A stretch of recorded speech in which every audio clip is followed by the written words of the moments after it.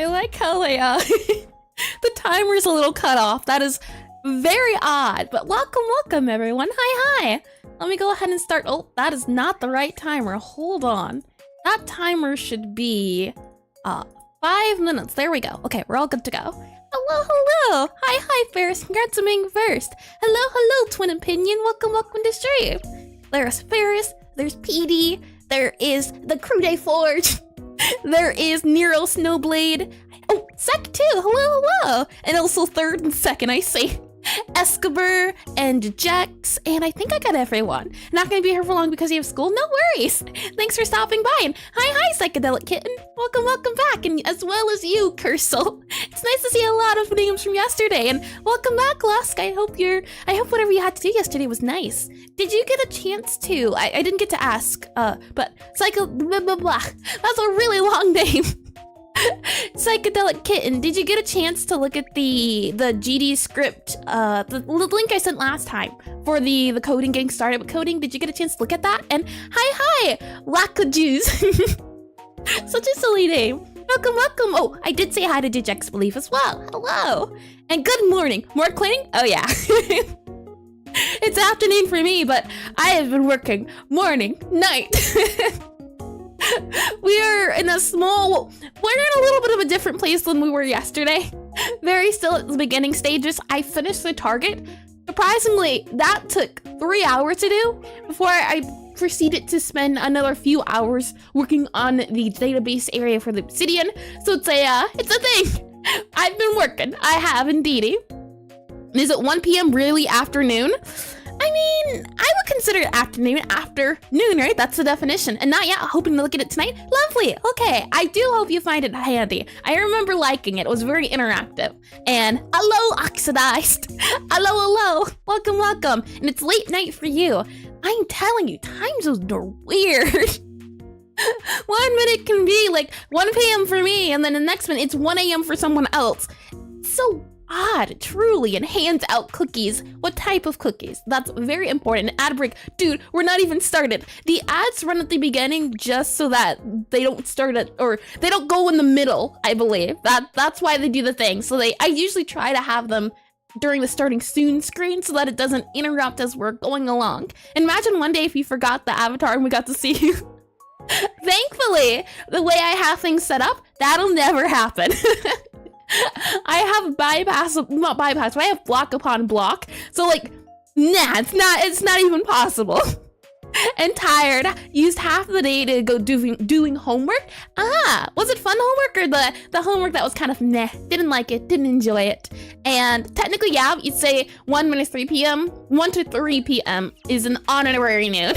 Well then, I mean, I would consider 5 p.m. evening, right? So from 1 to 4 is afternoon, 5 to maybe 9 as evening, and then 10 to beyond as nighttime. Maybe a little bit 9 could be nighttime, depending on the look of outside. And gotta go for a bit, gotta eat the protein.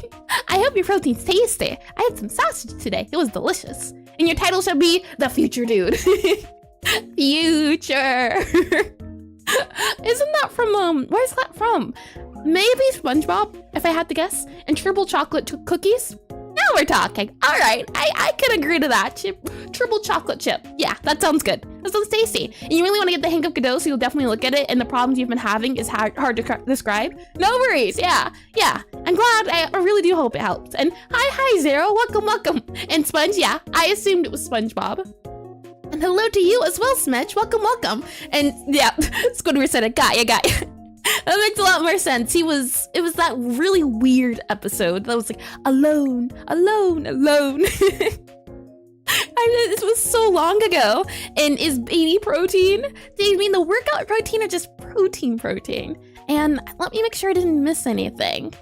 Imagine one day, use homework. Okay, I did read that. Lovely. And can you hand them in like 10 minutes? You're eating white sausage right now? That doesn't sound good. That doesn't sound good at all. It's supposed to be brown and red and cooked. I guess maybe if it was tofu?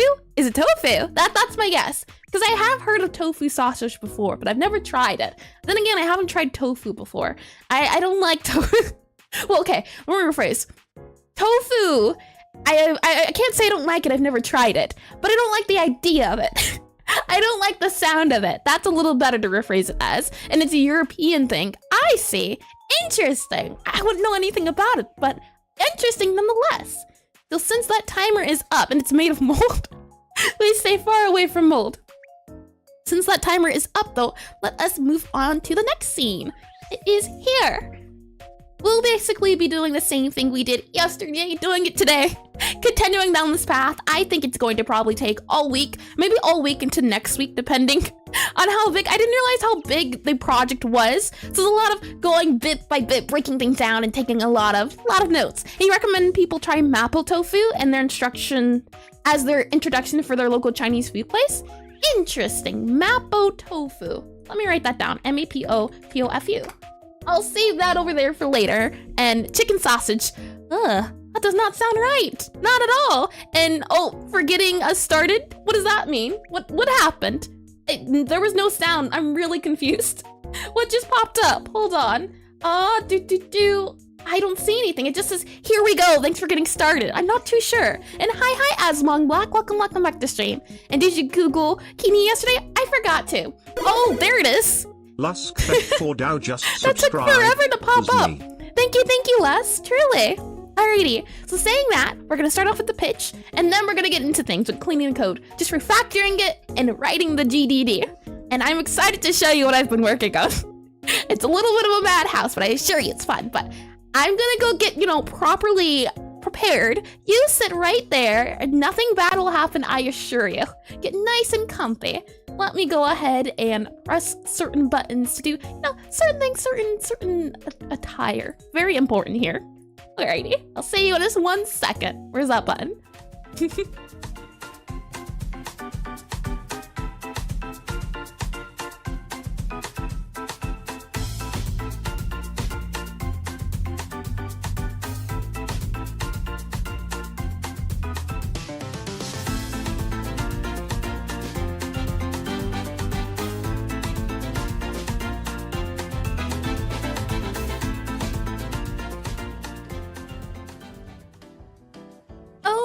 Oh my, would you look at that? You happen to be in a lobby of sorts. And I don't know how you got here, but you're here. And you're here for some sort of business meeting or maybe something else. But I'd say the elevators aren't working for some odd reason. There's no stairways, there's no exit doors, there's no windows, there's no way out except the elevators, which aren't working.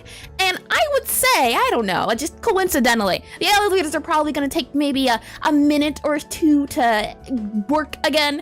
And you know what? Since you happen to have, I'd say, I don't know, about a minute of spare time, why don't I make myself approachable? Why don't I? Hello. So now that we're understanding and we're under the agreement that you are being not held against your will, that you're here because you want to be here and because you have very business things, you gotta get better employer. The employer you have is the best, I assure you. And you call the elevator mechanic, there's no one here but me. It's just us now.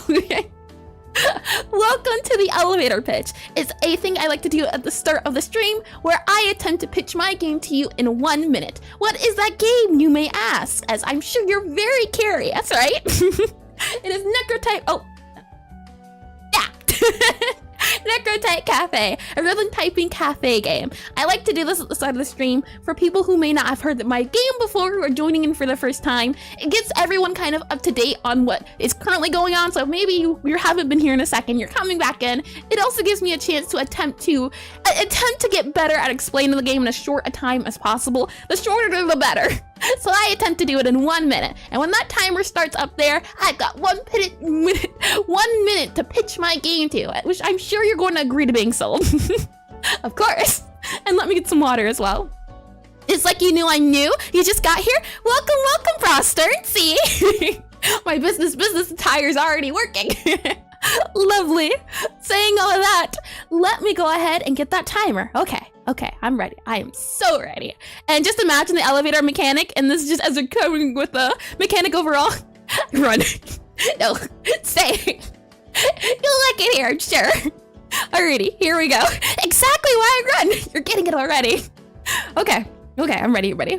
Welcome to Necrotype Cafe, a rhythm typing cafe game where you play as Gabriella, a necromancer who's sent to a prestigious academy by her family of long lineage of necromancers. But oh no, she does not want to become a necromancer. She wants to become a chef, a baker. So she decides to open up a little cafe in a small portion of the school, this big college, and it is a abandoned part, and she decides to serve her fellow students, her fellow wizards. So you have these customers coming in, and you serve them in your little cafe, your little nook in the world. And you do this, you serve your customers, you make your food, your dishes, your drinks, and your delights, all by typing to the beat. Rhythm typing. And the idea behind it is that not only is it a cafe sim, but it's also a rhythm typing game. You have to summon the food using spells, and in this world, it's made with poetry, so the idea is that you have to type out poems to the beat in order to serve your fellow wizard customers. And as the game goes on, you unlock new flavors, new foods, all overall things, spells, you unlock new customers to come in, just everything new.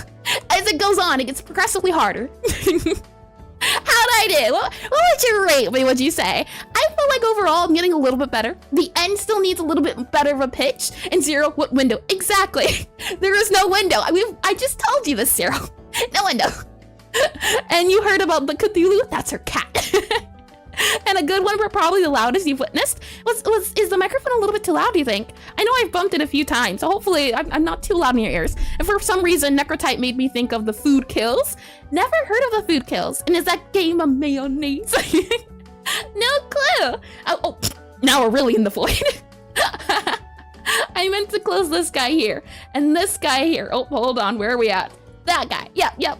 So now that the very business pitch is over, it's time to go from business attire into programming attire. You know, crucifix me to bananas.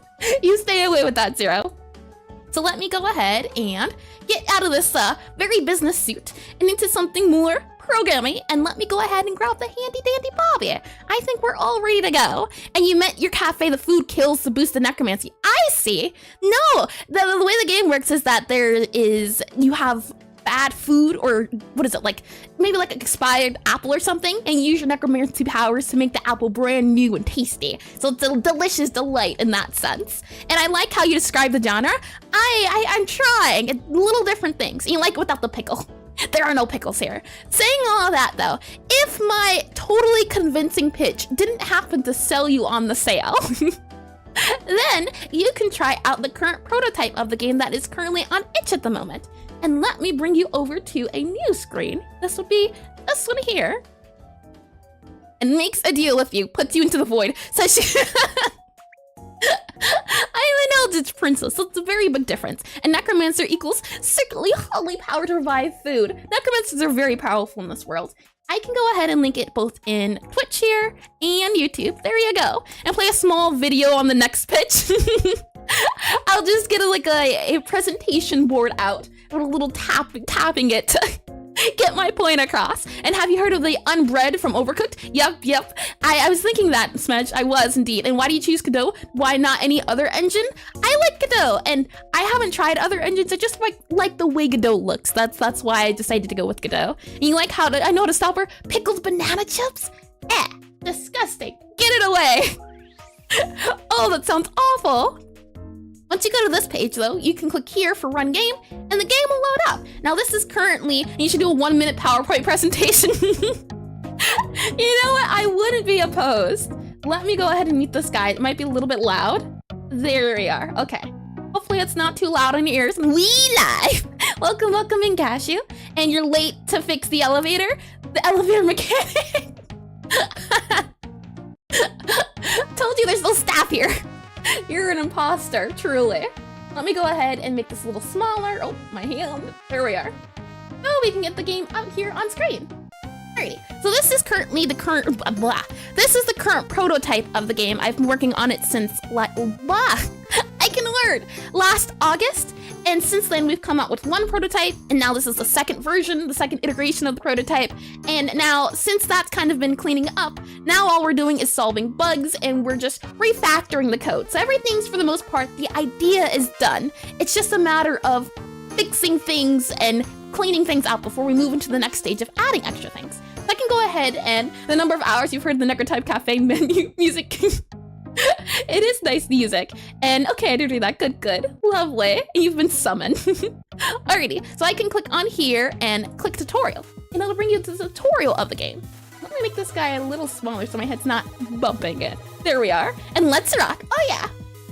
The idea is that this is Gabriella down here, and at the bottom of the screen you have a book, your spell book, that you can flip between. It also holds your different flavors, different products that you can make.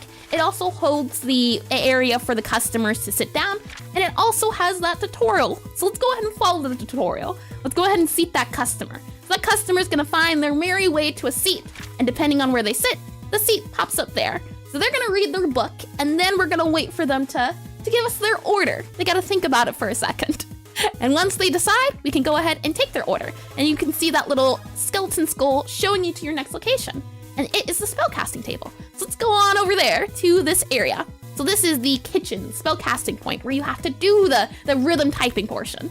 And if you see here, it is a pink purple cup, and that stands for sweet, bitter, hot cocoa. As I was saying earlier, as you go on the game, there's gonna be new flavors and new foods. The idea is that every week you get a new type of wizard that comes in, and if it's a cryomancer, you'll get the flavor of minty. If it's a pyromancer, you'll get the addition of spicy. So it'll be a lot of mixing back and forth between different flavors. And the hope is that I can get to a music skill point where if it's a spicy spell, the music's really fast and really fast paced, and if it's sweet, maybe it's slow and low. So just different types of music depending on the flavors that you mix. And bye, your friend. Thank you for coming, Smudge. Oh, I see. Elevator mechanic. Me go now. I see. I got you. And greetings. Hi, DCR doll. Welcome back. Are you picking up where you left off yesterday? Oh, yeah. Indeed. I could not stay away from refactoring. Let's go ahead and do the pink, purple, or the sweet, bitter, hot cocoa. Sweet, bitter, hot cocoa. Here we are. Okay. Let's see how well I can do this. Alrighty. Oh, boy. All right. M-A-D. Oh. E-O F space W-O-O-L space I-N space W-I-N-T-E-R. Whoa, I'm missing so many. I-K-E space E-X-P-L-O-R-E. Oh, almost there. We have R-S, comma, space T-H, E space M-A-G-N-I F-I-C-E-N-T space G-R-E-E-N space D. This is a long one. E-R. There we are. And once you have this hot cocoa dish, if the customer's not gone, you feed it to them. And as you can see, this is something that will be fixed. A visual, it's a little visual. And let her cook. I did indeed. I cooked it all. And well done. Thank you. Despite all the misses. Once the customer's done, they'll leave. And another portion of the game is that there will include ghosts. Once this guy leaves, you'll see this little funky guy pop up. And the idea is that ghosts require a different type of food, and you can manage them. And if a ghost is nearby a customer, the customer will, what's the word for it? Customer gets scared. They can feel the ghost's presence. Let's go ahead and grab a sweet memory hot cocoa. Let's see how this goes. H-E space B-Y space T-H-E space O-N-E, comma, oh, space T-W-O, exclamation, space I-N, space H-A-N-E, H-E space L-E-F-T, space I, oh, T. Seems my typing's really off today, but I can go ahead and serve this guy, and that ends the day of serving. And hi, Yuki TV. Welcome to stream. That's the general idea of the game. Poor. Just ignore my skill level. It's not up to par quite yet. Eventually I'll get there though. It needs a lot of the current calibration also needs to be updated. That's also why, no excuses here. But right now the calibration's broken. It needs to be fixed. So if you miss it, it's usually that. Yep, 100%. It's not a skill diff. So let me go ahead and where are we at? Exit out of this guy. I should be able to main menu, calibration, or not calibration. I should just be able to, there we go. So the music's back and I should be able to make this guy bigger like that. And let me get some water. And oh no, a poor grade. And framer layer. Oh, hold on. Could the food be on the wrong frame, which is why the player's behind it? Yep, I'm thinking it's a visual layer problem. That's most likely why. I'll have to mess with that. The thing is that when the food is being held by the player, it needs to be on one layer, and then when it sits down, so it's on the desk. And as I'm saying that, let me bring you into Godot just to make it a little bit easier to see. When the food is being held by the player, it needs to be in front of the player. But when the food is on the desk, it needs to be behind the player. So the ordering's a little bit wonky. That needs to be a little bit tweaked. Not gonna lie, you think you should make the buttons more forgiving? Oh yeah, that is going to be, don't worry, Smetch. That's getting updated. I did get a lot of people saying it's difficult, and I need people to start getting perfects.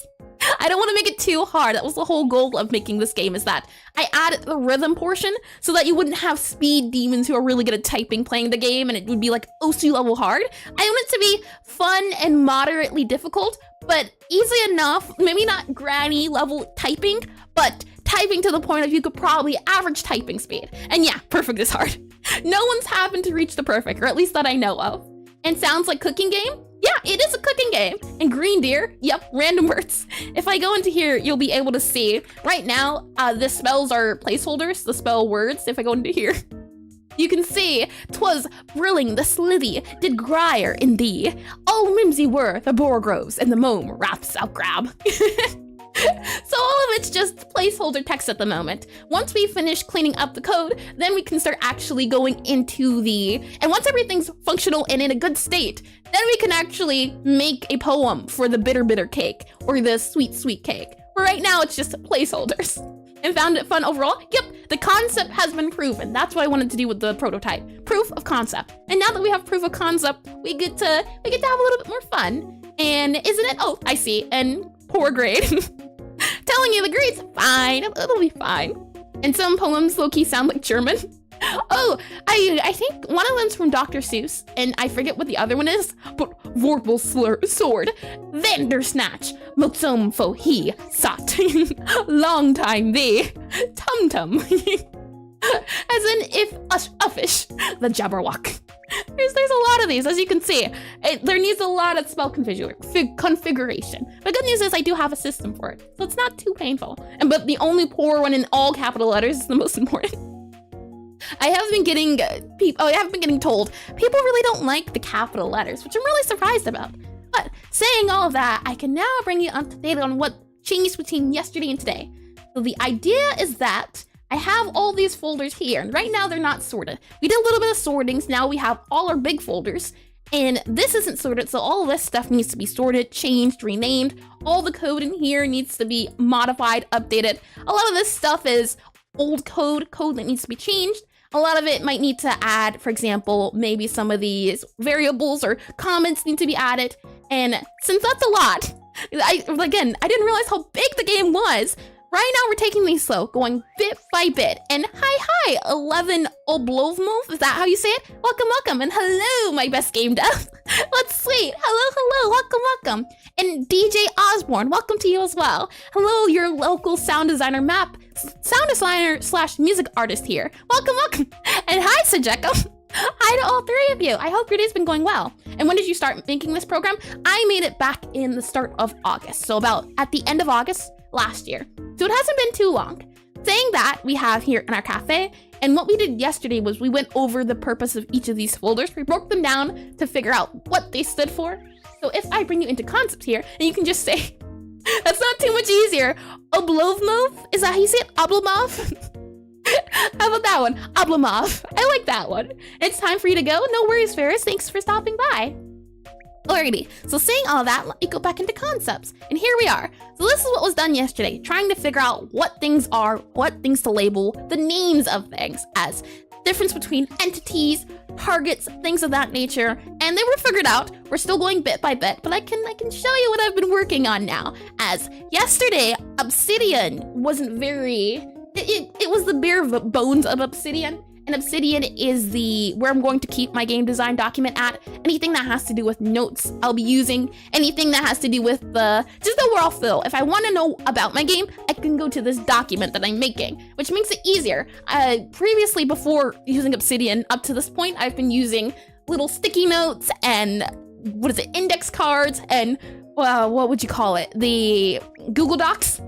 So until then, it's been that. But now we're moving on to bigger, better, stronger. Since the game is getting bigger, you need better infrastructure. And did you learn any vids when you first started learning Godot? Yep. The thing I sent you is the people who I learned it from like off of YouTube. And the game's not big. You walk around, you walk alone in full teamwork. Yeah, that makes a lot of sense too. 100%. You love seeing me writing a mystery game in it? Ooh, how lovely. Yeah. I didn't realize how neat. Well, I've used Obsidian in the past. I just forgot how it worked. But then I remembered this morning. Oh, did I remember? What's really neat is that you can see the browser is in here on Obsidian. I have a hotkey I made, so I can now see anytime I want to play the game and test the game that's on the browser, I click that skull up there and it loads up the game. So I don't even have to search for it. Isn't that neat? And you used to have a username of guest plus huge number. What do you mean, Dave? And I'm a little curious about that one. And pretty cool. You don't understand a thing. No worries. I'll try to go bit by bit as I explain things. What's most important to know is that you can see here the cafe, common, and kitchen. This is the stuff, and let me go ahead and collapse this guy here, as a lot of this stuff isn't important if I figure out how to press the collapse button. There we are. Most of this isn't important. The only thing you really need to know about is this project folder that we will be working in. Because again, if you go back into this guy here, you can see we have the kind of same layout, right? We have our cafe, common, kitchen.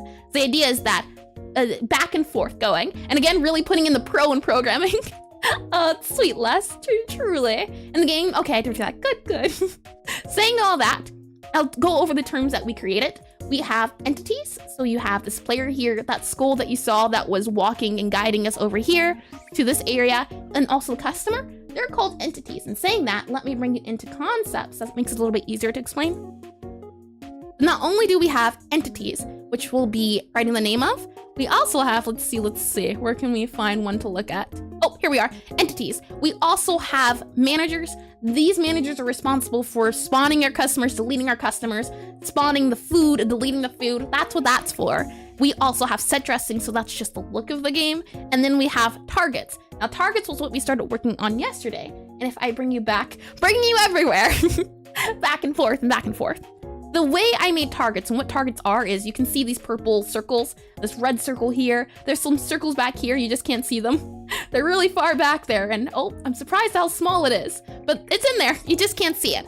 And these targets allow our customers to sit down. So what makes it really neat is, if in this game I wanna make the player or the customer spawn somewhere else, all I have to do is just move this guy up here, and now the customer spawns here instead of there. So if I click play, you'll be able to see it. And I wanted to make it modifiable in that aspect, where I can just say, you go here, and do it that way, so that in the future going forward, when I update the look of the cafe, everything isn't specific. I can just set the seats to be here or there, and I can modify it really easily. Let me go ahead and pull up this so you can see. And if I click levels and click no one spawns, when I click spawn, the customer spawns up here instead. I thought that was neat. I really did like that touch. Let me go ahead and undo and save. And wait, making the GGG have the same folder structure as the game is actually genuous. I'm glad you think so. I've tried before with a GGD, but it got really weird looking. So I'm trying a different approach. And what's easier to make, 3D or 2D, pixel art 3D style? I wouldn't be sure, Crystal. This is my second game. The first game I made was in 24 hours. It was a 2D pixel art game. So I wouldn't be able to tell you what is easier to make since I don't really have a lot of knowledge. Some people find 2D easier to make. Some people find 3D easier to make. I think it's just not preference, but some people are more attuned to 3D. Some people are more attuned to 2D. At some point, I would love to try 3D, but it's also a thing of engine preference. I think that's also it, because when you ask what's easier, what engine is easier to make a game in, that would come down to preference, right? The same thing with the type of game. So saying all of that, let me go ahead and grab you here so I can show you. So down here, we have 3 types of targets. We have the default base target, we have our exit target, which is this guy. And when a customer touches this exit target, they get deleted. And then we also have our seats. So the seats are where the customers go to. Now what I need to do, as there's a lot here you can see, but if I go ahead and click this guy, you can see that's the circle there. We have our exit guy here, and we have our default guy here. There we are. And what I've done since yesterday is make sure the code has been cleaned. You can see we're slowly getting there. And okay, I did read that good. And I added names. I tried to add variable names. So we're moving up. We're gonna go from targets into set dressing and so on and so forth. Just slowly getting through the files so that everything's clean. Saying that, we need to go ahead and add our names for our target manager and the rest of the managers, not target manager, our exit targets, all of our targets and our target types. We need to add that to our document. So it needs to, so we can get things up to date in such beautiful code.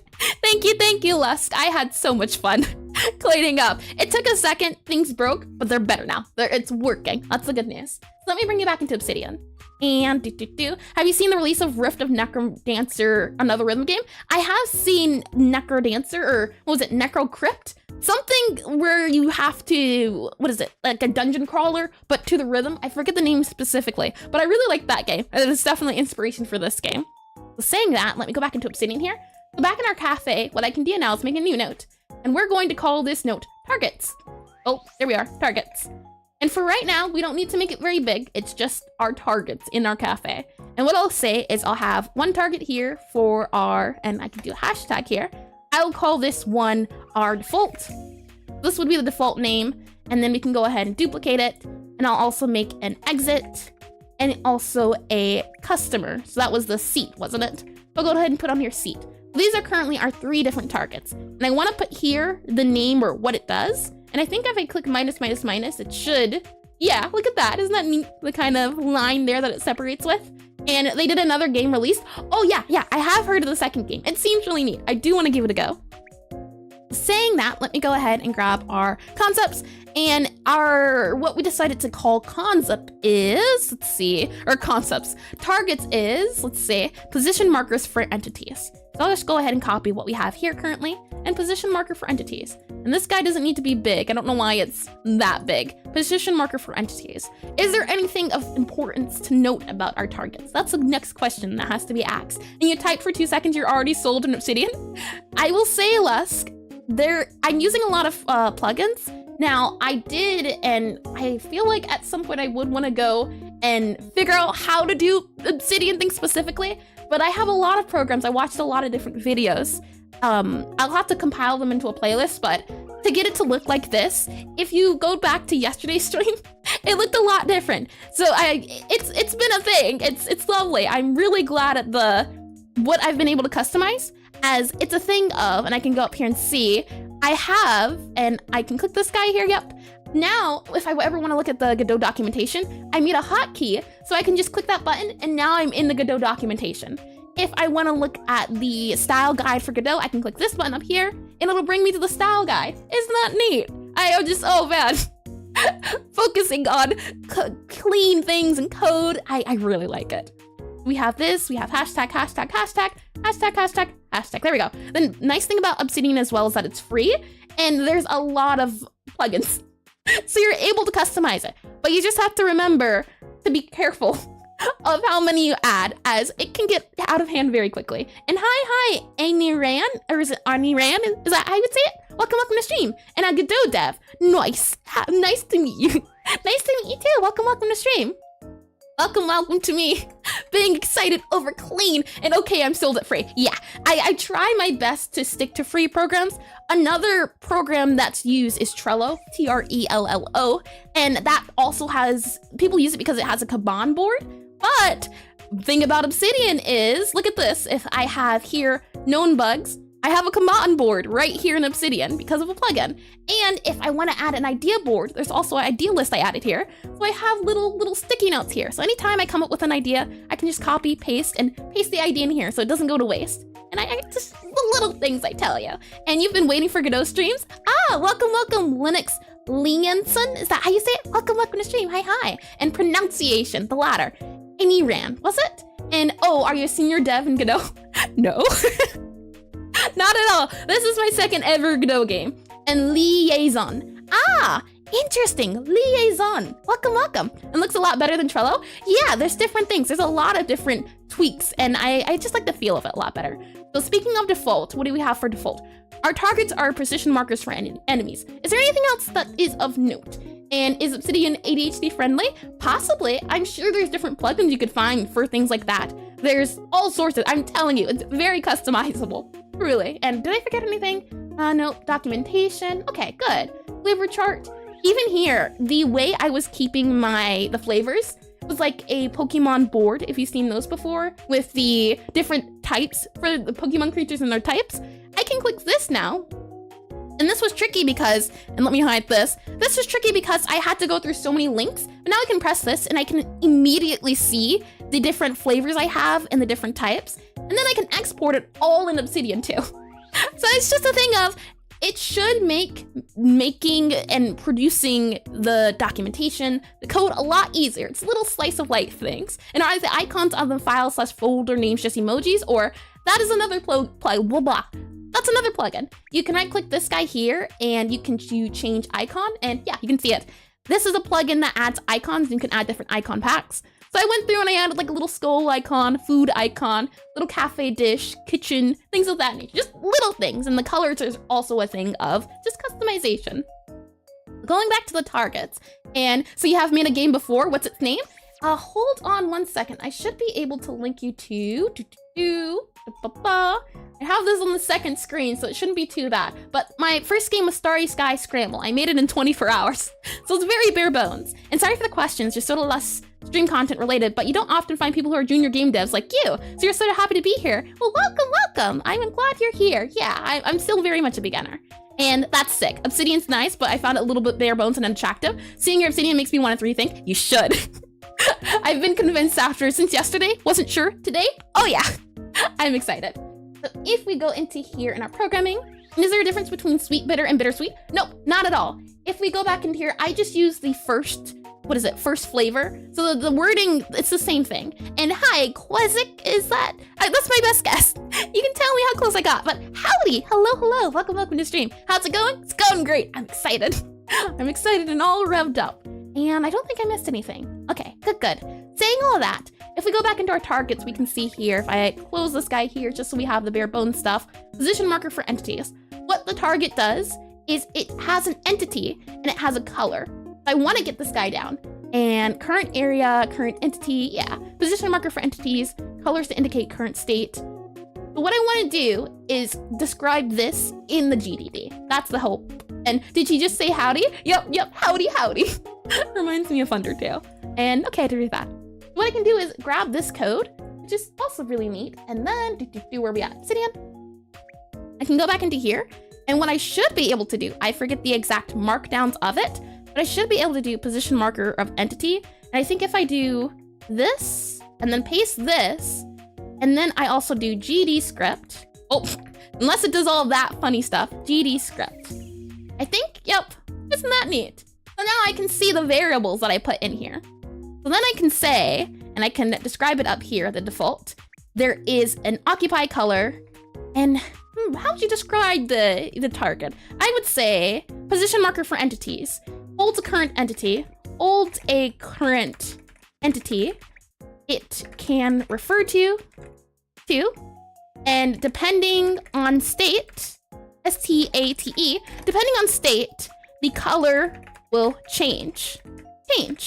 Can also ALSO detect when the entity is in the area. Like that. I think that works. You have never made a game before? Well, none of your own real ideas? Only tutorials and ones you've converted to C#, but your game gives me sort of idea for trying to click on firecrackers to make them burst. Thanks. Oh, that's true. Yeah. I can see them being firecrackers. That was my introduction into Godot. I hadn't made a game in Godot up until that point, so that was me trying new things. I wanted to make a really small game, but I'm glad it gave you inspiration. I think this works. Holds a current entity it can refer to, and depending on the state, or rather, if it's occupied, color will change. When occupied, yeah, I think I like that better. When occupied, collision color, C-O-L-L-I-S-I-N, collision color will change. There we go. Collision color will change and can also detect when the entity is in the area. I think that sums it up pretty much. We have our, and I'm wondering why that looks a little funny, but that's okay. I'm glad it is a thing. Let's see. I think that's good. Entity and area. Now, what sets the seat targets apart? Not anything at the moment. So what I can do is, as well, since this is default, actually, let's do this. I think this might be a little bit better. Let us do this guy here. I think that works. Default. That's the base, the core. As for the seat, I'm not too sure yet. I initially had it be different, and there were different variables for the seat. Not anymore, though. The seat's kind of just empty now. It's a little bit of a placeholder. I'm not sure what I want to do with it. So for now, we'll just do TBD. TBD needs to either E-A-T-H-E-R, needs to either be deleted or given a certain purpose. P-O-S-E. And what I can also do for this TBD is I believe I can just do hashtag and yeah, like that. So now I've tagged it in TBD. So if I'm searching for things, I can see TBD, to be determined. So if I ever pull up a thing of things that are to be determined, I can look at that later. And are you an artist? On your Twitch page right now? Yes, I am an artist indeed. I stream making pixel art. I stream making pixel art games. And if we go back here to programming, just a really quick second. Yuki is now following. Thank you for the follow. Hold on, let me make sure I'm saying that name correctly. It is Yuki TVT. Is that how you say it? Is now following. August. Sounds like August. Thank you both for the follow. Thank you and welcome. I was gonna say, back in the cafe, everything here you see is made by me. I've also made music for the game as well, but this little character here is made by me. Indeed, I want to try to understand all aspects of what goes into a game. Initially, I wasn't going to touch music, but because I'm making a rhythm game, it's pretty important that I understand how music works, which I wish I knew, because I'm trying to make this a simple game, and making a rhythm game is really hard, but I'm a little bit in too deep. So we go with the flow. And she's so cute. Thank you. I'm glad you think so. And hold on, I really want to make sure I remember. Liaison, that was it. And amazing, you have no idea how to do pixel art? Well, if that is the case, you can always see about, hold on. I don't know, you're on, what is it? YouTube, Blusk, or any of the moderators on there. Would you mind linking the webpage? That would be very handy. We'll go back into Obsidian here. And you think we're like 4 months over a simple game. It's still a simple concept. Let's see, to be determined. I like that. I don't like this color, but that color can be changed. You need help with music? I mean, I will take all the music help you can get. I've been in contact with a music major, and I've also been in contact with a music teacher who have been helping me understand music. But I mean, the more music help, the merrier. And you can message me on Discord. And Rodrigo TPHS. Welcome. I don't think I've heard that name before. But it says you've been here, so I'm a little confused. As for what exit does, I can go ahead and write on here. Exit is a target for detecting when the customer, let's see, just paste this here. A target for detecting when the customer is in range. Hold on. Is in range for detection. Following. And thank you, Asento. Welcome to stream. And second time, I got ya. And which page? No worries, the getting started one for pixel art. And Discord link, yep. If you could do that as well, Lusk, that'd be very handy. And let me go ahead and copy and paste this for the exit target. Lovely, okay. Paste that in there. And you can also offer help with music if you want. Yes, please. I will never say no to offering help. Granted, I want to make the music, but if you can give me pointers and tips, hopefully the week after next week, we should be doing another music stream. So I get to learn music, you get to see me make music, and you get to understand my beginner music late, but I'm getting better. And when the game you create forces you to learn new things for it to work, really hit hard, yeah. Oh boy, it's oof. All right, I think that takes care of the exit target though. I think that works.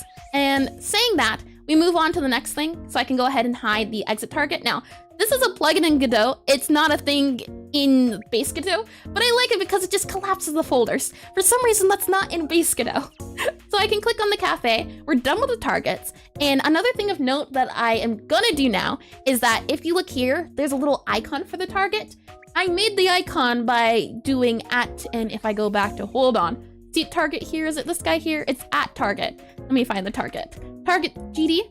You can add your own icons to your nodes, which is really neat. I do like that feature. It makes making things at a glance easier. So I can see these are all targets at a glance for this big scene for the cafe. I think it's nice. And stream elements, thank you, Escobar. And which plugin is that? The folder shutting one? Hold on, I can show you. Project settings, oh wait, never mind, I cannot. It's called Collapse Folders plugin by Poohcom. Yep. Collapse Folders by Poohcom. If you type in folders, you should be able to see it. Folder, collapse folder, this guy right here is the one you're looking for. It collapses the folders. Yep, of course. It's really handy. I've been using Godot for past few months, but I'm just now getting this add-on. So yeah, the more I can say and praise it, the better. Real people really should be using it. We have the targets done. Next up, we move to the set dressing. And one thing I wanted to keep in mind as we're going through and refactoring things is I wanted to have the names be updated to match what Godot usually likes to do for their style guides. You don't have to do style guides, but I like style guides. And when I was in college, they talked about it, and it was more so of when you join a big company, they usually have a documentation of how code should look. And I like that idea, and Godot has that. If I can go back into Obsidian and go here, I can click this button, yep, this guy here, and it takes me to the style guide. You can see here. Now, fortunately, it won't let me zoom, which is, I might have to go back and edit the zoom, but there's certain ways Godot likes to do code and styling, so that's what I'm gonna try to keep up with. So saying that, I believe if I click on this guy, it'll take me getting used to it. I believe I can do style guide, or maybe guide. Nah, okay. I had to figure out a name for that. But I should be able to do, where are we at? Godot tips, quick file glance, yeah, naming convention, style guide. There we are, that should help. Saying that, there is certain ways to do file names, class names, and since this is a PNG, the file name should be, doesn't have to, but I'm gonna do snake case, so everything should be lowercase. And if we go back into this one here, you can see I did not do that. No snake case was used. And Godot style guide is pretty well documented. Yeah, it's really nice. And they like, I think, like called snake case. Yep, I do like it. But what I'll do here now is that I can just go over and rename everything, and that should take care of set dressing. Set dressing is just the, and I guess that is, yeah, important to note in the document is that set dressing is just the assets of the cafe. It's the countertops, it's the walls, it's anything that can be used to be visibly seen. I can go ahead in here and rename this guy, and we'll go ahead and do cafe background, BACKGROUND, cafe background, and I believe it is the background. Yeah, you can see. I don't know if it's very visible up here, but it's this actually, hold on. Is this old? It might be old code. Where's this guy? Yeah, it's old code. Never mind, that's old code too. You can see it. It's the old version of the game up there with all the, there we are. You can see it a little bit better. And let me check if there's a plugin for enforcing style guide automatically. That'd be neat. That'd be nice. But also, I like trying to learn something instead of having the program do it for me. That's why I held off on getting add-ons for so long. There's add-ons for things like state machines for AI, but I'm making my own state machine so I can understand it. And maybe in a future project, I can try the plugin. But right now, all my plugins are just slice of life things that can help in that sense. And this VTuber is sure to inspire hundreds to pursue genetic engineering. How sweet. Welcome, Desmond Amilfa. Welcome to stream. And you're indeed very sweet. And oops. What do you mean by oops? Oh, you found out you've been in Discord server for almost 2 months and haven't introduced yourself. I see, Gaia. I mean, there's no pressure to introduce yourself if you don't wanna. I'm very much a lurker myself, so I understand. But the good news is, these two guys are old code, which means I can just get rid of them. Lovely. Less things in here, the better. I want everything that is, because, and I'll say this is another reason why, if I go into my utility, there's this thing in Godot called signals, and the way signals is what it sounds like. It sends out a signal when something happens, and then you can assign something to happen when it receives a signal. And if you look here, I have a lot of signals. A lot of these I don't even need anymore. And therefore, I'm slowly starting to go through and see which ones I need, which ones I don't need, as that'll help. Oh man, I still can't believe I made this many. I was just adding them. And you learned about state machines in your digital circus class? Ah, back in college. Very useful for making sure changes don't mean something gets left behind. Yep. And I added a plugin as well for signals. I'm not sure if this is going to help, but the idea is that hopefully I'll be able to see signals a lot better and I'll be able to understand. It won't just be crazy things. I'll be able to see all the different signals and what happens and things of that nature. So I'm hoping it'll be handy. I don't know yet though. This might be a plugin I just have to delete. I've been trying to get better at saving or being conservative when it comes to my plugins as I play Minecraft, and in Minecraft you can download mods. I play Skyrim. Skyrim's another thing you can add mods. Whenever I play a game that can be modded, I add like 400 mods. I really don't need that many, but I like it. I don't know. It's just a thing. So if we go back into set dressing, we have cafe decoration. Oh, I remember this. Oh, that's sweet. Hold on. I want to show this. Show in file manager. I'll bring it over to Sprite really quickly. Oh, that's cute. And if you may offer some advice, there's a design pattern which helps you keep code clean. You forgot to name 1 second. Let me describe it. Sure. I definitely did. Yesterday we did go over code or design pattern. I'll be following the Godot one since it's easy to reference. And machines, you're learning to state machines. You're still learning that for over 2 months. It's still not there yet. I struggled for like a good few months on how to get the customers working. But the customer signals can all be defined in a separate script. Makes sense. Then I'll a function for each signal that emits it. Interesting. That's an interesting way to do it. And what's your favorite kind of cafe? I have only been to regular cafes. I eventually do want to go to a cat cafe. That is on my to-do list. A cat cafe and a dog cafe. This is the old look of the cafe. You can see there's some bottles up there. There is, what is this? Some bottles, some skulls. We did this on stream once designing the cafe look. It used to look a lot different. I think if I grab this guy, I should be able to show you really quickly. Yeah, this is the old cafe look. You can see her old sprite. Things have changed. The way the seats work and everything, the layout. Old code. It's nice to look back on it. Let me go ahead and close you and close you. We don't need that cafe decoration anymore. Let's go back in here. And how many mods is too much? No. The thing is, how many mods do you need? Yes. That's the question you should be asking. And relics of ancient times? Yeah, it's so neat. And it's a fact that I'm already deleting 3 files. I didn't expect that many. And it helps keep the custom signals in a single script. Got ya. And you really put the mods in Minecraft? There is no mods in the world of Minecraft, that's why. They do need to be added. And the old cafe looks cozy. It was, yeah.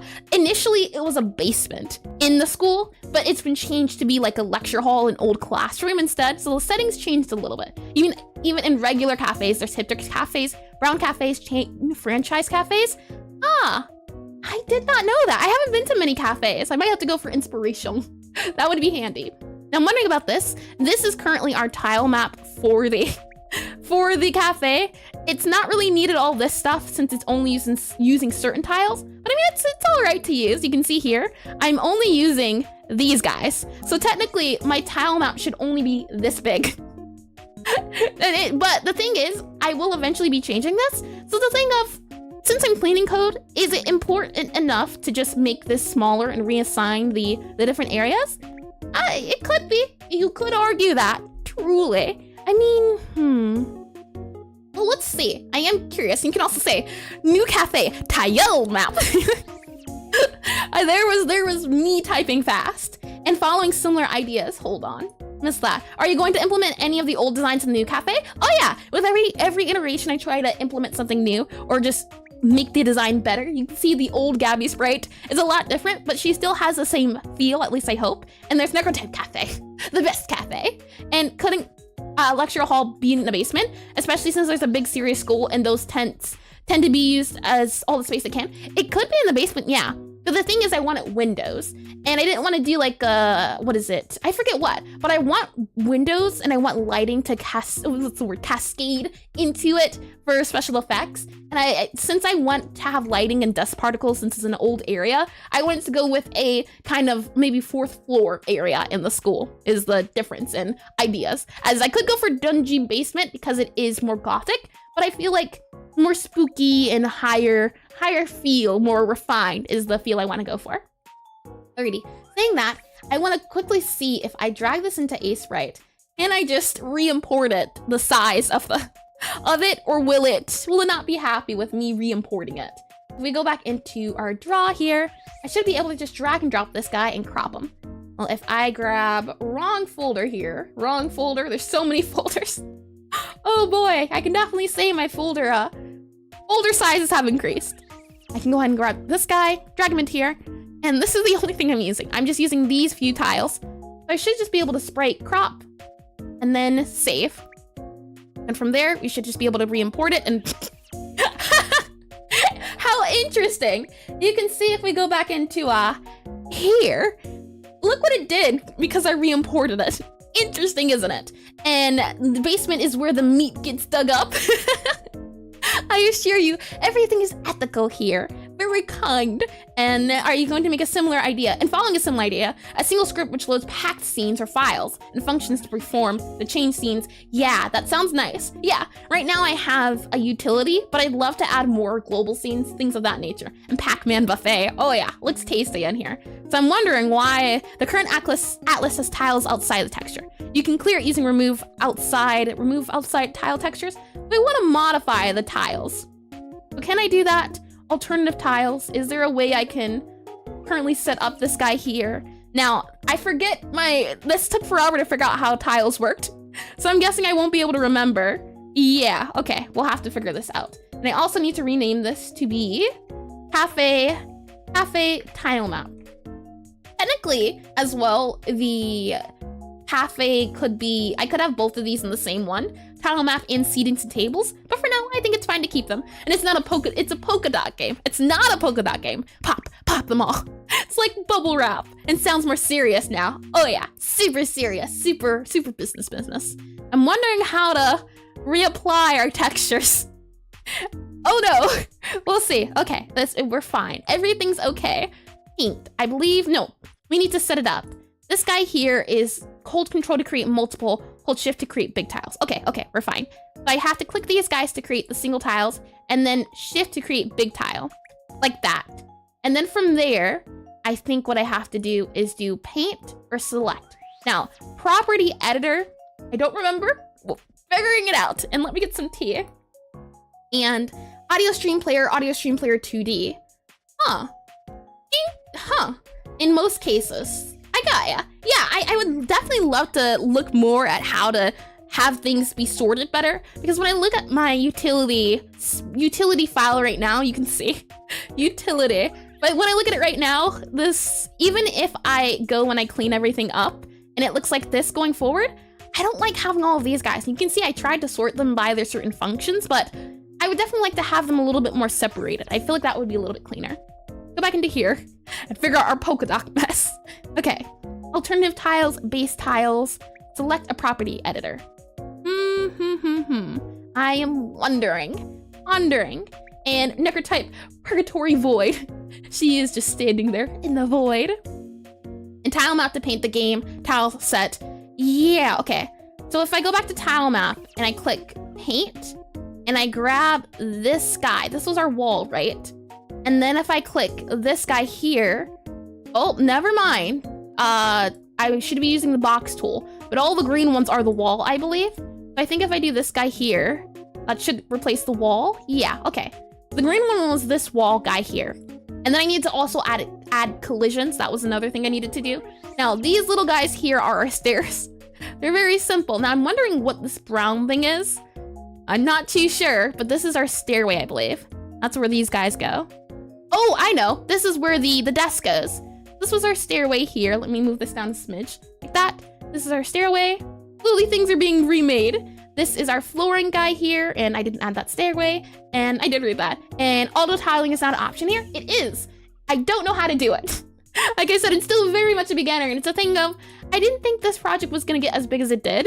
So there's things that have been happening. I do like how I can just draw onto here, whatever cafe design I want. And if I wanna make it different in the future, I can just do this. I do like it. And saying that, let's go ahead and do that. Now, I forget, what color did I make the walls? We have this, and this is the floor. So let me go ahead and grab this guy for floor. And that's a desk. It seems like, yeah, the brown guy there. Let me go ahead and do here and here. That desk goes there somewhere, and it's just a little bit hidden. Auto tiling works better in Godot than Unity. I remember when I started doing this tiling stuff, it got updated. So that's super nice. I'm glad it did, as it was bad before, or at least the current version of Godot, Godot 4, when that released, tile maps got updated. Let me check the history on YouTube to see if I can figure out what the walls looks like previously. Okay, it was a purple outline. We used this guy for the outlining of the wall. Let me go ahead and grab this guy here. I should be able to grab him here. And just go along these edges to oh, that doesn't seem right. Never mind. That's wrong. It should be this light purple guy for this here. And now they're about to start soon. Okay. And it did start. Oh wow, it didn't even pop up to say it was going to start. I guess I'll take my water break then. And okay to read that, good. Alrighty, water time. I tell ya, water is tasty, and I also need to blow my nose, so give me 1 second to do that. Microphone. Oh.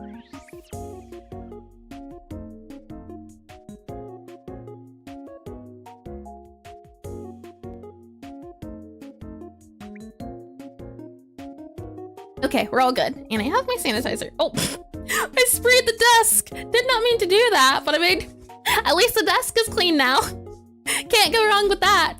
Okay, and then I just need to go on the outlining of these guys with the dark purple. That was the thing. Dark purple along these edges here. Yep. Dark purple here, and all the way around. Bring it around town.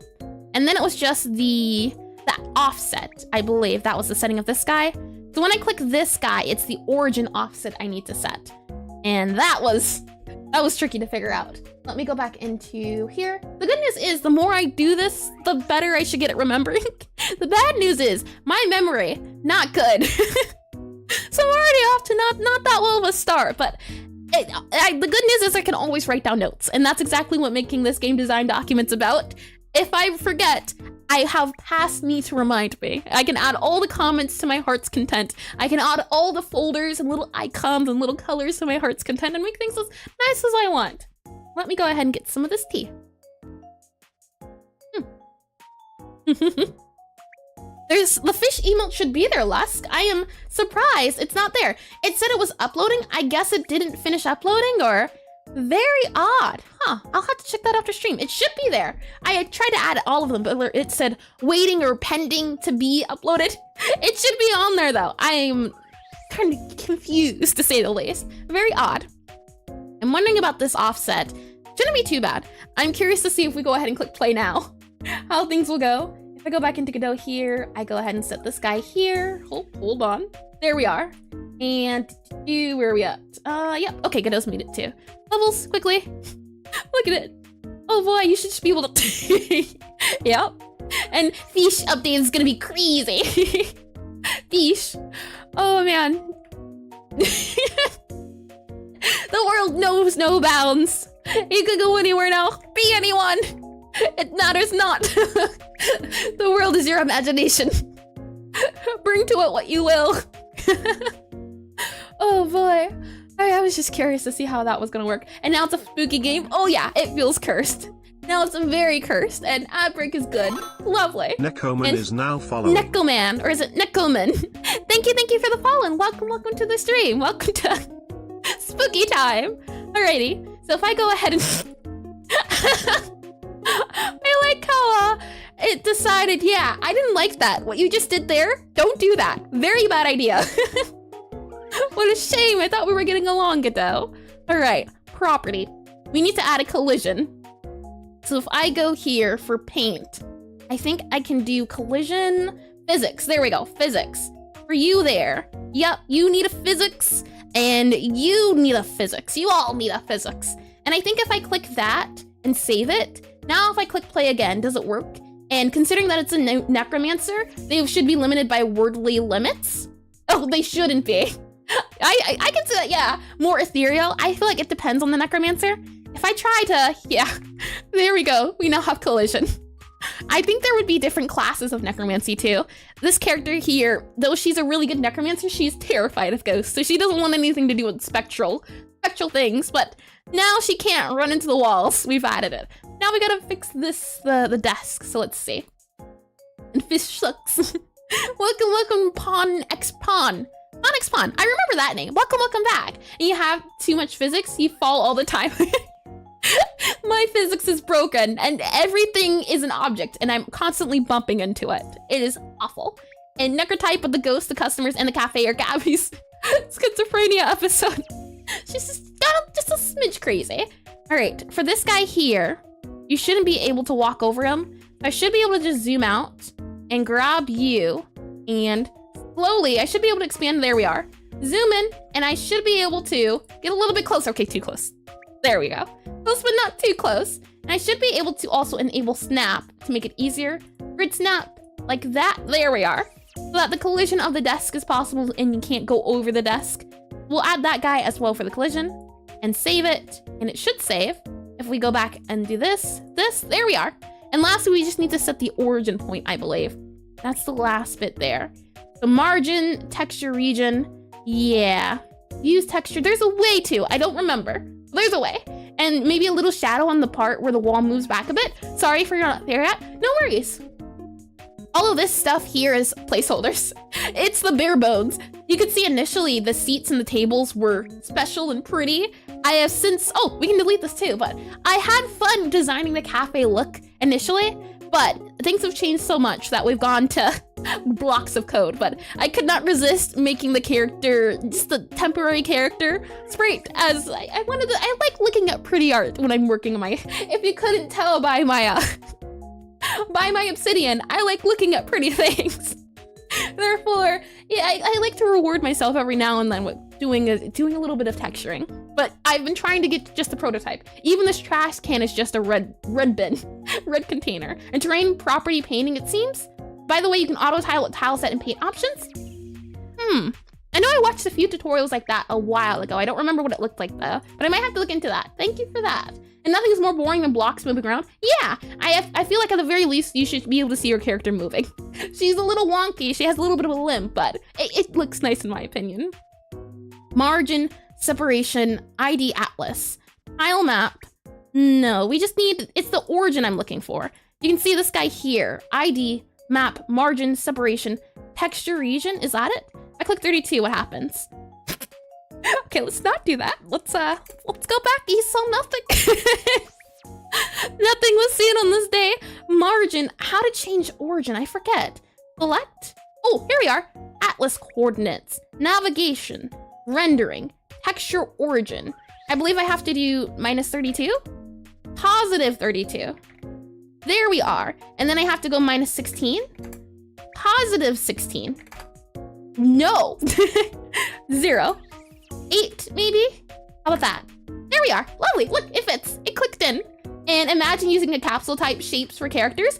I did do that before, and I will have to do that again. The issue with her current sprite, you can see, is that a lot of her character is her hair. And that doesn't make for very good looking sprites. If I open up the customer really quickly, you can see customer scene. It's a little bit different, and I definitely think I'm probably gonna have to modify it too. The issue is these hats are so big that a lot of their clipping comes down to this hat. But this hat's also gonna get changed. So a lot of things are just temporary at the moment. A lot of it's just setting the groundwork. And you were told Thomas Was Alone is an amazing game. Oh yeah, that's the thing. It's the thing of, you don't need good art to make a game. A lot of people like to point out that Undertale doesn't have the best pixel art, but it's still a charming game. It gets the point across. And it's just one of my inspirations in terms of game dev. What I should be able to do now is if I click tile set here, paint. Okay, the new collision is not what it needs to be. That's okay, you know what? We all have our moments, Godot. You go up here, you go down here, yeah. You go up here, and you go here. There we go. Save, and then I should be able to paint again. Lovely, okay. And I should be able to go into our tile map, and if I click this guy, I should be able to do paint. Where's our paint at? Paint, and I should just be able to do this. Yeah, like that. And then I also need one, was it here? I feel like it was here. Huh. Maybe, maybe not. I'm gonna do there for now. And it's nice to have one. You would love one. It's a nice hat. You would love one. Oh yeah, I like floppy wishy hats. The issue is I don't know how to draw floppy wishy hats. My skill could not agree with my ones. But her hair is pretty. I do like it too, yeah. And you know what? I can show you since, yeah, hold on. Obsidian. And I talked about this the other day when we were doing our hair study, as I try to do studies that relate to what I'm doing in terms of game dev, depending on the current times. And since I am thinking about changing the character's hair, I did some hair ideas, or hair texturing ideas. And let me see if I can quickly grab them. If I go back into here, and I go into my Godot games, and then I go, oh no, it should be in stream material. Yep.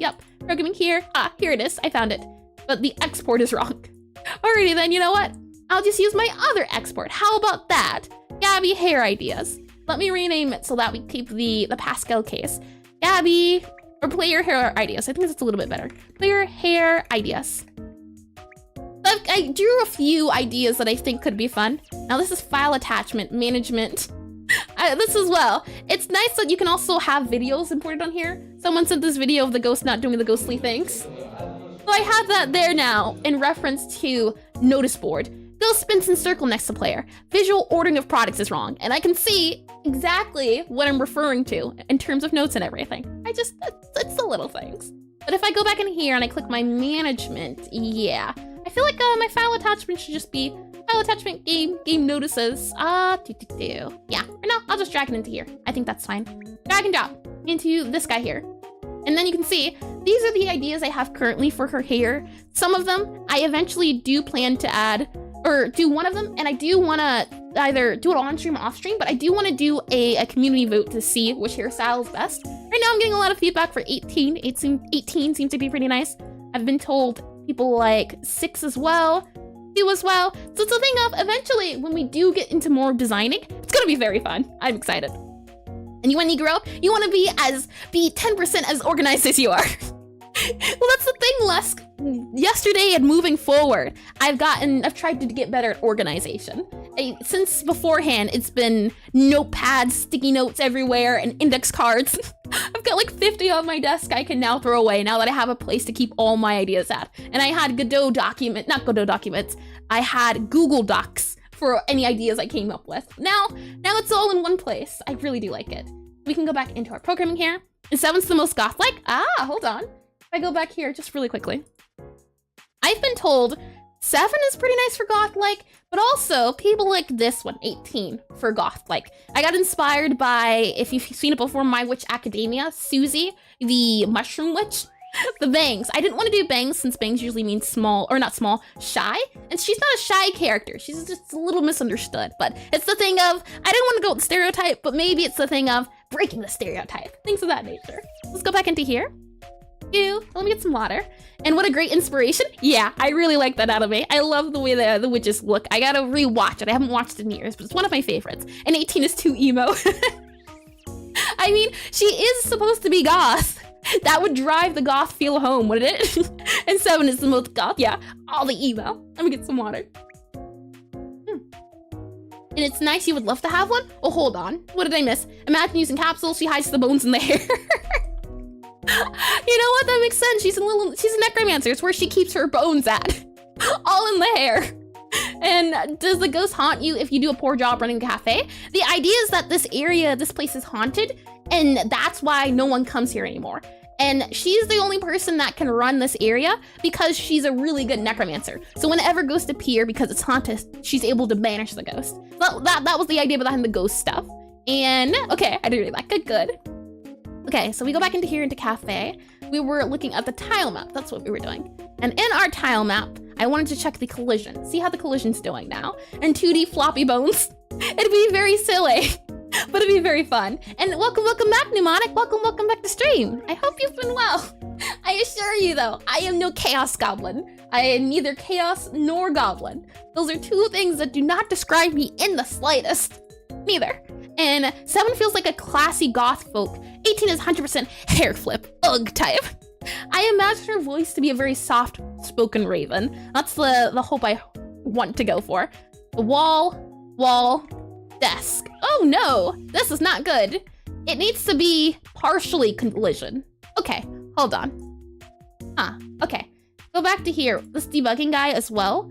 How do I remove the tile map thing? I forget. That's what they were talking about in terms of the different textures. There was a warning that popped up, but I ignored it and I forgot. I thought it would just work. The consequences of my actions. Oh no. Whatever shall I do? And a necromancer banishes the ghost. Shame on her. She should just hold the cafe for ghosts. Is now she does following. serve the ghost. That's the thing. And thank you. Maybe. Thank you for the follow. And the only 42,800 Stardust needed before I can make you talk like Gollum. Eventually, I will lower the Stardust amount. The issue is people are trying to break the bank. So I made it very high because before I had any rewards, people were just saving up on Stardust. That's why they're so expensive. Eventually, I'll lower it though. And I'm 40% of the way. And too little collision, weirdly placed collision, now much collision. Godot, it needs to work a little bit hard. It's gotta earn its pay. I'm not buying anything, but it's gotta earn its pay indeed. I wanna see about the collision of this guy again. Yeah, okay. Let's modify it. The collision should be like this. Halfway, so that the player is on the bottom. And then how I do it, I believe, and this has to be changed as well, this node. Oh man, look at all this stuff here. That needs to be modified. And you're gonna choose Godot. Why are there two golems? I don't like the way this is going. I don't like it one bit. So now if I go behind, I should be able to go behind the, Oh, I forgot to reassign it, hold on. Tile set, paint, there we go, save. And now she should be able to go behind the guys. So if I go back to here, up, and now we run into the issue of the tabletop. That needs to be added, but she can go behind them now. That's the good news. Let me go ahead and close this guy. Yeah, we need tabletop back. That is this guy here, tabletop. And this uses the same guy here. And all I do for tabletop is property, and let's see, select or paint, setup. Nope. Tile map, is that it? Nope. Select. Yup, nope, paint. There we are. Nope, setup. There we are. Hold shift to create multiple tiles like that. And you like the flowing type feel in the background? Did you use parallax nodes for that? Nope, I did not know those were a thing.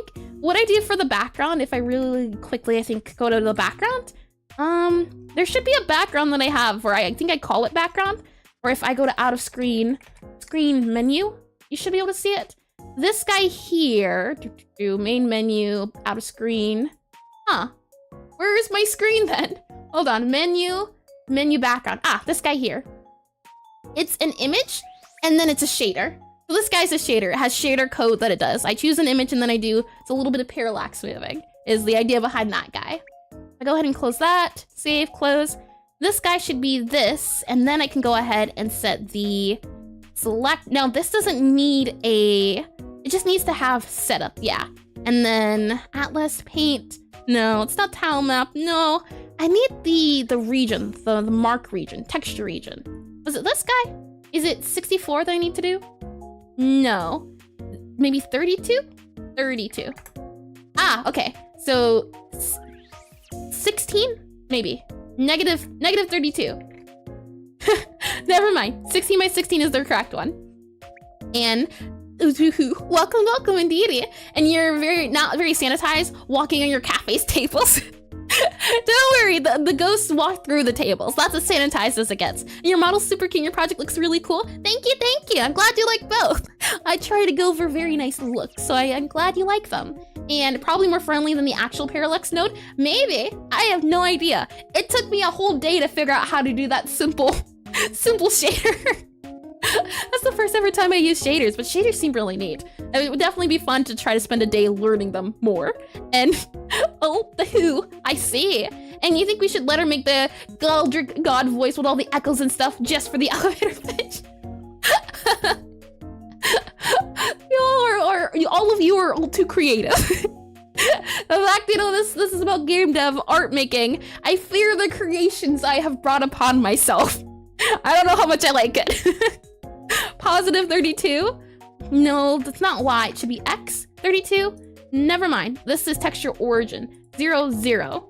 I need the Atlas terrains. No, texture minus 16. Okay, so it needs to go to 32.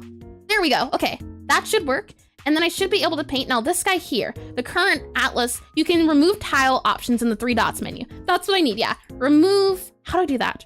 Remove tile options. It says 3 dots menu. I don't know what that means. It says the current Atlas source has tiles outside the texture. You can clear it using remove tile options outside the texture options in the 3 dots menu. What? There's a 3 dots menu here. Manage tile proxies? No, there's a 3 dots here. Open Atlas merging tool. Merge, nope. Well, at least I found what it said earlier. That's at least good. And are you going to make pixel art for Bargle? What's Bargle? Never heard of that before. And you have only ever done a single blurred background shader. Interesting. So definitely amazing work on shaders you did. Oh, thank you. Though I think trying out parallax nodes in the future might save you some time. Oh yeah, parallax seemed like fun. I'd love to do parallax. And after your serious math calculations, the poll suggestion, the word ban are the best when it comes to chaos per stardust spent. Big maths, business. And hey, we are just preparing your voice act for characters in-game. Should be thanking us. Are you saying there's gonna be a golem character? And thank you for the recommendation. You're right, this is a super comfy stream. Oh, how sweet. Thank you for recommending me. Yuki, I believe? Or was it Yukio? Or that looks like an exclamation point, but thank you. And Bargol was the idea for the mimic. I believe we settled on, and I can check too. If we go back to Obsidian, and my new and handy dandy ideas, it was gonna be Rupert. That was the name we decided, or I decided. Someone suggested Rupert, the mimic trash can. I really like the idea of that one. I like the name Rupert. That's one of my favorites. And saying that, okay, live gamer, indeedy. Welcome, Pain Tone, is that how you say it? Welcome to stream. Okay, so now with this guy here, I should be able to go to, well, it says I should be able to remove tiles outside the texture. 3-dot menu, but I don't know where that 3-dot menu is. This guy here? No. Okay, time to Google. Godot, or remove tile. Oh, hold on. Removal, yep. Remove tiles outside the texture. Remove tiles outside the texture. Okay, what do we get? Tiles set outside. Tiles outside cannot be removed. Add remove tiles during. Okay, hold on. Let me drag this here so I can see it a little bit better. And we'll sub there too, thanks. Yep, I do indeedy, and I do appreciate it. I'm more like a zombie butler in game, but Gollum works for that too. That's where the Gollum voice comes in, I see. I mean, zombies feel a little bit too unhygienic. That's why I decided on the skeletons. And let's see, how sweet. And, oh, hold on, give me 1 second, Buenos. Very snotty.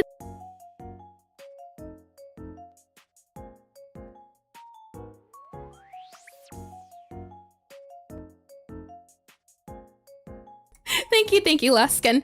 Mask C, is that how you say it? Welcome. And you have to change the setup tab.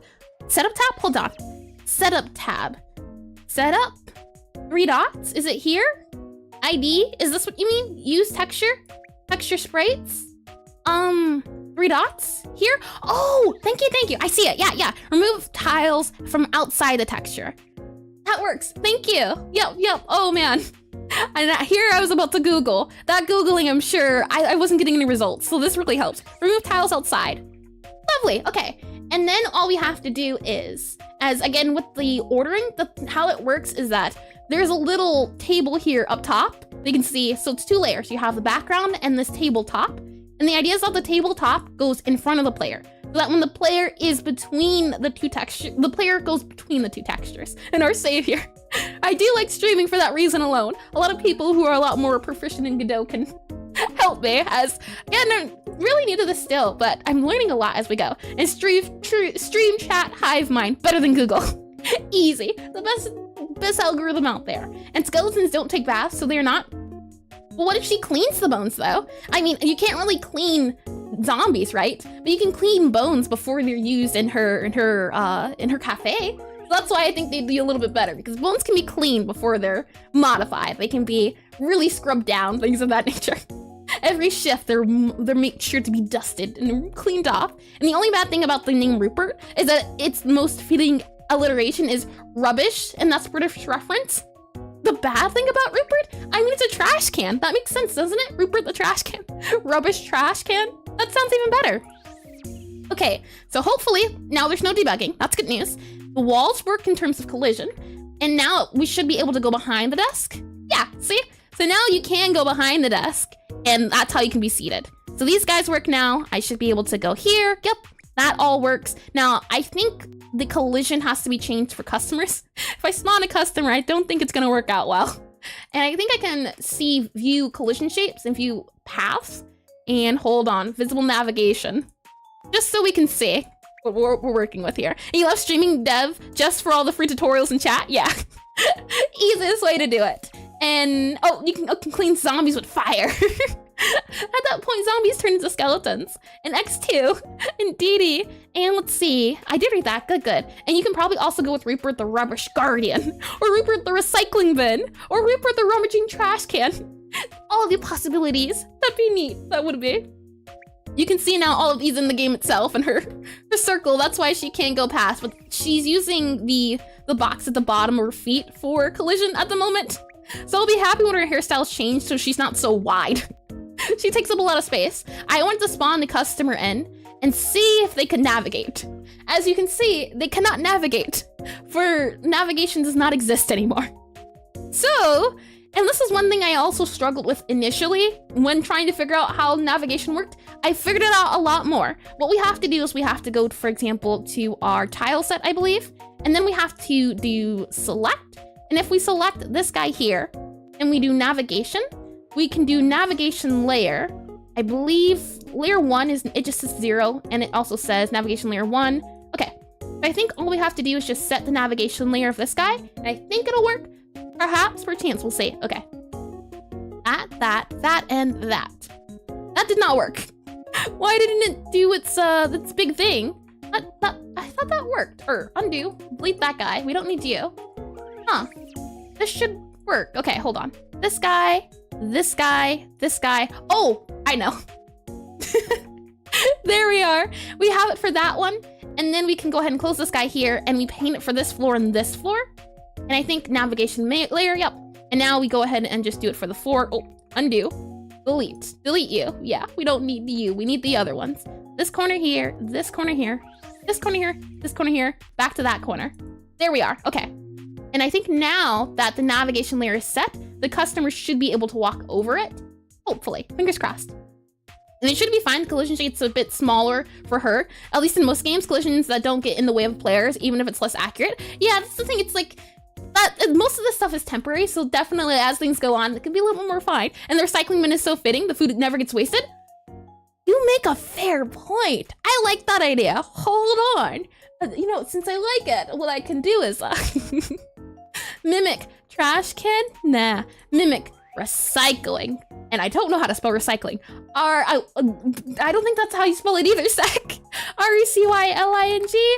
That doesn't feel right either. But I can just, yep, there we go. I totally spelt it right on the first time.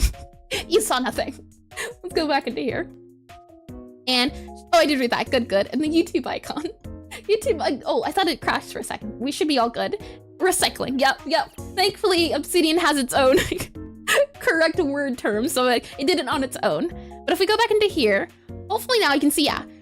What I didn't understand before was that you mark it for collision. So beforehand, there weren't these grids. Now you can see the grids. So hopefully now the customer should be able to walk over the grids if I click spawn and see it. Yeah, but you can't see the navigation. What I can do for that is if I go into customer really quickly, just so we can see, and I go into their navigation agent here, if I enable their debug for their, where we at? Navigation, yeah, navigation debug. Let's use red. I think red's a little bit easier to see. Or pink. Pink works too. I won't complain. And you actually did not realize you did not put the second C there. I try. Attempts are made, and please don't correct my English. I have no respect for this language. You know, English is my first language, yet I barely understand it sometimes. So when I spawn it, you should be able to see the customer's walking path. Isn't that neat? So now we know the customer is going through these and they're avoiding it. What we also now need to check is for the ghost. So if I go ahead and end this guy here, I can go ahead and disable it. I like this color, so I'm just gonna yoink it. And I'm gonna save the customer. I'm gonna open up the ghost, so this guy here. And the thing is too, despite the fact of updating the customer, the ghost is still the old customer sprite. All I did for the ghost was I just, what did I do? I changed the texture of the ghost, if you see here. I added a shader on it, some sort of modulation, I believe, is how I did the ghost. Maybe I did it in the actual sprite itself. Yeah, you can see the blue up there. That's all I did. The customers had their own colors and I just made it a little bit spectrally. And what makes the customers decide what table to take? There's no choice. It's random. It's randomized. There is a, if you see here, hold on. There is a list of currently occupied seats and currently unoccupied seats. So the game just chooses a random unoccupied seat, and anytime the customer leaves, it will put it back. So it's recycling the seat list is how it's doing it. We can go back into here, and then what we can do is go back to the ghost. That's what I wanted to see here. And I wanted to make sure their navigation was good. The ghosts are different from the customers in the sense that they can walk through things. They can't walk through the walls anymore. They used to be able to, but I found that was a little bit too silly. So now, no longer can they. They can only walk through desk, as when they were outside of this area, it looked a little wonky. And so it's a ghost of the old version. Yeah, it's in the past, and that's smart, thank you. I do appreciate it. And they speak English because this is the only language they know. We speak English because it's the language they know. Yeah, sounds about right. So we can go ahead and spawn a ghost here. And the ghost should be able to walk through tables. Can they walk through tables? They are broken. Oh no. Oh, never mind. They're not broken. That was right. You can see they're going from one spot to the other. Yeah, that's right. That's correct. No, we're all good. It goes to the spot and it sits there. Now, the spots for the ghost needs to be changed a smidge, so it's a little bit easier to see. So these idle spots here, if I go into I should be able to go into my targets. My target scene, this guy here. And this color needs to be changed. I don't like that occupy color. I might change it to be maybe green. I think that works a little bit better. So it goes from green and then default color, this guy here, and maybe we'll make it occupy color is a darker green. How about that? And I can do this here, and then when I click play, it automatically changes the colors, and nobody can escape the cafe. Exactly, not even the ghost. But the reason why I changed it was because I realized the ghost could also walk on the walls, but it didn't look like they were floating. It just looked weird. Maybe if they had a circle underneath their sprite, it would look less weird, and that'd be neat to have them floating around, but I don't know. Elevator flashbacks. No escape. So, oh, wrong thing. Hold on. Let me go ahead and do ghost. Okay. What should happen and what you should see is ghost. Yeah, okay. Ghosts have decided I am a customer. I can't walk through walls. I am going around the tables. Okay. In that case, we've got to fix that. The navigation path should be updated for the desk. So I believe what I have to do is if I close the target and keep the cafe here, I believe what I have to do is if I select this guy here, I should be able to do navigation layer 2. And I believe navigation layer 1 is for the customers and navigation layer 2 is for the ghost. If If I go here, navigation, nope. There should be a way I can see it, to see the names. I tried to do names, but sometimes it's a little wonky. I should be able to just do this. I think this will enable the ghost to go on this layer, like that. And then click on save. Okay, navigation layer. So now if I click play, hopefully we're good to go. And Rupert Rambunctious refused Ravager. So many R's. And well, they go to the spots, but you imagine once the code's done, the seats and the sitting animation will be taken care of. Yep. The thing is right now, and it's something I need to note, and since I need to note it, why don't we come on down to the GDD. I'm telling you, I put a little bit too much effort into this, but I'll take it. I want to put down here just so I don't forget in our notice board, customer snap view SEO, customer snap view locations. That is something that I don't like at the moment, or really entity snap to locations. Entities, E-N-T-I-T-E-S. Entities, that is not how you spell it. How do you spell it? E-N-T-I-T-E-S. What did I spell? E-N-T, oh, I forgot the I. E-N-T-I-I-T. Entities. Entities. E-N-T-I-T-I-E-S. Oh, that's weird. Entities snap to targets. There we are. That's all I wanted to do. Back into Godot. And entities, yep, integer. What's an integer? What do you mean? What about the integers? And your GDD's pretty, you like it? Thank you. I spent this morning cleaning it up and making it pretty. It is completely different than yesterday. And too funny. Words are very silly, aren't they? I do like them. And pointy entities. Pointy 20T's entities. Oh, silly. Okay. Now let's see if it worked for the second one. And she actually has a Discord server where we post our progress and resources. Feel free to join. Oh, how sweet. Yeah, I do indeed. Try to make things as open as possible. And I also do note the things that I do offline, off a stream, anytime I'm working on it. Let's see. Levels here. No one spawns. Okay. So hopefully now, you're trying to spell entity could probably make for a clip. I'm still trying to figure out how to get better finding clippable moments. But that's a good idea. I'll give it a go. Linux liaison is now following. Linux liaison. Oh, I forget. How did you say it again? I meant to scroll back up. Hold on. One second. I believe I can find it. There's been a lot of chatting going on, which I do appreciate. Was it liaison? I believe it sounded like Li Zhao, which I remember from Gimchin. But that, if anything nearby a game, can't remember. Easy peasy. And okay, I did that. Good. Okay, so spawn ghosts now. Do they go through the things? And that's good. Liaison. Good. Lovely. And you can see now, the ghost now goes through the things because it recognizes that as a path. So there's currently 2 collision paths or 2 worlds. There is the regular world, which is where the player and the customer is. So they can't go through past walls. They can't only go on the floor. They can't go past the desk you can see here. But the ghost doesn't recognize that. They can see everything past. So that's why they go. And the way the targets works, as I was saying before, is that they cycle between these guys you can see here. I'm wondering why these guys, the color isn't set. That is weird. I tried to make the code differently and it didn't do the thing. Let's see if we can really quickly fix that. If I go into a target scene, where are we at? Target guy here? Yeah, this default color should be set. The debug color. That's what happens here. Default color equals debug color. Oh, hold on. It should be like this, shouldn't it? Debug color equals default color. I think I figured it out. Hold on. It was reversed. Let's see. No one spots? Yeah, there we go. Lovely. So now when I spawn a ghost, it goes dark green, which is nice. It makes it easier to see. So I'll go ahead and turn off our collisions and turn off our ghost collisions as well to make things easier to see. And when I save, I should be able to just reopen this. And lasagna. What about lasagna? And oh, I see. And you're just waiting for the ghost to walk off the screen. They used to do that. Now they obey the rules of the land because of the way collision works. They can only go in areas I mark for them to go on. Everything else they avoid, so they don't even acknowledge it. Now it's back to normal. We're good on our walls collisions. We're good on our, our floor collision and everything. Everything seems good to go. Let's double check over here to make sure that yep, this is also good to go. the spellcasting page is gone. Where'd it go? There's supposed to be another page there. It is not there. Okay, hold on.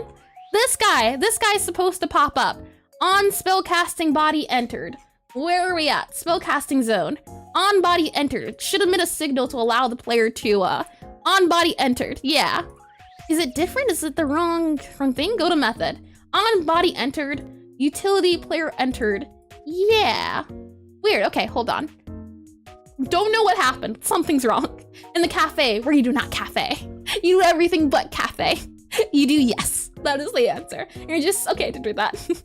Okay, let's see. No one spawns. Teleport to kitchen. Oh, wait, is it working now? Hold on. Is it the fact that the, hold on. Yeah, you see how I have the marker, right? Oh, the desk needs to be moved up. Down here, it's not enabled. Up here, it's enabled. So what I have to do is go back into here really quickly. Select this guy, move him up, and then go into our tabletop. Move him up, and then go back into our our flooring, our cafe background, and make sure that floor piece is there. Oh, if we do paint, where's paint? Paint. Oh, paint, select and paint. I should be able to click this guy and paint him. There we are. And now if I click play, we should be good to go. And, oh, I see. That's monstrous. You have these ghost traps for all eternity in your cafe? Did you salt the exits? Well, that's why it's haunted. And maybe something mysterious lore-wise happened in this classroom that's making it so that these ghosts are trapped in this area. And she got the giggles.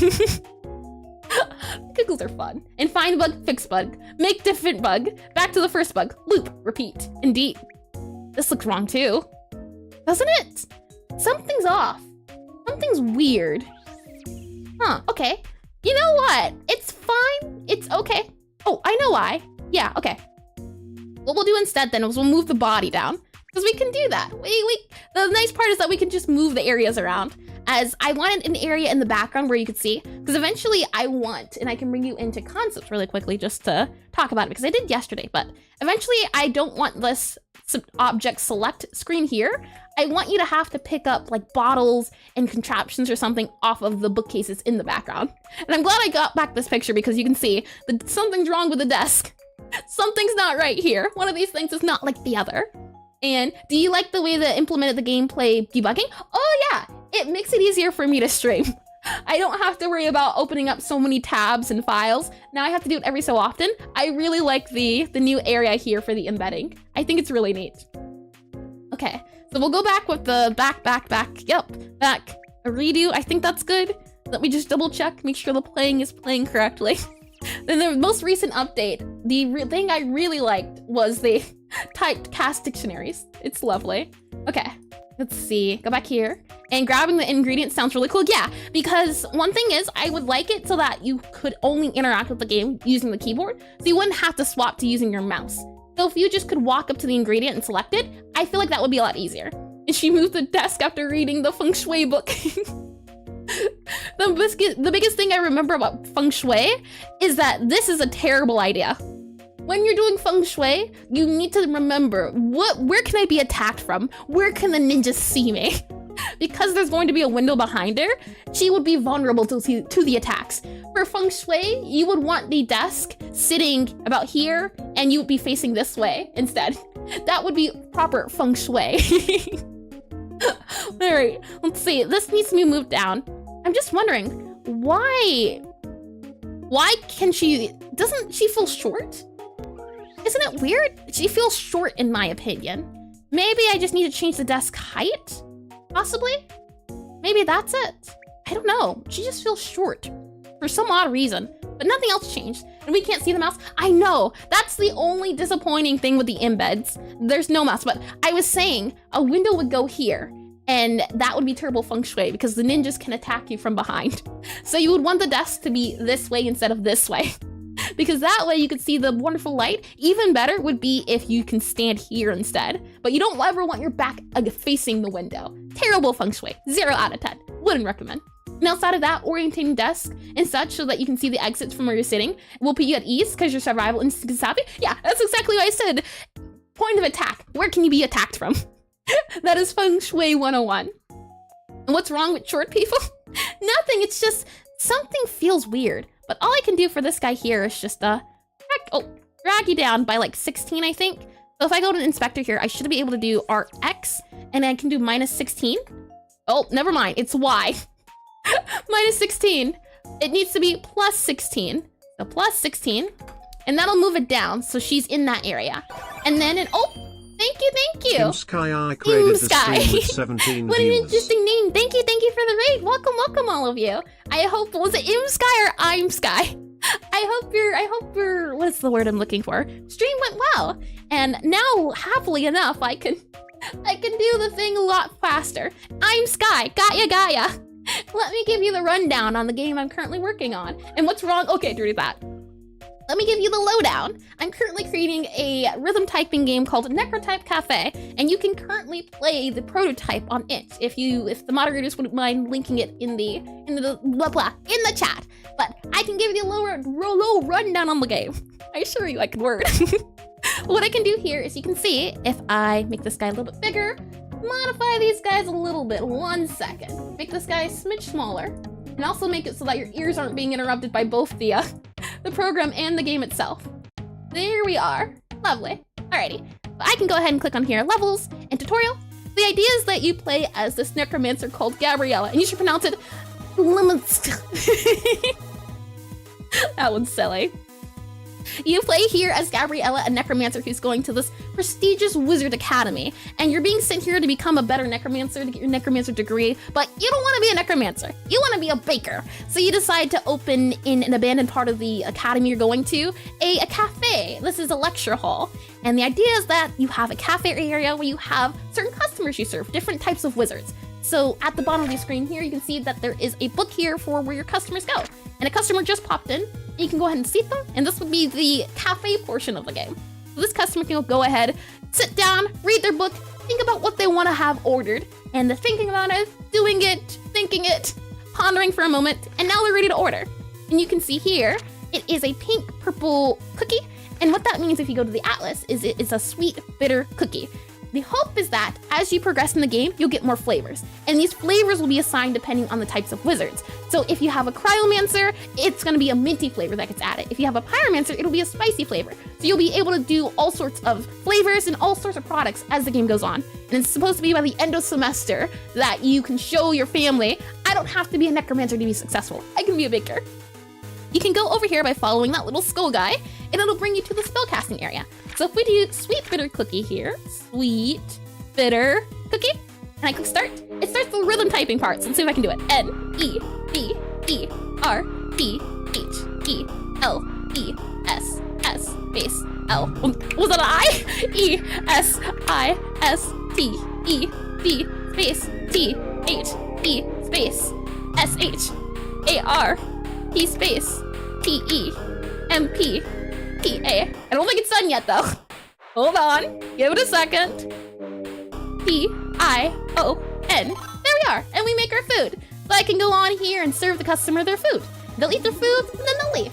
That's the basics of the game. There's other things involved, like instead of customers, there's also ghosts, which you'll see in a second. The ghosts will appear. And the ghosts work the same way in terms of you have to serve the ghosts special food. And the ghost will make the customers leave faster, so you'll want to serve the ghost before. And that is the basics of Necrotype Cafe. And what we're doing today, if I go ahead and escape this guy, I am loving the fact I can just have the game inside of Obsidian. Oh man, that's so great. I can go ahead and mute this guy. There we are. So much better. My ears. And oh, where are we at? Okay, was the music on the entire time? Oh no! Was it? Oh no, that's terrible. And hi, Zarvis Bedelia. Welcome to stream. I really hope it wasn't. I thought I muted it. It's never fun having two audios. And you think even if you became a necromancer, you would get a skeleton and name it complaints. And whenever someone is annoying, you would threaten them to raise complaints. Raise complaints. That's silly. Oh boy, that's great. There's so many puns I want to add to the game too. Today what we're doing is, if it it was, you didn't notice? Well, that's good. Even if it was, and you didn't notice, that's great. And what we're doing today is we're just refactoring code. Since we have the prototype out now, we're going over code and cleaning it up and deleting things that are old code, since I've been working on this game since last August. So it's been a few months. And I need this little guy here, this target, and it needs to go down, or needs to go up by 16. There we are. So then hopefully when I click play, the player should now be able to stand behind the desk easier. If I go back to here, let's see. Here, oh, hold on. Like this, there we are. And okay, I did see it, lovely. And will it be levels? In one place, any upgrade? Or is there a story? The hope is, and I think it would be fun, and let me mute this from my side too. It's not two two songs playing in my ear at the same time. The idea is that because it takes place for a semester, there's going to be weeks involved. And at the end of each week, I'm thinking we can maybe add another wizard type. So that's new flavors. I definitely do want to have a system of points you can buy depending on what food you want to add or flavors, things of that nature. I feel like that would be fun, but that's additional stuff. Right now, we just want to make sure that the rhythm typing works and the cafe works. And once we do that, we can start adding a lot of cool, neat additions, like an upgrade where now you have the skeleton waiters to have the food so you can focus more on your spellcasting. Let's double check here. If we go back to teleport to kitchen, we should be able now to do our spellcasting. Yeah, a little bit. This is good. This is not good. I should not be able to spellcast from here. So we can really quickly go back to this zone and just, there we go. Like that. And I'm wondering if I modify it there. Oh, look at that. It modified right on the thing. No, we don't want it there. You can just, do a little bit down here. Now, let's see. Oh, in-game. Yeah, about here is... Oh, more so here. I feel like this is a little... Well, about here. I mean, this is the about point. I still think she feels a little bit short for some reason. This seems about right.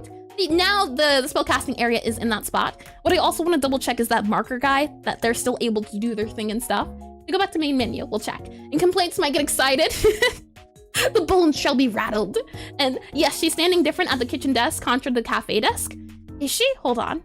Let's double check. On, Ghost. It should be the same since it's on a grid-based system. Because you can see, oh yeah. Huh. Interesting. Yeah, I see the little ruffles at the bottom of her shirt. Interesting. Okay, hold on. If I go ahead and hide the spell top, or the table top here. Yeah. Oh, I remember what I did. Okay, yeah. What I did was a little thing of, look, don't tell, where I didn't do halfway for the collision. I just made it look like it. So what I did was I grabbed this guy, select here, and the collision guy, let's see, physics layer? Yeah, okay. So what I did is I didn't do halfway. I did about maybe more so here, so it's a little bit behind. And then if I click play, you'll be able to see it's a little bit raised now. I go back into levels here, and I go back into this guy. Now she should be able to sit at it much easier. Yeah, there we go. Yeah, something like this. Not quite like this, but something like that. If we go back into here, I can modify it a little bit more. Tile set, modify you, your physics layer. Yep, modify you. You need to go down a smidge. It needs to be like, probably one less, like that. Yeah, let's give that a go. And she probably feels shorter because she feels the same height standing as if she was sitting on a chair. Yeah, it does seem like she's on a chair. And far away plan, it gives you the full view of the game. You love the idea for the game. I'm glad you do. It's a thing of, initially we had the customer bit on the side, but I felt like that was blocking off a lot of the screen. So I wanted it to feel more like you were more immersed in the game. That's why up here, the timer is gonna be a clock. Right now, it's not a actual timer, it's just more of a bar, but the book is at the bottom so that it doesn't block up the screen. But you can still kind of see it every so often, depending on where you're at. But if I go here now and I go back down, I should be able to, yeah, this feels better. She feels the right size. Oh no. Oh no, what is going on here? I don't like that. Why does it clip for here, but not here? Huh, odd, okay. What about the height for this guy? If we go over here. Yeah, this is right. This is right. That is not right. Whatever that is. Something's wrong on the tile set. Why does it do that? Oh, there's this guy here for some reason. No, I don't want to delete the node. I just want to delete this guy. And this guy. Nope, don't want to delete it. Just remove that guy. Yeah. Okay, maybe that fixes it. That's the only difference I see. And important, she can collide with it. Yeah, she needs to collide. Is that extra collision point you just said important or not? Do you mean the collision points are just deleted? And what are the numbers that appear after the menu? Can you elaborate just a little bit? Do you mean this guy here? Or which one are you talking about specifically? And maybe the ending could work like Luigi's Mansion, where he buys the mansion at the end and its states depend on how. Yeah, I would love to do something like that. Different endings. Yes, that one. I see. What are the numbers? Oh, no, never mind. That's the different person. Got ya. Okay. Now I think the little guys there. Yeah, it was those little guys. It's the little things. Do you mean the numbers here? Or there's not many numbers in the game. That's why I'm not too sure. Let me get some water. And she probably feels okay to do that. Good. Did I miss anything? Let me just double check. Standing at different kitchens. Nope, okay, good. Alrighty. So now her collision is working properly. She stands here where the customer should be standing. That's nice. And then up here as well, in terms of spellcasting, yep, you have to be at the desk. You're not standing at the desk. Now you're at the desk. Very important that you stand at the desk. I just realized how little her feet are as well. It's just tiny overall. I want to make sure that the customers look good as well when they're sitting. We'll go ahead and spawn a few like this. Oh, who's angry? Target, seat target. Interesting. Trying to assign the value of target to a variable of type seat target. Claim seat target. How about that? What does that do? I should be able to spawn as many as I want. I think we just might have found another bug. We'll see. Spawn, seat, spawn, seat, spawn, seat, spawn, seat, spawn. What are you people doing? Get out of here. Shoo, shoo. Shoo, shoo. So, whatever I just did, let's not do that. I think I'm starting to see why we just might want to delete seat target in general, because there's nothing that seat target does differently than target.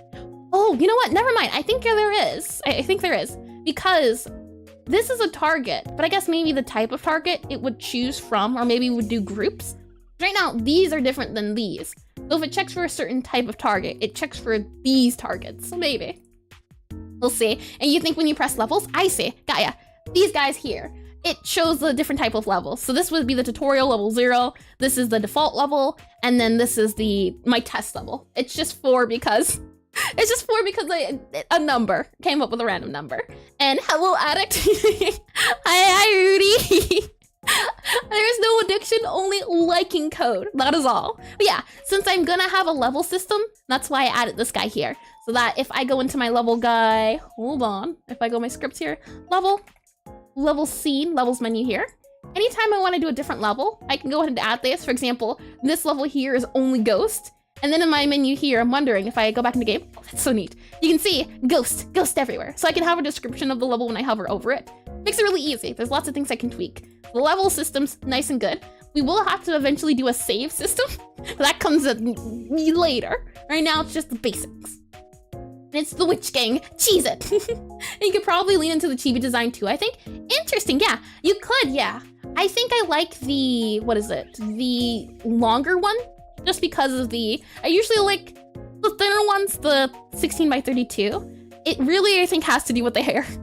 Possibly, but I don't know about making her head a little bit bigger. Usually pixel art games I see go for a chibi feel, and I didn't want it to feel like chibi. I wanted it to feel a little bit more on the side of something like Deltarune, where the characters are usually taller and longer, more grandeur. That's the idea behind it. Saying that, I'm wondering about the customers. Is there a reason there's a difference between seat and seat? And why did the customers decide that this was a good spot to sit at? Oh, I have so many questions. Debug, visible collision shapes, visible paths. Yeah, we just want collision shapes. Visible navigation. Polygons will be visible. Maybe that, okay. Let's give that a look, see why. As that should not work that way. Someone's angry. Spawn, seat. Okay, you go to that seat, spawn, seat. I should be able to spawn customers like crazy, but for some reason it didn't like, here we are, trying to assign value of target to seat target. It's something to do with here. This is customer sit state. So someone somewhere, when they're entering the sit state, it is a seat target. Trying to assign target of a variable seat target. So is it trying to make the, hold on. Customer sit state, enter. Control Shift F, sit state. Fine, let's see. If we go into our state machine here, this is why having the, the add-ons for state machine is nice, but I really do want to learn what it is before I start using the fancy tools. What I try to do at least. And maybe when they sat them, it picked all the customers as seated? It shouldn't, because it does it depending on the customer. It checks the customer before they're seated. So maybe not. You could try to print the outputs for navigation paths or agents or something. Perhaps. I do have this here. So it tells me the customer target. If I slide this up a little bit. Come on, customer target is seat. Seat. They're getting assigned seats correctly, but something else is wrong. So I do have that there for printing. And Blitz Freeman is now following. Blitz Freeman, thank you for the follow.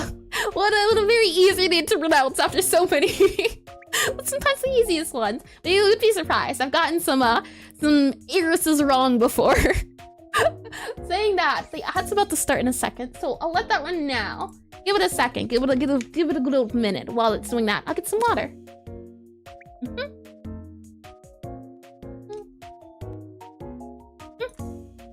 How tasty. And right before the needed code starts execution, maybe add a breakpoint or something. Oh yeah. That's usually how you do solve code. Breakpoints and print states. And you have a biology test tomorrow and you just started studying, you're cooked, you don't know biology, you don't like biology. It's better to watch your addiction. If I had not become a game dev, I probably would have been a biologist instead. I like science and math, but I don't like hard math or hard sciences. But I like chemistry. I really like the periodic table. I like looking at microscopes and cells. I was really into that when I was younger. And hello, you recently found your content on YouTube. Lovely. You're also learning pixel art to become a game dev. Love your stuff. Thank you. I'm glad you enjoy it. I'm glad YouTube was able to bring you down to String Town. I hope you enjoy it here. And you hate math? Yeah, there are people that do, and I can understand why. There's certain parts about math that can be painful. I like math because there's usually an absolute answer. It's like with programming. There's usually an absolute answer, but what you put in is the literal of what you get out. So when something goes wrong, it's not a program thing, it's a you thing. You did something wrong. I blame you. And what I need to look for is the customer sit state. So this guy here, change customer connect. So on customer sit state, this is the function that the customer does when they're sitting. And you like math up until a calculus. Yeah. Yeah. I like the easy math. I like solving for variables, but not very hard variables. And there's only one answer, 42. There can only be one. And I think you have dyscalculus. Is that dyslexia and calculus together? And you're a full-time game dev, or is it your free time you're doing? I try to do it, well, in the past, I have been previously doing it probably once or twice a week. I stopped development slowed down a little bit because it was too busy to do outside of, but I'm hoping I'll be able to start doing it every other day, even if I'm not streaming. I started streaming this development just in general since it keeps me accountable. I at least have to work on the game once a week if I don't work on it outside. So I get at least once a week to have, have Necrotype Cafe time. And these guys, it's fine. Spawn. Seat. Seating customer. Sit state. It didn't go to the breakpoint. Isn't that interesting? Move to exit. It didn't come here. Weird. And biology, check. Math, equal. We speak it in Enigma now. Don't know what that means. And it's like dyslexia for math. I see. But you're also dyslexic and it's been learning game dev in your free time. I know that there are some fonts for coding scripts that do help, possibly, that you might be able to look into. So it might help in terms of seeing all this code. Because I know, when I look at this, it's very overwhelming if you don't know what you're looking at. So I hope those do help. You're able to find things of that nature. And there's always a way to get your program to work. It just requires extra if statements. Fair point, I suppose. There's always a way. There's always a well. Okay, so I have the breakpoint. We should see it when the customer sits down. But they're not seated yet. We're waiting on the customer to be seated. They're going to that seat. Now, the seat's too small, so I can't... Oh, never mind. We're good. We're in here. And sometimes you go back to your old games and check the code. You're immediately lost. Yeah. The thing is, my first game was made in 24 hours, so I didn't have to worry too much. I also didn't make a game design document. I didn't do the things I should have done, but it was my first game. I had no idea of the things I should have done. So it was a fun learning process in that sense of, I understand why now I need to organize. And since this is a bigger project, I'm still, despite still trying to keep it on the smaller side, I'm trying to make sure I keep up to date with my comments, my notes, and everything. And if is breaking, don't. Easy.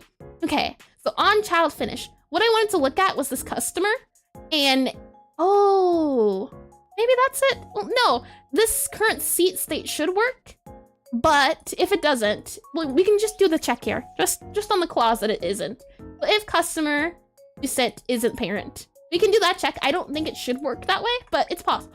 No, you're right. Yeah, because this calls it for everyone. Never mind, that's 100% right. I forget who said it, but yeah, I do a check for everything else, but I thought, oh, since this is leading from this, don't need it. Yep, I do the check everywhere. And this can also be, well, I mean, some people like to do this for the if and else.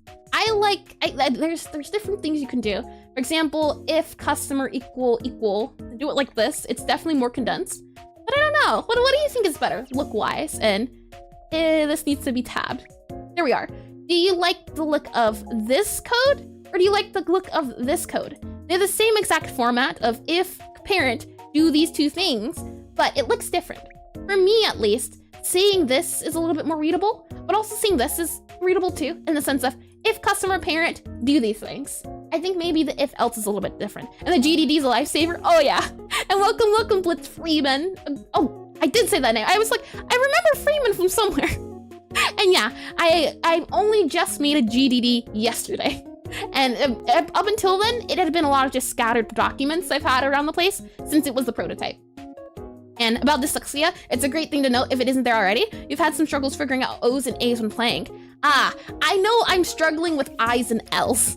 And the thing is, right now it's a temporary font, but it's a thing of maybe font needs to change in the temporariness, but right now it's temporary. And saying that, see, hello, welcome to stream, welcome back.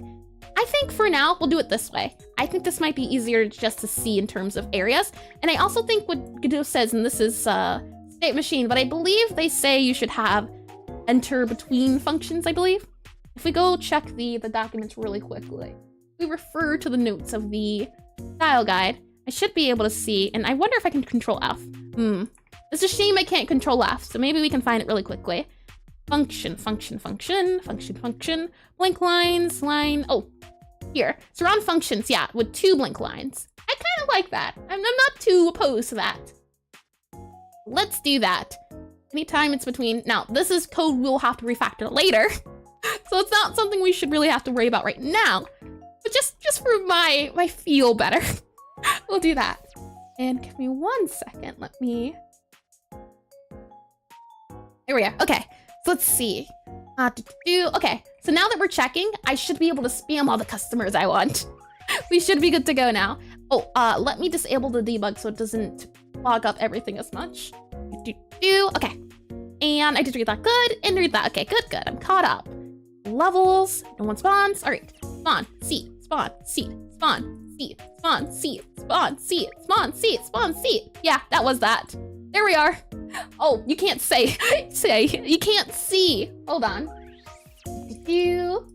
That's the only shame. Sometimes it doesn't, I have to reload the viewer. But I mean, I'll take it over the other option. All right, now we spawn seat, spawn seat, spawn seat, spawn seat, spawn seat, spawn seat.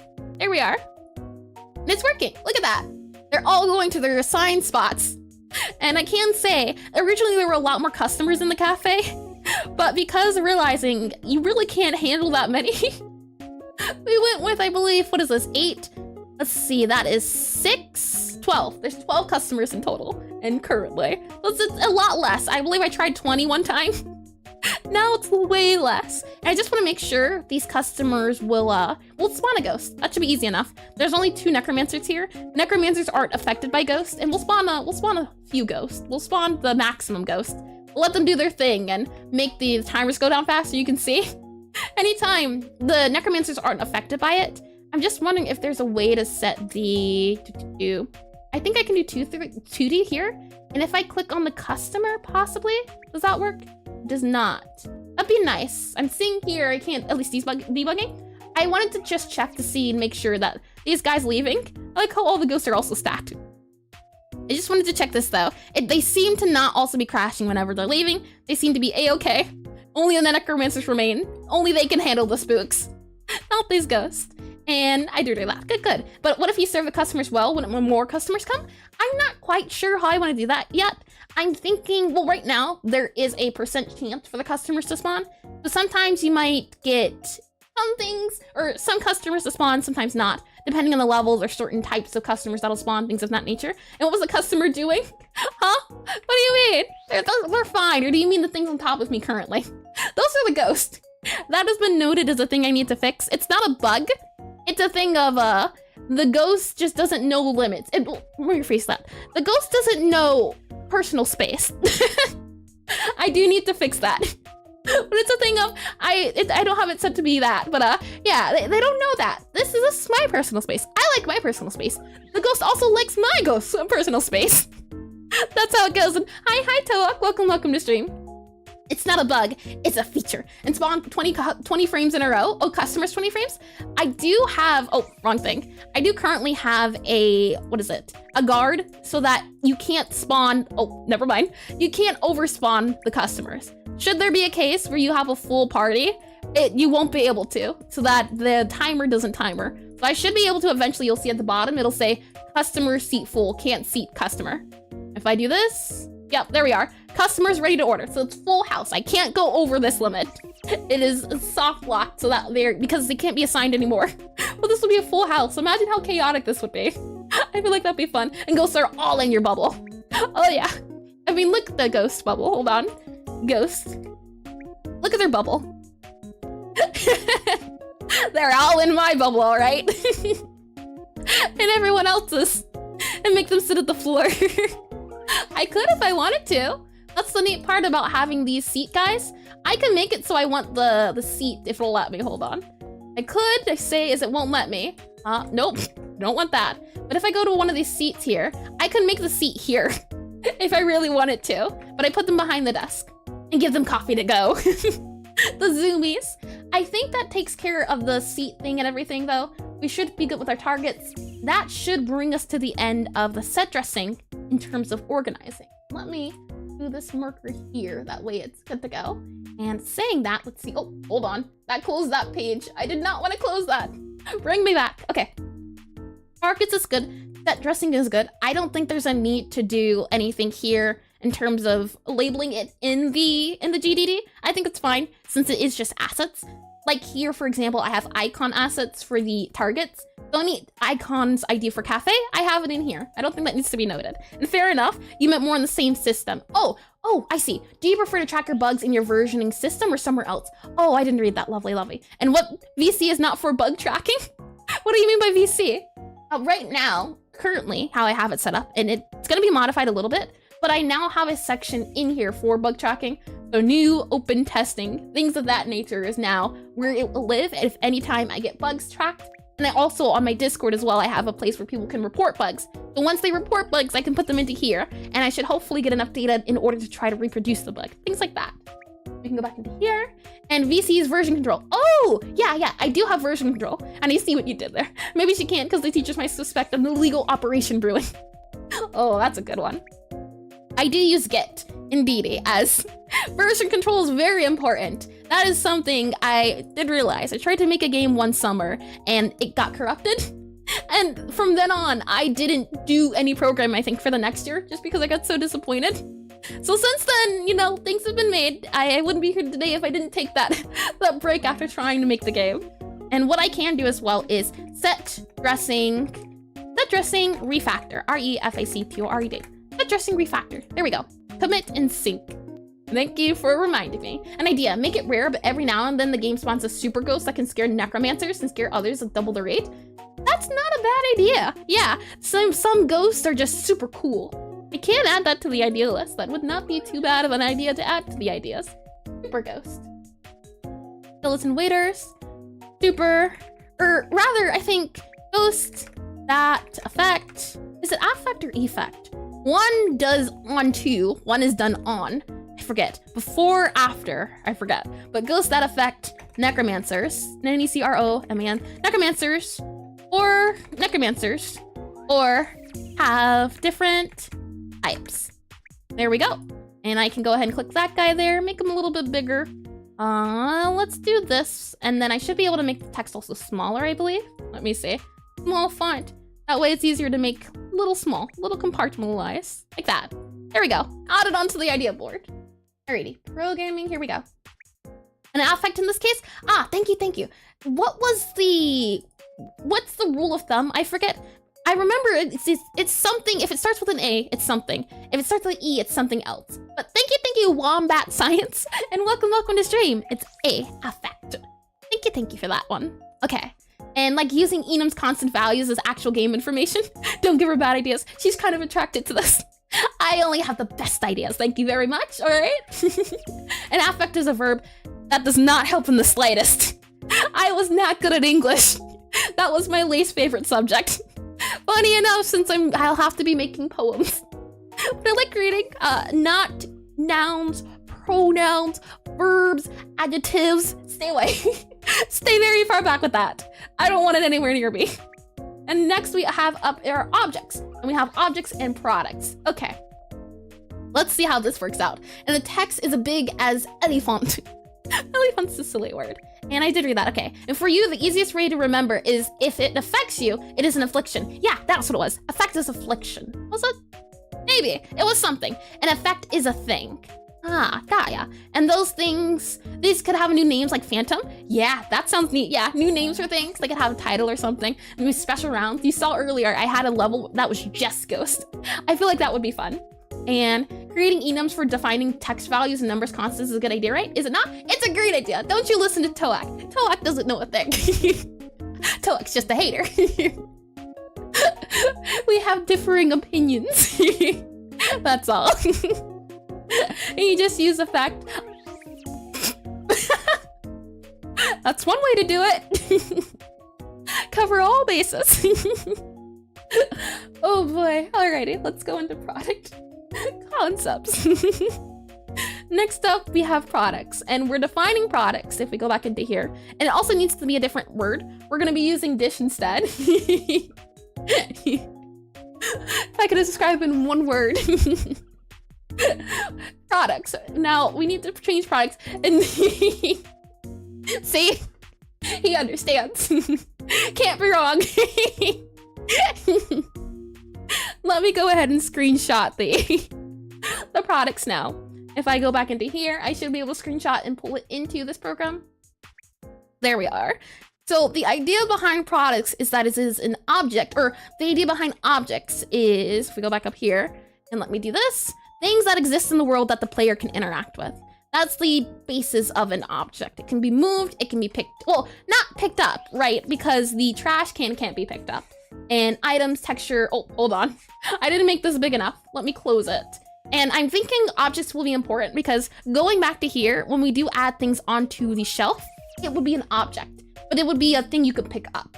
So I guess, yeah, there's trash can, right? But then there's the object in the world. So I guess item, pick up,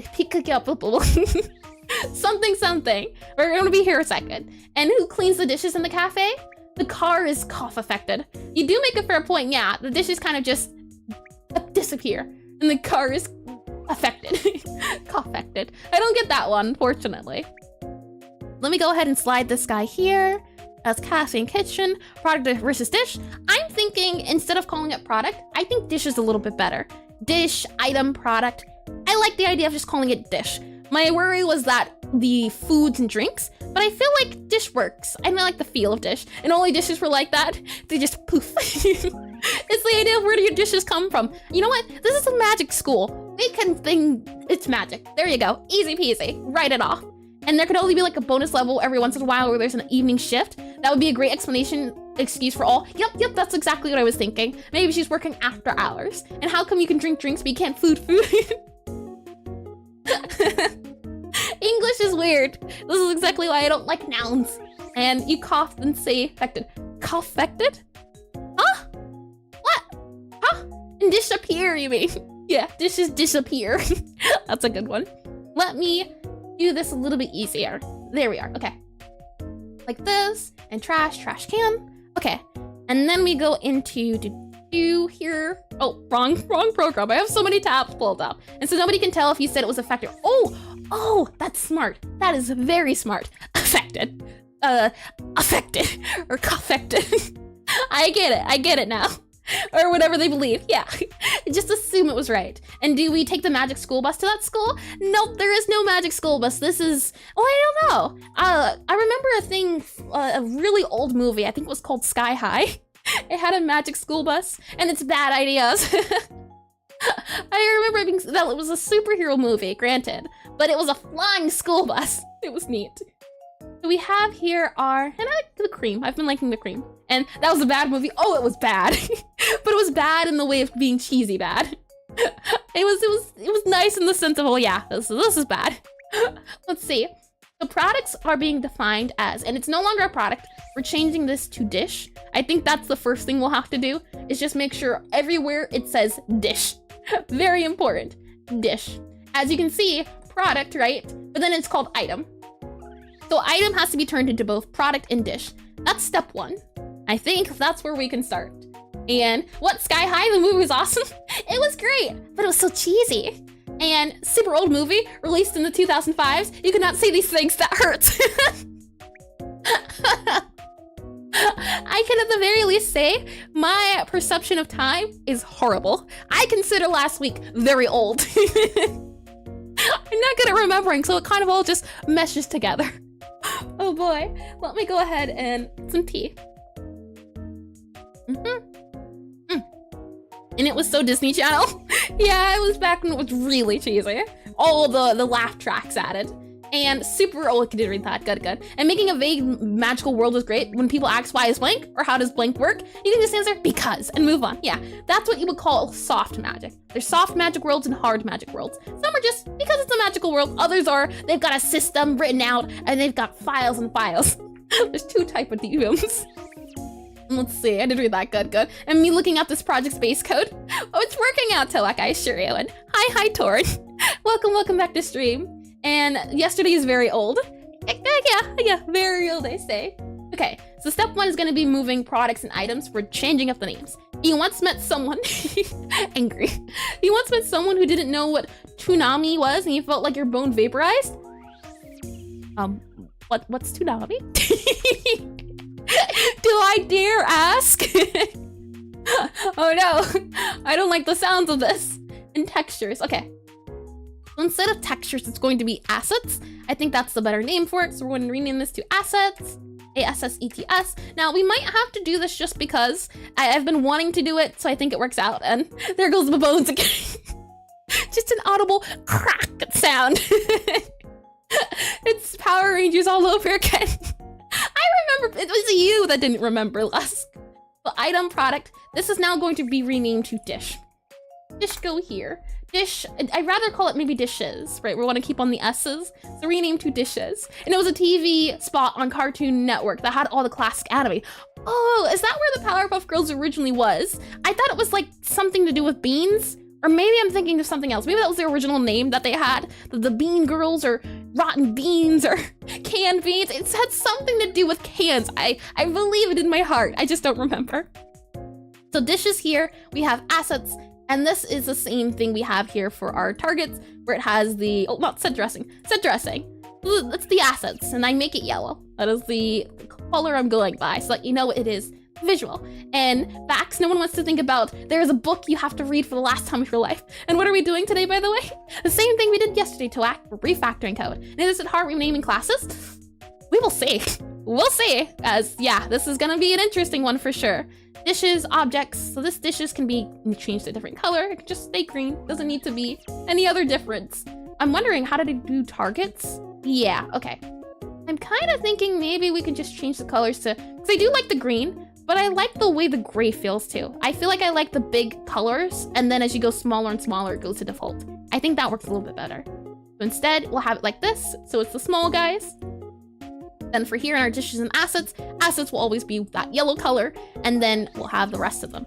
The dishes will be our gray, and the assets is different. And the same thing we do every day, Pinky, take over the world. I never got a chance to watch that one. And I did read that, good. And trying to take over the world. And you don't know Toonami, we can't be friends. Oh, what a shame. And you can't take over the world from Godot. If I believe, anything's possible. Truly. Assets, item, okay. In this order, now this belongs in customer.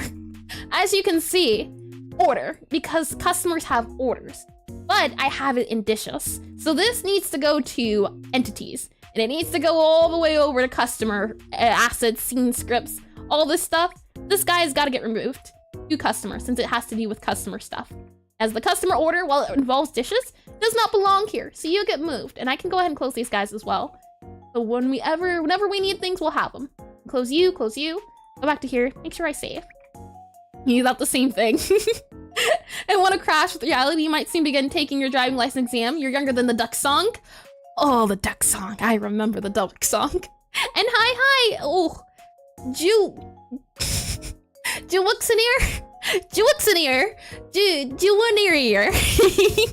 Welcome to the stream. Welcome back.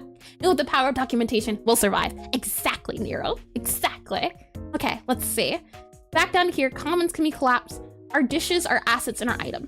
So this guy now needs to be changed to dishes, as this is our dish. Depending on food, drink, does not matter. These are our food, and not even. Oh boy. And hi, Cat sat on keyboard. Welcome back to stream. And hi, I hope everyone's having a great day. I am. I hope everyone else is too. Today's gone lovely so far. I'm doing exactly what I want to be doing. Refactoring code. It's my favorite thing to do. Alrighty, item. Oh boy. Find, replace. Find all in code, and we're going to modify it. Now, granted, all of these things say item. So what we're going to do instead is say, oh, you know what? I think I know why I did this. If I go into my cookbook here, you can see, if I go back to this guy, there's products. I think that's why I did it. Because if we do item, maybe it should be item type. I think that would work a little bit better, calling it type instead. Okay, so we have a lot to change. So Control-Shift-F, match case, and then find. So all of these products will change to type, dish type. I think that works a little bit better. Surprise product, surprise dish type. Yeah, okay. We're changing all of these products to dish type. That is the hope. And have a great nap. Back in a jiff, taking a quick nap. Welcome, Ajiko, and goodbye. I hope your nap's lovely. I could surely use a nap right now. Control-Shift-F and replace. Here we are, okay. So instead of calling it product, we're now going to start referring to it as dish type.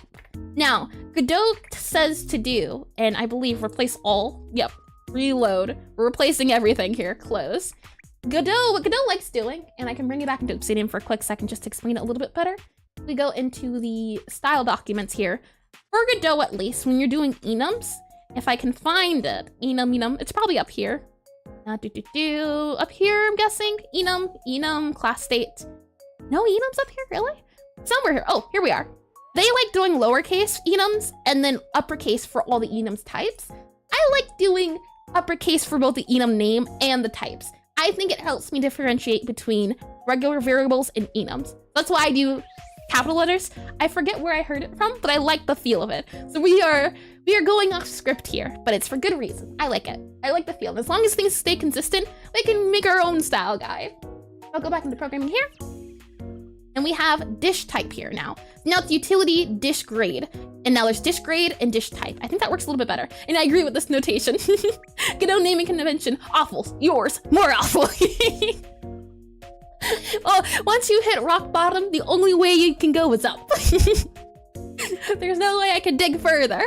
Let's see. Aside from that, that'd be flavor. Now, is it better to call it flavor or dish flavor, do you think? I think it might be better. How dare thee? I feel like having everything start with dish would be a nicer feeling. I feel like that could work on the easier side. This also toString will be changed, but it is in the commons, so we don't have to worry about it right now. And me when I see uppercase enums. I don't know, I like the uppercase. And I'd start with flavor until saying dish to flavor becomes necessary. Oh, hold on. You'd start with flavor until saying dish flavor becomes necessary. Can you elaborate a little bit? And as I'm thinking about this too, when we do our dish, it'll be dish.dish type. That doesn't sound right, does it? Hold on. It'll be something like this. It'll be dish dot, and then it'll be cookbook dot dish type dot, for example, cookies. That's how it would look. Does that feel right? Or does it feel more right to do it like this instead? Dish type or type? Definitely a thing of just thinking. I kind of like dish type a little bit more, just because it feels clear on what's going on. And you'd say keep the names basically short. Ah, yeah, I have heard that. The thing was, or at least from what I recall, a lot of the times names were kept short just because they didn't, or programmers didn't have a lot of data to work with, or memory, maybe that's a better word for it. But because they didn't have a lot to work with, they couldn't do much. But now that we have infinite storage for most things, it's a thing of now you can be as elaborate as you want, which is nice, and keep them long and descriptive. Yeah, there's an argument for both. I like reading, I try to keep my variables as English as possible. If it can be read, for example, set values, new product, and then we have new flavor combo. Things like that. If I can read it in English and it makes sense, that's probably good naming convention. And dish type for cooking cookies with chocolate. Okay, Tilak, a little bit too much. A little bit on the wild side there. And just don't disappear your sentence seance of order and harmony. 0 out of 10. And me when I see short items, there's no winning with you, Toak. I think dish type might work a little bit better, but I don't like dish flavors. Flavors like this. Dish flavor or dish type. Dish flavor. And then it would be like sweet. Dish flavor or flavor. And then dish type or type. There's an argument for both, but I don't know. I don't think it matters too much. I think definitely keeping it shorter helps in terms of typing, because you can see all of this because it's so long. And we will definitely start using the, what is it? I learned this the other day, that you can do, I believe, something like this. And because, oh, hold on. We can do this, I believe. Oh, comma. Like that, because it starts with this guy here. You can do brackets and you can also do backslash to add a new line, which I thought was super neat. That's a thing of, didn't know that. Now you know. And oh, I did read that. And dish type cookies should be dish type cookie. That's true. Yeah, very true. I think I do it as cookie. And you recently heard the idea that the more generic a variable, a constant, a function job is, the shorter the name and the more specific the name, the longer it ends up being. That makes a lot of sense, yeah. The longer of convert to thing makes a lot more sense, yeah. And once you hit rock bottom, pull out the jackhammer. Oh, I didn't even think of the jackhammer. You think what's confusing in the cookbook comes after what dish, after dish, and not the other way around? Can you elaborate a little bit less on what you mean? Do you mean a dish, it should be, because this is, you wouldn't even, now I'm thinking about it, it wouldn't even be like this, it would be dish.type, right? Dish.type, it would be like that. And then it would be dish.type equals cookbook dish type, like that. That's how, look, never mind. Yep. Cookbook dish type cookies. Oh, that's a lot. Cookbook dish dot type dot cookies. It would look like this actually, since the dish would have a type itself and you wouldn't have to do dish dot type. Only when you're assigning the type would it be this long thing. So it wouldn't be accessing this. It would just be your current dish dot type equals this type. That makes sense. Cookbook dish type. And the reason why I don't have these inside of item is because you can't in Godot, maybe in some other programs, but in Godot, you can either have a class or a global. You can't have both. So if you want an item to be called item, you would have to do item. And this cookbook is global. So if I wanna, that's the thing, it's you can't access, or maybe I just don't know how to do it, but for the class itself, it's different than the global. You can't have a global class. That's painful. And that last one seems great. Yeah, I'm glad. And you recently had the idea that, oh, I did read that, good. Okay, so I think for now, dish type works. And then yeah, there's no S on here. I think this works, dish type. Now, dish flavor. I think this is okay to do, yeah, dish flavor. I think it adds to the feel of being whole. I think that adds a lot of sense. Flavor, what flavor type? It's the dish flavor. But then again, it's the thing of, are there gonna be any types of other flavors? Do you really need to have dish flavor? But I like it. I feel like I'd rather go over detail than under detail. I'd rather elaborate more than elaborate less. I feel like that's what I want to try to do going into this. So Control Shift F, I want to replace you. Replace. And I want to do dish underscore flavor. There we are. Replace all. And reload. And what? Globals and singletons are right? Yep. I'm saying globals because I'm used to C++. Yep, they're singletons. And are you talking about public classes that can be used anywhere? There's public classes in Godot? Really? I did not know that. Interesting. Huh. I might have to look into that then. And maybe the static keyword will be of your interest then? Elaborate, Lusk, if you could. I'm curious about that one. That'd be interesting. The thing is, it's like, the dish.type would make a lot of sense, right? The idea is that this cookbook loads up current level data, and this cookbook holds all the things associated with the dish. So your flavors, types, your flavor combos, and maybe it's better to keep it like this. And the autoload is basically a global class. Yep, autoload is a global feel. Yeah, global class. Yep, that's the easiest way to describe it. The issue is just, it's not called, well, I guess it doesn't have to be, right? Because you would go by the, for example, utility is the class, but it's the actual name of the, there's no extend utility. I guess that's why it feels a little bit weird, but welcome.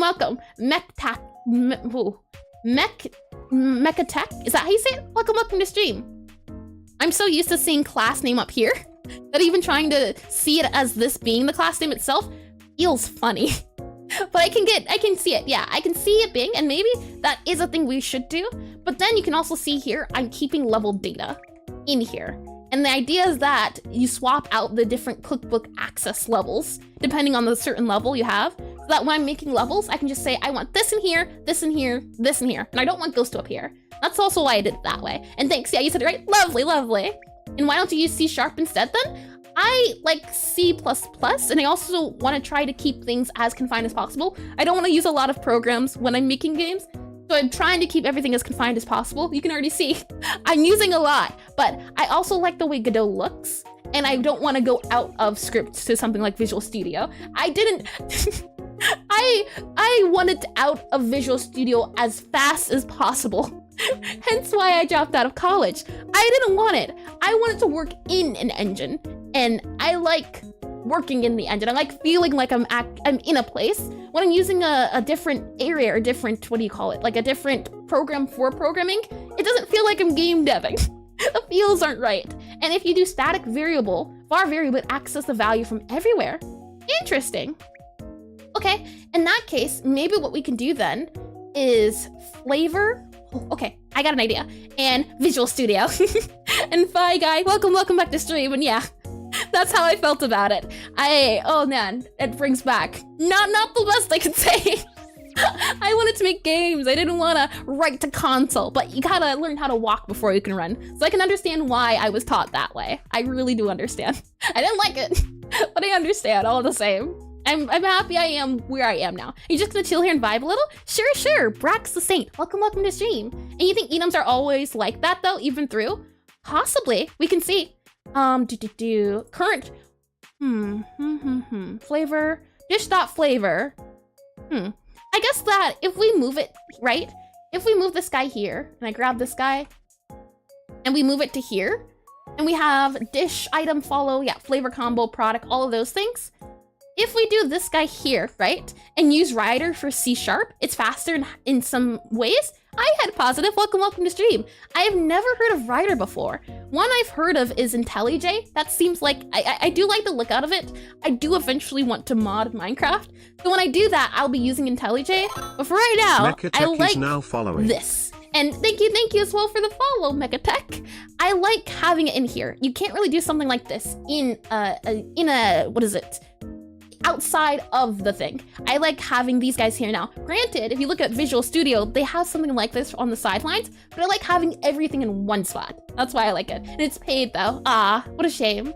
And that's a very, very valid reasoning. Visual Studio is stupid. Well, Visual Studio Code's pretty decent though. It served its purpose. Godot has only public classes, so yeah, static variable can work. Interesting. Everywhere, or just define a global case that holds all constants.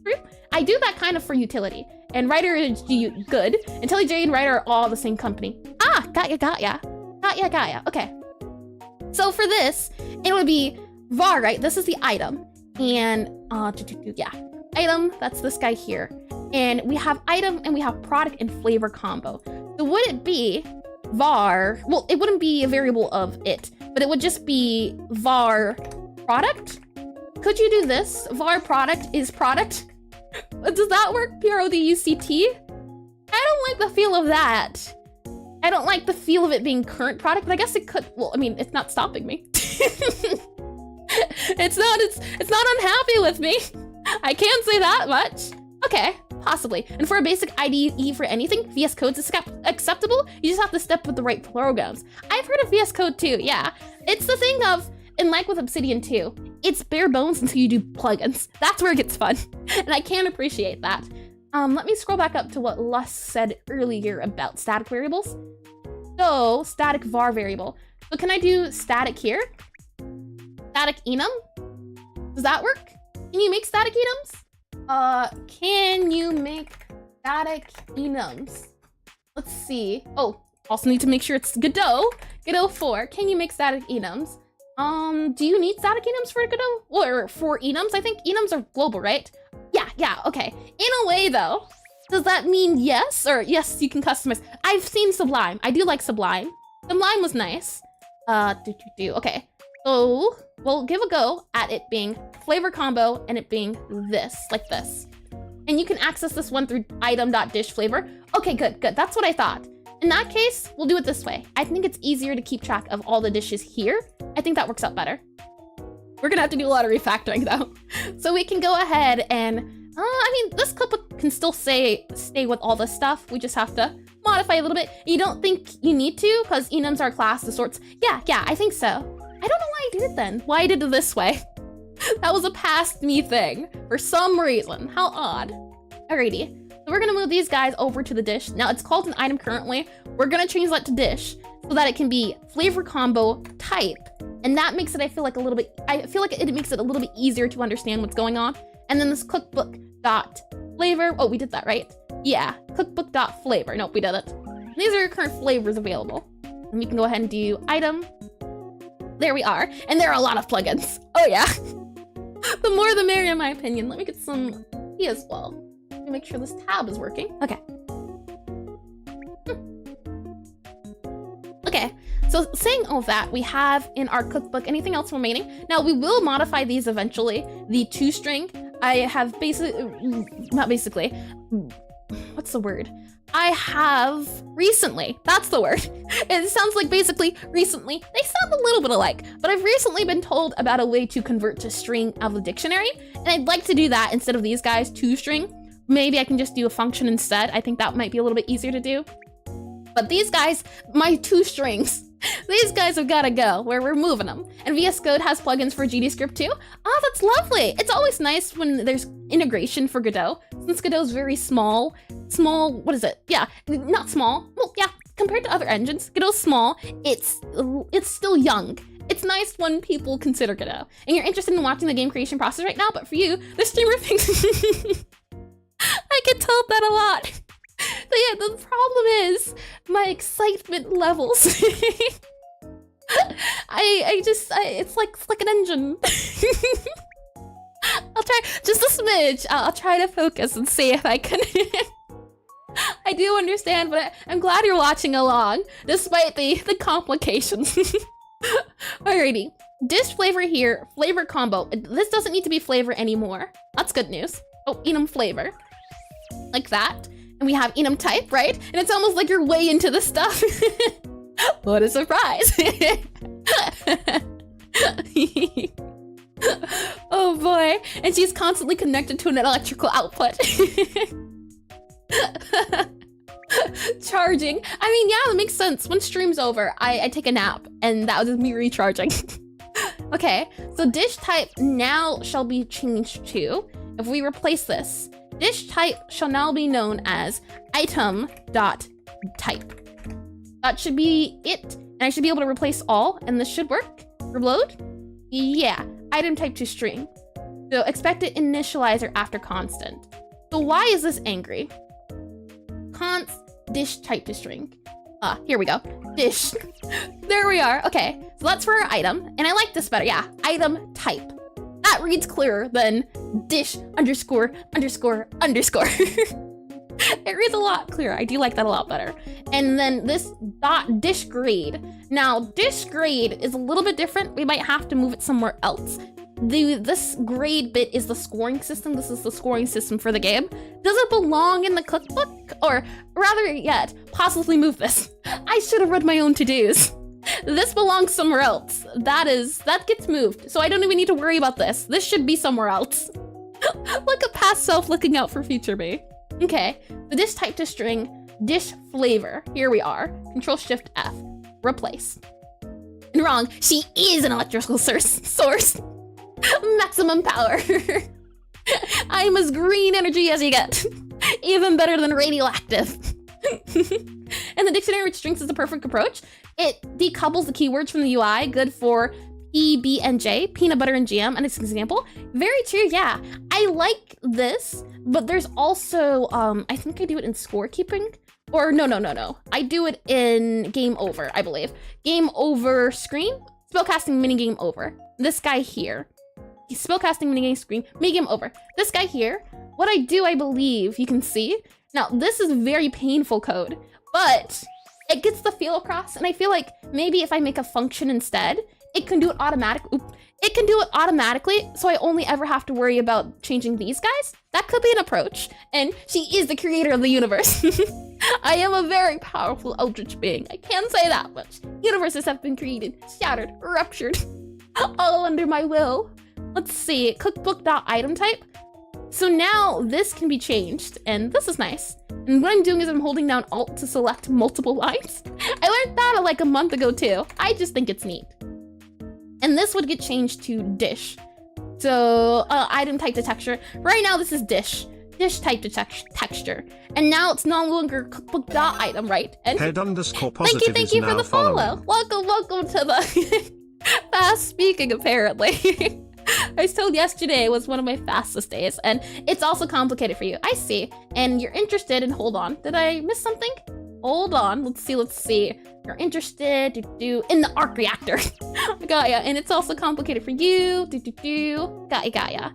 Okay, good. Your English is not that good. Yeah, the thing is, and surprisingly enough, before getting into streaming and YouTube things, I had not met any people outside of US, but now I'm meeting so many people that are like from, Brazil and Germany and Portugal and what's that other one? I forget one. It's off the top of my tongue. But it's nice. It's also the thing of knowing I definitely at some point will have to have the poems translated, things of that nature. But there will come a time, truly. But I'm really excited for things in the future. It's just a thing of recognizing a lot of people are coming from a lot of different places, and I always think that's super neat. This dish flavor combo. Why do the thing dish flavor combo? Find. Where are we using this at? Cookbook dot. I see, okay. So we need to change this to cookbook dot. And this guy's now not doing its thing, so we're okay here. And then we can do Control Shift F and then replace. There we go. This guy's gonna get replaced. I have so many. My goodness. And da. I believe that's a D, right? If I can recall. I did try to learn Russian for a bit. Didn't work out, but I tried. Now I'm currently trying to learn Japanese. And let's see. Oh, I see. It's the best part, though. And what do Imagineer is destroying universe like her forgetting something on the stove? When she actually burnt the universe? Telling you, too much knowledge, can't keep up with it. And it sounds like rap to you and you need to learn English. I'm not a good rapper. It just, oh man, I'm trying to remember any raps I know. I can't recall. I'm trying to think of Hamilton, but it escapes me. A part on Hamilton. And oops, I left the sun on for too long. It turned into a supernova. And Argentina? I don't think anyone has ever been from Argentina before on stream. And Ona, hello, Devilar? Is that how you say it? Welcome to stream. And yep, I'm guessing Russian. And kinda, yeah, I see. Okay. And translate a game based about letters would be tough and maybe unbalanced. True as well, yeah. And please, yep. The hellos, the da-das, yeah, but I don't know what's going on. Very much agreed. And you're not sure about, oh, if you want to annoy an English teacher, use the word goodly. Is that a word? Very weird. And you can accept this one though. Oh, hold on. item, okay, do that. And think you need to read that. Good, good. VS Code. Yup. And I'm not sure about the actual shortcut, but you know Godot has many shortcuts that make many IDEs use that alliterating the name of a single variable at multiple places and moving lines without pasting. Ah, yeah, there's a lot of different hotkeys we can use, which is a thing of eventually I'll get good enough to. For now, we just go slowly. Let me granny type. Let me live out my granny knitting dreams. Item dot flavor combo. This is what it's getting changed to. And replace all. Reload. Item dot flavor combo. No, that does not look right. Oh no! And I can't go back either. Oh no! Oh, what have I done? I should have saved first before doing this guy. I might have to do it now everywhere. The cookbook.item.type. This cookbook.item just needs to not be cookbook.item. So I just need to replace this guy, right? And it'll make everything better, won't it? Item. Let's do this. Item. Replace all. Reload. Okay, yeah, okay, that worked. So item type none. I think that reads a lot cleaner. And watching this stream makes you realize you need to learn some new terms. I'm glad. That's the thing, it's like I like learning. So if a lot of people can learn from my mistakes, the better. I'm like all of them. That way you don't have to go down the same path I go. And that would not be easy. Oh, hold on. Keep the chat in the GDScript, please. There is a plugin for Godot that allows Twitch chat to be integrated into this. When I was looking at 3 programs, I did see that. And dangerous. Keep the chat in binary. Oh, I remember having to work on binary in college. Just translate this binary code, please. I didn't like it. Don't like it at all. Memory allocation. You can stay away. Stay very far back. 30. Item type to texture. Now this guy here needs to be changed. Control-Shift-F. Whole word. I think that's what I was missing. Replace. This needs to be instead cookbook dot type to texture. There we are. TXTURE. There we are. Replace all. Replace. Reload. Okay. So this guy should be good now. We should be able to go back into our cookbook here. Oh, someone's angry. Dish type to string. Dish flavor. Now this dish flavor should be different. It should be item dot dish flavor. I don't know why it's doing this. The fact that it's also pure dish flavor to dish flavor. What have I done? What have I done? Oh no! The refactor gets come back to haunt me. What a shame. And that looks like child snow, so cute. Oh, that is child snow, man. Man snow, I can see it, yeah. I keep the chat in Tunric. And I mean, technically, it already is. I can see it being in binary, yeah. And we use binary when developing operating systems for spacecraft. Yeah, I can see that being a thing when you have to do nitty gritty. That makes a lot of sense, yeah. So item dot flavor. That's what these guys need to be. I might have to stop doing find and replace as it's messing me up. It's messing me up entirely. Item dot flavor. It should look like this instead. And then it should be dish flavor, like this. Dish flavor to flavor. Oh. Flavor to flavor combo. Oh no, that's right. Pure dish flavor. Oh no, that's right. Yeah, pure sweet, pure bitter, pure memory. That makes sense. And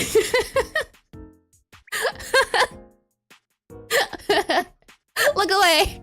This will get cleaned up eventually, I assure you. Just ignore it for now. I was in a different mind state back then. Dish flavor to string. Let's go ahead and make this item dot. Like that. And then pure dish flavor to dish flavor to dish flavor to dish flavor. Yep. Oh boy.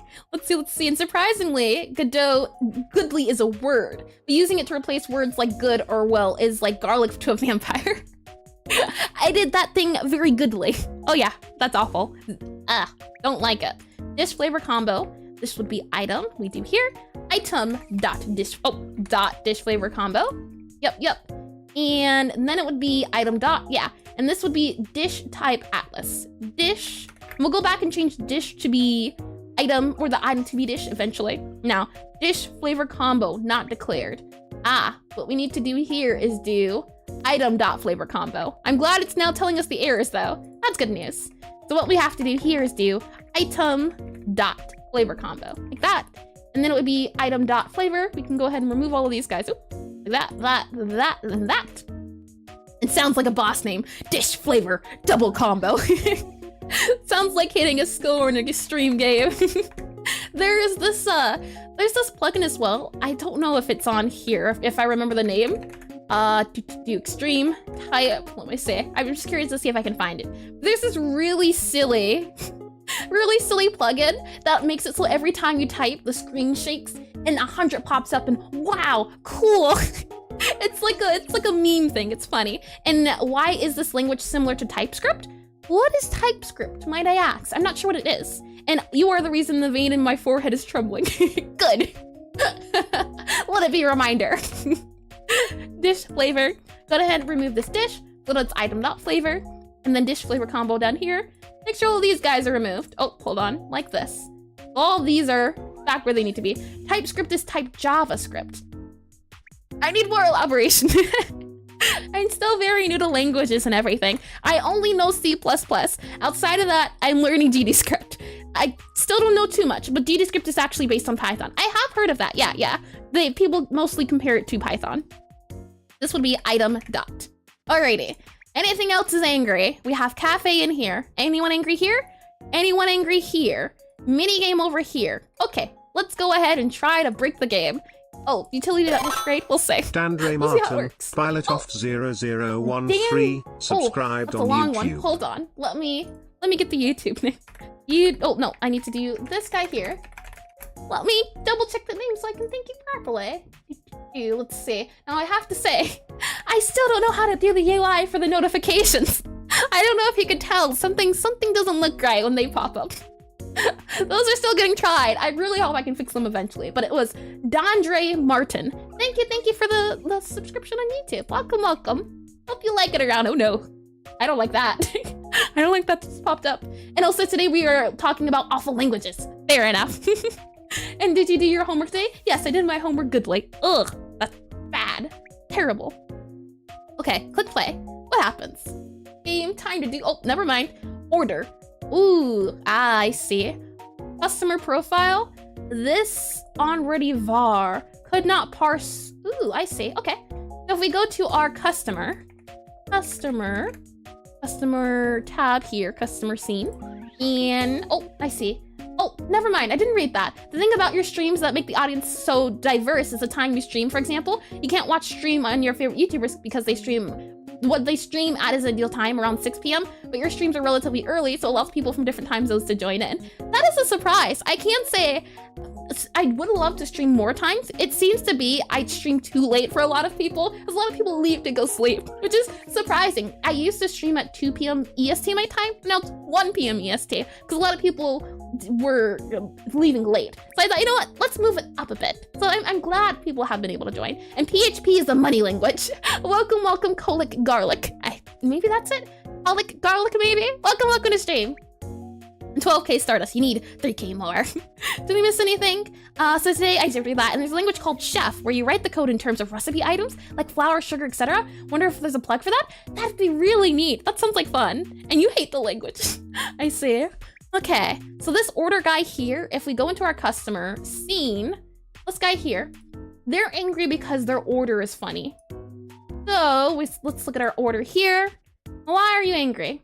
Order cafe entities customer order. Oh, okay, that would make sense, yes. Unfortunately, order is a little funny at the moment. And to be honest, GDScript is so good for its purpose, simple, effective, and has pretty nice useful quirks. Yeah, I only know C++, but it was a very easy change.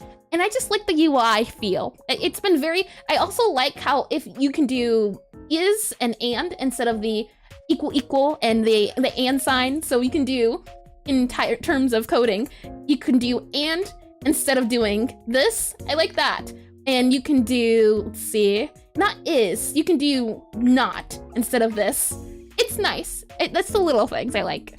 So if you would stream later, these guys would be sleeping. Oh yeah, they'd be snoozing. Okay, so type random, normal, I see, surprise. Select the flavors plus any product, and mixed dish flavor. Uh-huh.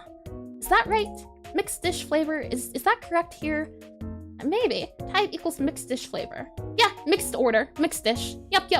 And this would be type dot. So type, ooh, surprise.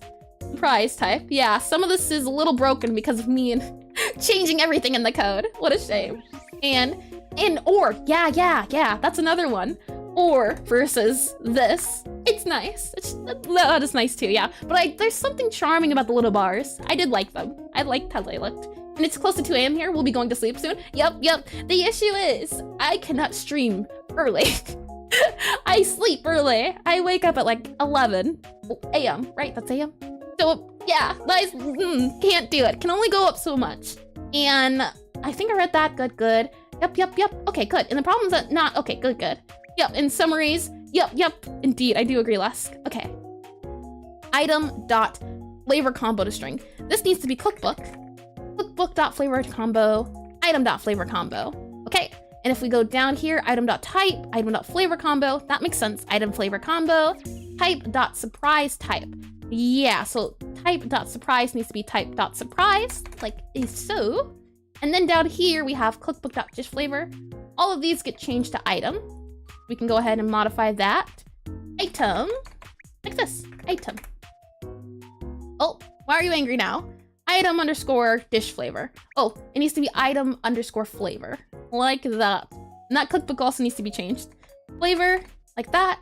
And then these guys need to be modified. Hold on, down here, item, ITEM. There we go. Cleaning things up. And then dish here, dish flavor, it would be item dot flavor. Item dot flavor instead, which reads a lot cleaner. And cookbook dot dish flavor, this would be item dot dish flavor. Back a little bit, and it would be item dot. That reads definitely a lot clearer. I'll be glad when it says dish instead. And ad starts in a second. And good time to go to sleep. Good night. Thank you. Oh, I forgot how to say it. Ingniran, or was it Anarian? Thank you for coming. Thank you for joining and chatting. It's lovely. It was lovely to have you here. There we go. That's a little bit better on wording. All right, I'll have the ad do its addy thing while I get some tea and water.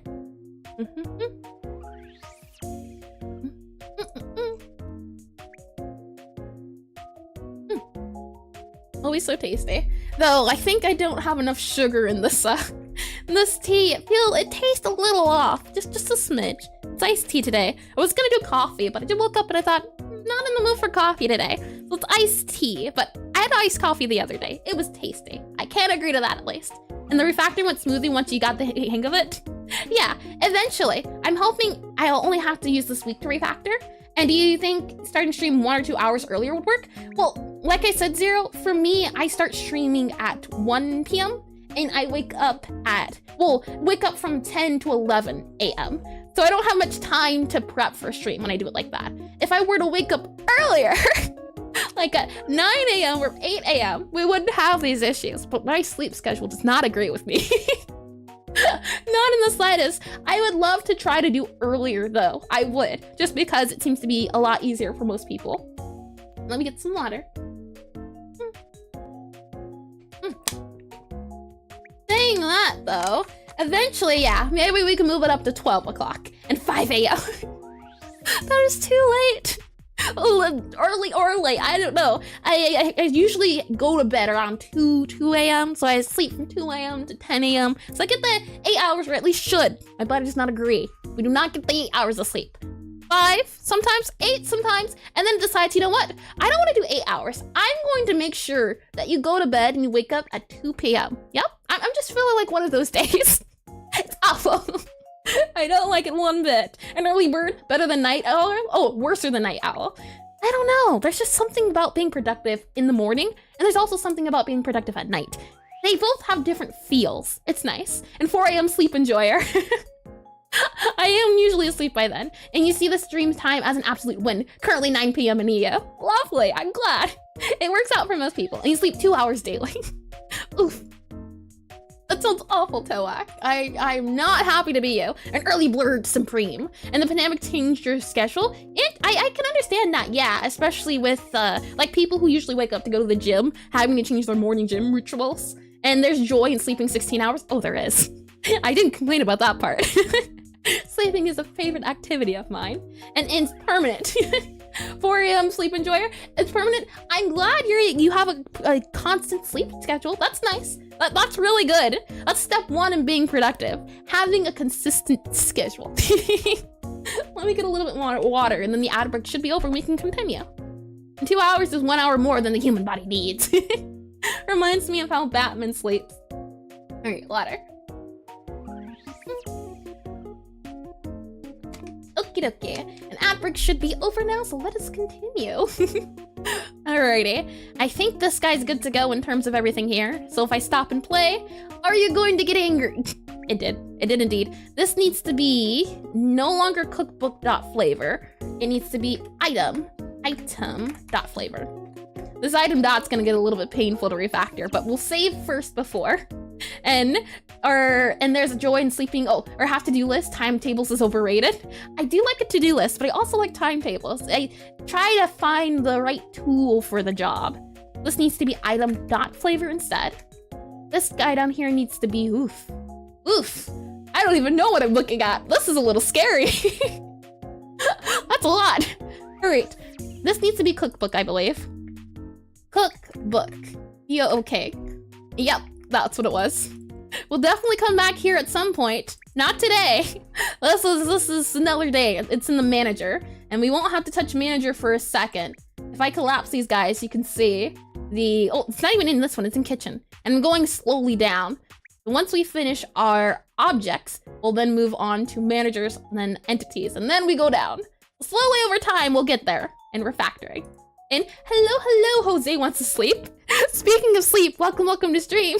And you only get 5 hours a night. You don't know why, it just happens. Yeah, some people can sleep for less. 2 hours is fantastic. I disagree on that one. 80 hours, how about that? Take it or leave it. This needs to be cookbook, like that. And then most amount of hours sleep is good. Yeah, as long as it's an even number. 8 is perfect, 7 is terrible, 6 is okay. Yeah, it's that thing of, if you happen to wake up a little bit before you should, you don't feel good. The body works in mysterious ways. And, oh, where are we at here? Item.type. Ooh, okay. Dish flavor combo? Something's off here in our spell manager. Okay, product equals item.type. Flavor combo equals flavor combo get flavor combo. This should be item, like this, I believe.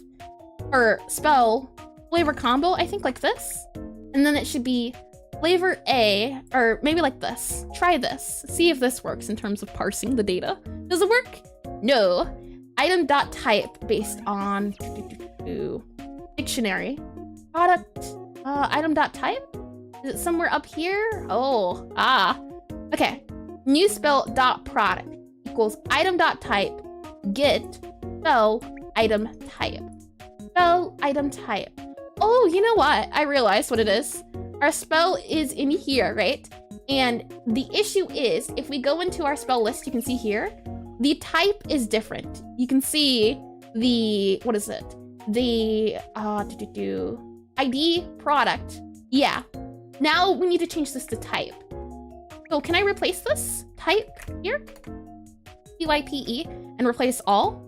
That should fix it in terms of that bit there. And, oh, you're an early, we disagree on everything. We were meant to work together on a game project. I definitely think it would be fun. And you're an early burb, but it's not by choice. It's the possible position of your window in the collateration of the sunrise that makes sure I'm never oversleep, and my shades with the thickness of baking sheets doesn't help. If my bed could keep me in, it would. And lo-fi, real people listen to hardstyle version on loop. And what's the best lo-fi in your opinion? I mean, I enjoy, it depends. I've been enjoying lo-fi remixes of games. I've been enjoying those. Those are nice. Oh no, messing with strings is giving me anxiety now. Oh yeah, look at all these strings. They're a little scary, I can say that. Get spell, and this wouldn't be item.type, it would just be type, because it's not product anymore. We should be good to go in this term, and can't hang around? No worries, but wanted to drop some love on you. Have a great stream, good luck with your games. Thank you for popping in despite me. I hope your stream went well. I was there, but I fell asleep. But I'm super excited for the website update. Oh boy, am I excited. And everything I saw though, when I was awake, was really good. And it was lovely to see you. And Didi, I was glad you were still streaming. And I forgot to see the site. I think the demo is out, but it's not completely done yet, if I can remember from what I gathered. And sleeping 0 hours is healthy, since it considers an even number. Is 0 an even number? It's weird. I guess it is. spell. It's weird. I don't like it. And just uploaded a condensed overview? Oh yeah, I do remember that. And we're gonna let the Discord users play with it. Oh, good thing I'm in the Discord. Easy one there. Okay, let's see. Flavor, what? Why is this angry? Hit spell, flavor combo. Dish flavor A. Oh, spell flavor A. Spell flavor B. Like that. And then if we go back into our spell guy here, right? And, oh, I do. See, 0 is an even number. Ah, disgusting. And it's both even and odd. Yeah, I feel like it's better to be even and odd. And you feel overwhelmed to stream, to be honest? Do you not like to see something you do not know about? Oh yeah, I understand. It's a thing of, well, that's why, especially with programming things, it is very overwhelming. I can 100% understand. A lot of people don't like watching programming streams because of it. I was hoping, since it's a lot of refactoring, it's a lot of just editing stuff. It's a thing of, this is wrong, so let me change it in the entire project. A lot of it doesn't come down to the understanding bits, it's just the thing of changing names, but I'll try my best to, going further, explain things a little bit more to hopefully make things a little bit easier. All right, saying that, let me click play, and questions I don't even know. So for here, base flavor, again, it's that issue of dish flavor, like cookbook dish flavor. Since cookbook no longer has dish flavor and it's been changed to item, all I have to do now is do item flavor on this side. Since this name is the old name and this is the new name, we just do this guy here, and that should work. And in this cookbook.dish flavor, we just change these all to item flavor. So I should be able to do this, I should be able to do this, and item.flavor combo. So that should fix it there. Dish flavor to string, these should all be the same. I'm just trying to get the program running. We're changing a lot of names around, so it's not too happy with me. Even here you can see class favorite wizard, or favorite, so I forgot about that. The idea is that eventually you'll be able to have a small wiki, and bye-bye. Thank you for coming, Rudy. Thank you for stopping by. I hope your, what was it, science, I believe? Or math, it was one of the two, goes well. And I do eventually want to have some sort of profile that you can look at, like student likes, dislikes, in Stardew Valley at the very least, if I go back into concepts, and go back into here. And biology, that's what it was, yeah, biology. I eventually want you to have a page in your book where you can see different likes and dislikes, and you have a little page that you can look at. And thanks, of course. I'd like it like maybe some student ID cards or something, where necromancers have and yeah, maybe symbols for certain types of wizards. So you have your, yep, this is great right here. Actually, do this. This might be a little bit easier.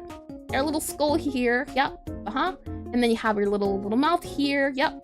Skull, mouth, got your eyes, and yep, there we are. That is a perfectly drawn skeleton if you've ever seen it. But in it, you would have the likes and dislikes, L-I-K-E-S. And I'd like to have a bigger system of ordering. I feel like that could be fun. And that way, when you're looking at your page, you'll be able to see, okay, these guys tend to usually like this, these guys usually like this. I feel like that could be fun. It was an old idea. I'm not sure if it would even be useful to implement nowadays, but I'm not too sure. You're bugging out. Have a goodly day. Thank you for coming, Zero. Thank you for joining. Hope your day goes well. Yeah, likes like that I think would be fun. And that's why I have this guy here. If we go back into here, the idea is that I can choose from a list of flavors that they do like and don't like. So sometimes the necromancers will choose things that they do like, but maybe once in a while, or for example, maybe the necromancers will never choose sweet things. Maybe necromancers just don't do sweet things. Coincidentally, the main character who is a necromancer, she likes sweet things. That's why you start off with sweet and bitter. The idea behind it is that some classes might not choose certain things, so maybe the pyromancers don't like chili things, and maybe they are usually going to choose bitter for necromancer. So maybe it's always bitter, that kind of customization. And maybe they could be like an edited school book. That'd be cool. And maybe necromancer don't like sweet things. Wrench, subscribed on What YouTube. do you mean? And hold on, I heard that. Let me do, where are we at? It is, oh, wrench. I'll go with the quotations. Thank you for the YouTube subscription. Welcome. That makes it a lot easier. It looks like we'll see you in the night. Wrench makes it a lot easier. I do appreciate the quotes. Alrighty, for this cookbook dish flavor bitter, this now has to be changed to item.flavor. So it'll be item.flavor, which I think sounds a lot better. And this item will be changed to dish, but we're just going to slowly changing it. We want the program to work. Right now it's not working. I've changed too much code. It didn't like me changing things. And I'm thinking I can just do Control F, Control Replace, replace all, change those guys. Shouldn't be too bad. Cookbook dish flavor. Okay. Now if we click play, does the game run now? I have no idea. Oh, hold on. Gotta save. Oh wait, it can't save because the game's running. That's why it's angry. Hold on. Okay, save. Play. Where are we at? Oh, nope. We have more guys down here. So this would be cookbook. Feel okay. Oh, cookbook. Cookbook, like that. And then here, here, and here. Like that. Okay. How about now? And a yearbook? I do like a year. I think a yearbook could be fun. I don't know if they do yearbooks in college though. I wouldn't know, but a yearbook could be, yeah. Especially because I want at the end of the week to have like a boss character, or in the sense of Gabby is the main, or the, I forget what you call it, but the class president, so to speak, that's the best way to describe it, of the necromancers. She's the best of the best in her league, and there's the best of the best for the other ones of different leagues. So at the end of the week, when you get a new flavor, you have that student come in and you have to impress them, and then if you impress them, you'll pass on to the next area and you'll get that flavor saved as they give you the note that you can use to make your spells. Saying that, first flavor, cookbook.dish flavor. This now needs to be changed to Control F, Control R. This needs to be changed to item.flavor. Yep. Whole word. Match case. And section only. Okay, replace all. That should work. Oh, I don't like that. Dish flavor none. Okay, that does work. Undo. Replace all. Okay, that makes sense. Yeah, item.flavor, item.flavor. Yep. Okay, good. A nice idea. Thank you. I've had some time to think about it. Yeah, it's been a thing in the making. I can say that. Cookbook. It's been a thought process since, what is it? August. It's been a second, and I've got nothing if but ideas. Oh, the game loaded. That's the good news. We go back into here, there we are, hold on. There we are, I can show you the screen now. We go back into levels here. You should be able to, never mind. Item flavor combo atlas, this should be cookbook. And then we need to change all of these to cookbook.string, cookbook flavor, item flavor combo, yep. And also what I'm going to do for the customer as well, if I go ahead and grab this guy, on their order, when their order's being made, I want to print the order so we can see and make sure the order is working. And there should be a way to print the order. If I go back down here and go into order itself, there should be a print order. Surprise product, get product value, nope, print order, here we are. After we set order, print order, so that we can see what we're working at the bottom. Because I think that's a good idea. And I did read that, good, okay. Then levels, go into here. Alrighty, cookbook flavor, item flavor combo. So why are you angry? Flavor combo atlas index. Flavor combo atlas index. Cookbook. Flavor combo atlas index. Let's see. Any guys in here I can see? Flavor combo atlas index. It should be in here somewhere. Flavor combo atlas index.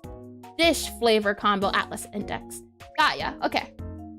I kind of like it, but for now we'll just type. Dish type, well, flavor combo atlas index. That's what it wanted. I changed it. Slowly. And focus mode on. Serious time. Business. And I did read that. Good. Okay. No one spawns. Now where are we at? Flavor combo to string. Let's go back to the cookbook. I think, yeah, the cookbook probably is all of these. Yeah, okay. Flavor combo. So what we'll do is we'll do this guy here. I think that's why it's angry.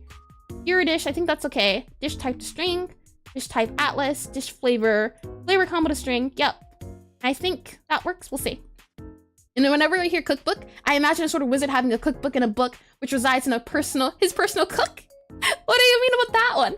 I consider her cookbook her spell book. That's how I've decided to call it. She walks around with her spell book and her cookbook, but she really only uses her cookbook. It's this guy here, item.type atlas index. This would be our cookbook, like a Pokeball of magic. Oh, I can kind of see it, yeah.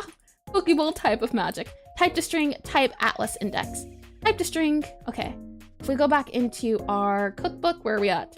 Order, nope. Minigame over, nope. We need to go back into cookbook. Flavor icon, cookbook, okay. Flavor combo, dish type. We'll see when we get there. It literally is just a lot of closing and reopening. We'll see how things go. Cookbook.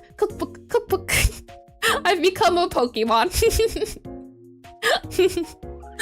Let me get some water. And no worries, cookbook. Water.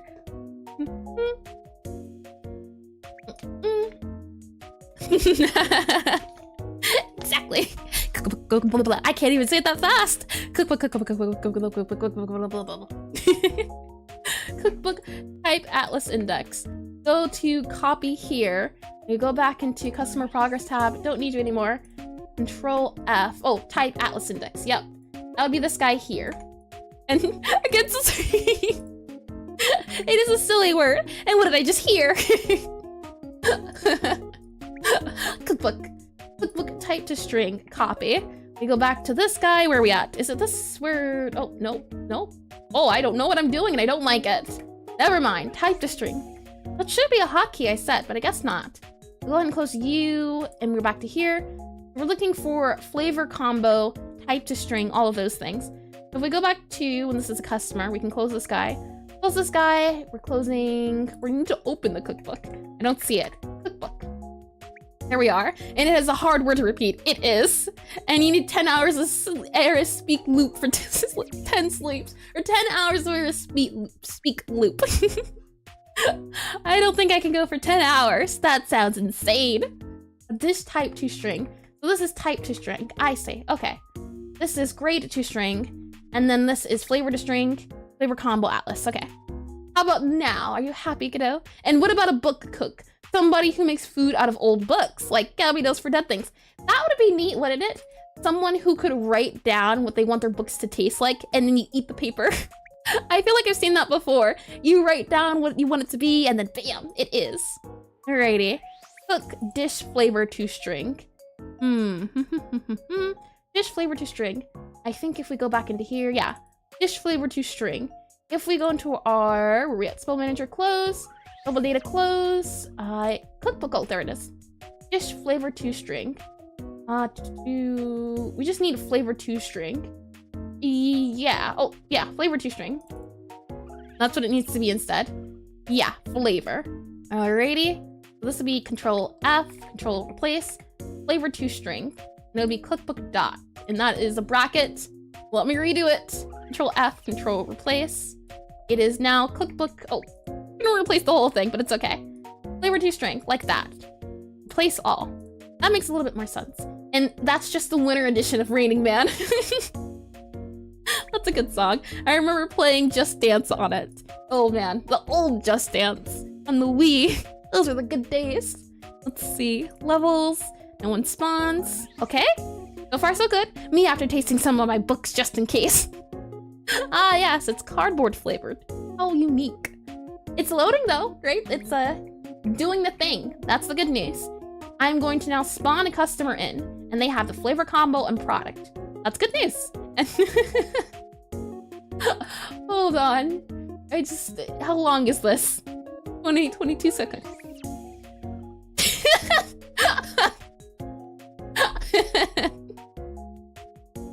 I don't even think I was using words. Embrace cookbook. Embrace it as your new leader. The good news is the customer seems to be, there we go. Yep, and the customer wants a sweet, sweet cake. So just double checking, sweet, sweet cake. We can go ahead and grab the cake. Oh, never mind. I'm glad we did it. Type to texture. So if we go back into our cookbook, type to texture, type to texture, type to texture, type to texture. Texture? Type to texture. Flavor, combo, all of those guys. Where do we do type to texture? Is it here? Or no, it's not in cafe. Definitely not in cafe. And thanks, new ringtone on my phone. Oh man. I don't even, how long could you go for that word? Oh man. Let's see. Okay. Options menu, this is good. Well, this isn't good. Usually this gets broken very quickly, which is why I use a unique name. But for now, we don't have to worry about it. It's not on our to-do list. I'm just wondering, where is the type to texture? Type to texture coming up at Control Shift F. Type to texture. Like this, fine. Where are we seeing it at? Right type to texture. Oh, I see. Got ya. This is in our item. Got ya. Okay. In that case, you can go ahead and just move this back here. I think this is fine to keep in the cookbook for now. I'm not too opposed. We can definitely move these around again because this is in the cookbook. Don't have to worry about it for right now, but we will eventually. Actually. Oh boy. All right, end play. Let's see how things go. Okie dokie. How are we doing? Levels. No one spawns. Spawn. Okay. Bitter, hot cocoa. Now it's interesting it says it like that, isn't it? We'll go ahead and teleport to kitchen. Bitter, hot cocoa. Bitter, hot cocoa. Generate. Go ahead and spawn it. That's working. Don't want their bitter, hot cocoa. Here you go, good sir. Your bitter, hot cocoa. What do you think? Okay. They seem to be good. Let's also make sure the ghosts are working. If I go ahead and spawn a ghost, they're gonna want memory something, so I should just be able to do this. And I'll be excited when I can add console commands. I think that would be easier than pressing the buttons. So I can just give myself the food. But the ghost worked, everything worked. If we endgame there, it's working. So I think we have successfully refactored a little bit, just a smidge. And since that's the case, I'm going to save it. Save the changes that we have now, all 48 of them. Let me go ahead and close GUI, and I should be able to do start of item to dish. There we go. We also need to change product, but that comes a little later. And stage changes, yep, commit and sync. Lovely, okay. That should be good to go. Good to go, Godot. And while I'm waiting for that, let me get some tea. What is tea? Oh no, what have I done? It's rubbing off on me now. All right, this guy is saved. We should be good to go in that sense. Item flavor, okay. So looking at this item now we have to change this item to be dish. Control-Shift-F. Match whole word, match case, find. All of these guys, anytime an item is used, it'll have to be changed to dish. Let's see, find, replace. This is now dish. Replace all. Reload.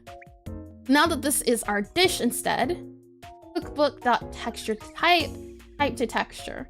New product. Why are you angry now, cookbook? Right.texture cookbook. Go back in our cookbook. Let's see. Ooh. Ooh. Oh no. What is angry? Identifier dish not declared. Oh, I see. Okay. This guy is now going to be named, and I think it is the case if I go back to our back here really quickly so we can see notes. I believe notes are camel case. Not camel case, there's something else. I should be able to grab this guy and just do type. Nope. No, I can't remember what I called it. I gotta figure out a new one. No! Hi, Foss! Welcome. Raided the stream with 5 Thank you for the raid! Welcome, everyone! I hope you've all been well. I hope your stream went well, Foss. Let me give you the lowdown on the game currently.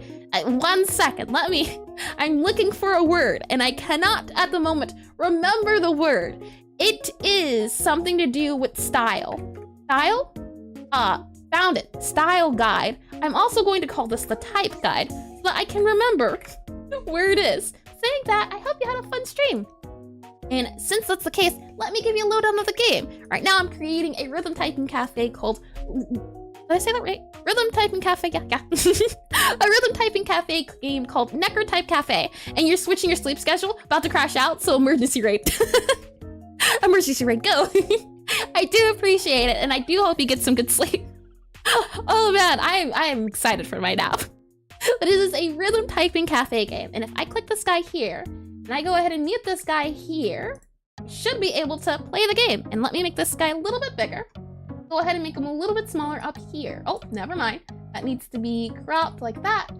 Make you a little smaller like this here, and maybe even a little bit smaller here. There you go. Excited for your nap? That's an old people statement. You see, I take an afternoon nap. That way I can stay up all night. I have lots of energy, but I can't use it all. It's gonna be recharged very quickly. High energy, but high use rate. Saying that, you play this character called Gabriella. She's a necromancer. She goes to this prestigious wizard academy, and she doesn't want to become a necromancer. She wants to become a chef, a baker. So she decides to go to an abandoned part of the school and create her own cafe to serve her fellow students, there we go, who are customers. And down here you have a book to the game. And you can see here the customer guy down here. You can go ahead and feed the customer. The customer's gonna think about their food and the nap to fuel the night owl lifestyle. Yeah, I've been trying to get better at naps. The issue is for my naps have been not naps. They have been immediately I fall asleep for 4 hours or 6 hours. And then I wake up at like 10 p.m. And now my sleep schedule is it's nowhere to be seen.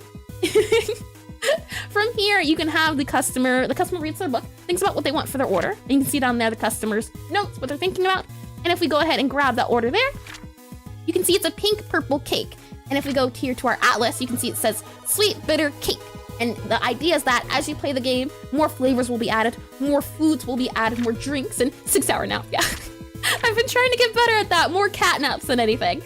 And the idea is that there's the cafe portion and then there's the rhythm typing portion. And in order to create the food, you do rhythm typing. You have to type to the beat. And in this world, the magic is made with poems. So by speaking the poetry, well, the character speaks the poetry, but you type the poetry. So saying that, let's do our sweet bitter cake. I can go here to our sweet bitter, and then I can go to our cake. And let's see how well I can do. A little rusty, and the calibration is also a little off. P, H, space T, HR, EA, DS, space, O, F, space, PW, IO, IG, H, oh, D, space, A, and D, yep, D, space, G, OA, TS, KI, yep. Hold on. N, dot, space, V, IO, LE, NT, space S, O, C, K, S, comma. And thus, I made the food.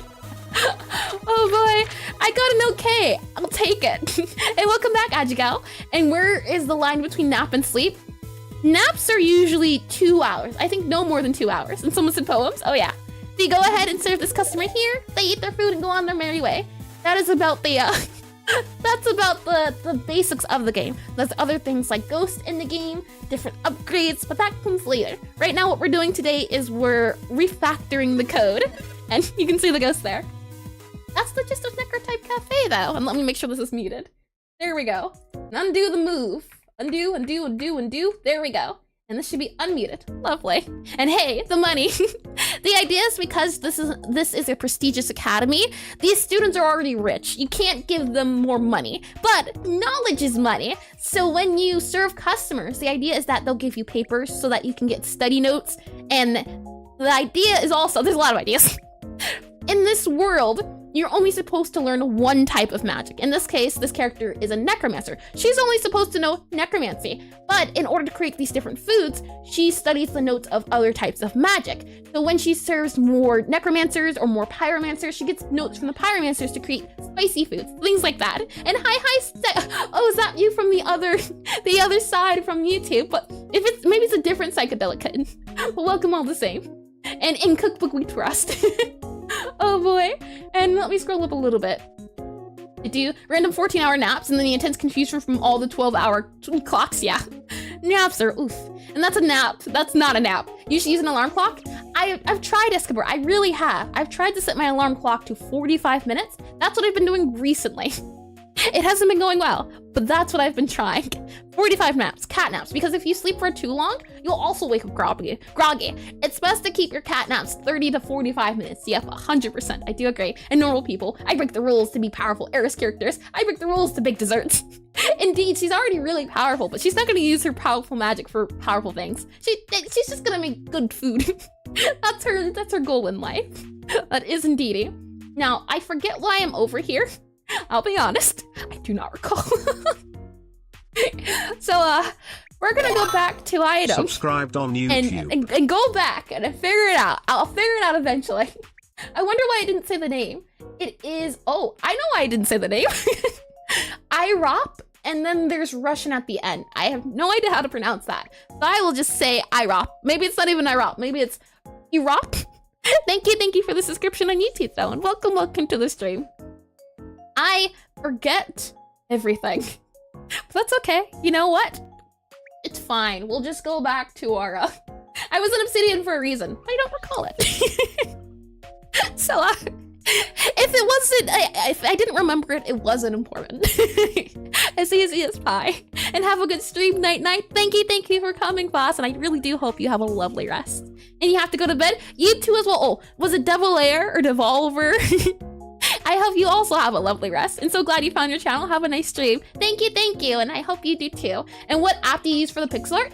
I use Aspray, Minty Green.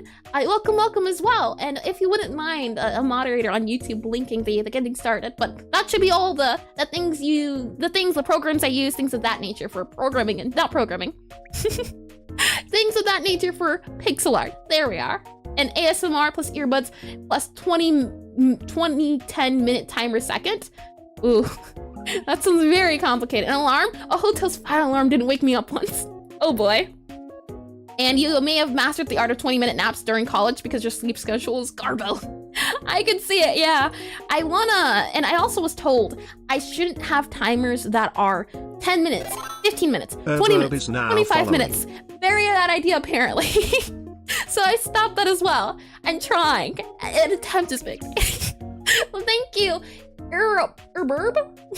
Erburb. Or maybe it's Erburb. Thank you for the follow. Welcome. Now, identifier dish not declared in the current scope. I needed to change this item to be dish. And I also needed to change this guy here in the file codes. Yep. If I go back to item here, item.scene, this gets renamed to dish. And this item also gets renamed to dish. So we rename it dish down here like that. And don't mind uppercase constants, they will improve later. What do you mean? That's what I remember being told as well, is that whenever you do constants, it's also uppercase. And what is that? When you do, this is a, what's it called? Like if you had a variable and it was a, this is variable ABC, right? And then you have int, and it is ABC int equal to 5. That's a regular variable. And then the const would be this guy. Some people, and the constant never changes now, ABCD. There we go. The constant is a variable that never changes. And morning, Rexit the King. I'm glad for someone it's morning. Although, granted, any time is a good time to sleep for me. Oh man, but welcome back. And okay, I'm saying words. The constant is a variable that doesn't change. And some people like to keep them the same names. I know, and it's the thing of, what is it, style guides, right? I like doing this, A, B, C, D, so that whenever I see something that's caps lock, I know it's hard-coded. Like with the enums, hard-coded, can't change it. It sets it apart in my eyes. So some people also like to do something like this, A, B, C instead. And it depends. Some people, especially with dictionaries or something, like to do that. So you know when looking at the variable what it is. And did you happen to look up zone after the stream yesterday? I did indeed. I did indeedy. I could not find the art though. I was looking for like an Instagram or something. I did scroll through. Very interesting stuff. I can't say that. I was not expecting it, but I did. I did attempt. Yeah, yep. And I'll follow the trend, have to go. I see. Thank you for coming, Zach. Thank you for stopping by and chillaxing for a smidge. And hard code, it means when you type that code, you hit the keys really hard. Hard code, it means it cannot be changed. That's what it means. Saying that, we have dish.extra. Okay. And hi, Maze Days. Welcome back to stream. What did you miss? Not much. Today we're doing the same thing we did yesterday, which is just more refactoring, cleaning up code, and angry. And this dish guy has been changed to the item. So I think now if we click play, things should still work. Nothing should crash. That's the hope. So far, so good. Let me go ahead and grab this guy here. Hold on. There we are. There we go. And if I click levels, things should... See, this is why we check things. Now, why is it angry? Current level, resource level data on object node cookbook. Current level resource, invalid property. Cookbook current level, current data. Huh? Well, I'm confused. Hold on. Elaborate just a smidge. I don't know. I feel like I'm missing something here. Invalid assignment of key current level resource level data. Level data. Let us take a look. Nothing seems out of the ordinary. It's now, instead of item, it's dish now. To make things a little bit easier to understand, I feel like dish feels better than item. I like that word a little bit better. but something's angry at us and I don't know what it is. We'll go back to cafe here, and in our objects, you should see, yeah, dishes goes here. Dish goes here. I go back up a little bit. We should have dish and dish.gd, and in our dish we have our GD. Just in case, it says it's connected to the other one, but just in case, I'll also attach the script back to it. I'll link it back up. And let's see. Why are you angry? And you're the same for you from YouTube? Ah, I got ya. I figured. And slowly watching your video on character movement. Ah, I'm glad. I hope it's handy. It's not a guide, but it's me struggling. Sometimes the best way is just to attempt and move forward, take what you learn, and keep going from there. Keep going from there. Saying that, let's see. Level customer. I'm wondering why it's saying the current level. Maybe it's level data that's angry. Level data. If we check our level data, this is this guy. Level data holds things like our unlocks, our array customer profile, our dishes, our flavors. And doing this means that when I create levels, it makes it really easy to create levels. For example, we have this level called Ghost Mania. This is the one I was talking about before, where you have customers, or not customers, it's all ghost in this level. You get a description up here. This is ghost everywhere. I can choose if it's a debug, if it's a tutorial. I can choose if there's cheats. I can choose the length of the level, so the timer. I can choose the products that are in the level. So in this case, it's a cookie in this level, and also, let's see, Necromancer, so healing customers, but how you can tell that there's nothing enabled is if I go down here, ghost spawn chance, 100%. Ghost spawn timer. And you know what I just realized too? This is something I learned recently. I don't remember how to do it. Let's see if I can find subscribed on YouTube. And thank you for the subscription, Maze Days. Thank you. I hope that everything's not too confusing. Trying to elaborate a little bit. That's definitely a thing of, I kind of popped in at the different times. That's why I do know it's a little bit hard when people watch gaming streams, for example, especially if it's like episode 87. Things of that nature. But I'm trying to take things slow, because the better I can explain it, the better I can understand it. And character movement is the easiest of movements. Yes, and Godot does make it easy with its starter templates. I do like that. But I can say the customer movement and also billing tutorials. Oh yeah, I like tutorials. You just want to make sure you understand the tutorials. Don't want to do copying and pasting. But you can see here, customer spawn chance, 0. Customer spawn timer, 5 length, but they're not even gonna spawn and tell it to my character. They didn't get the memo. Ghost spawn chance is 100%. What I wanna see is, if we do here, there should be a way to do export variable of range. I just want to, we're not in level data yet, but I just want to make sure I do it. The Godot for range variable export, like this. And that happens when you use AI on your characters. I mean, the customers have AI on them and they're not happy. So how to export a variable as a range. I see, good. Okay, so it would be at export, and then you would do int, or like this, int, and then it would be 0 to 100, like this, like that. And then, or I say that, but given 3, hold on. At export, if you're in, oh, I see. At export range, like that. Customer spawn chance and class body. Hold on, like this. And then we do, if you're in Godot 4, it changed. Okay, that makes a lot more sense. So it's going to be like this instead. Export range, that there, your variable, and then your thing. Something's off. You know, let's see if the documents have the range. You're using an asset and it's stubborn. Assets are weird, especially if you don't understand them, because assets kind of like are your templates. Go back into Obsidian.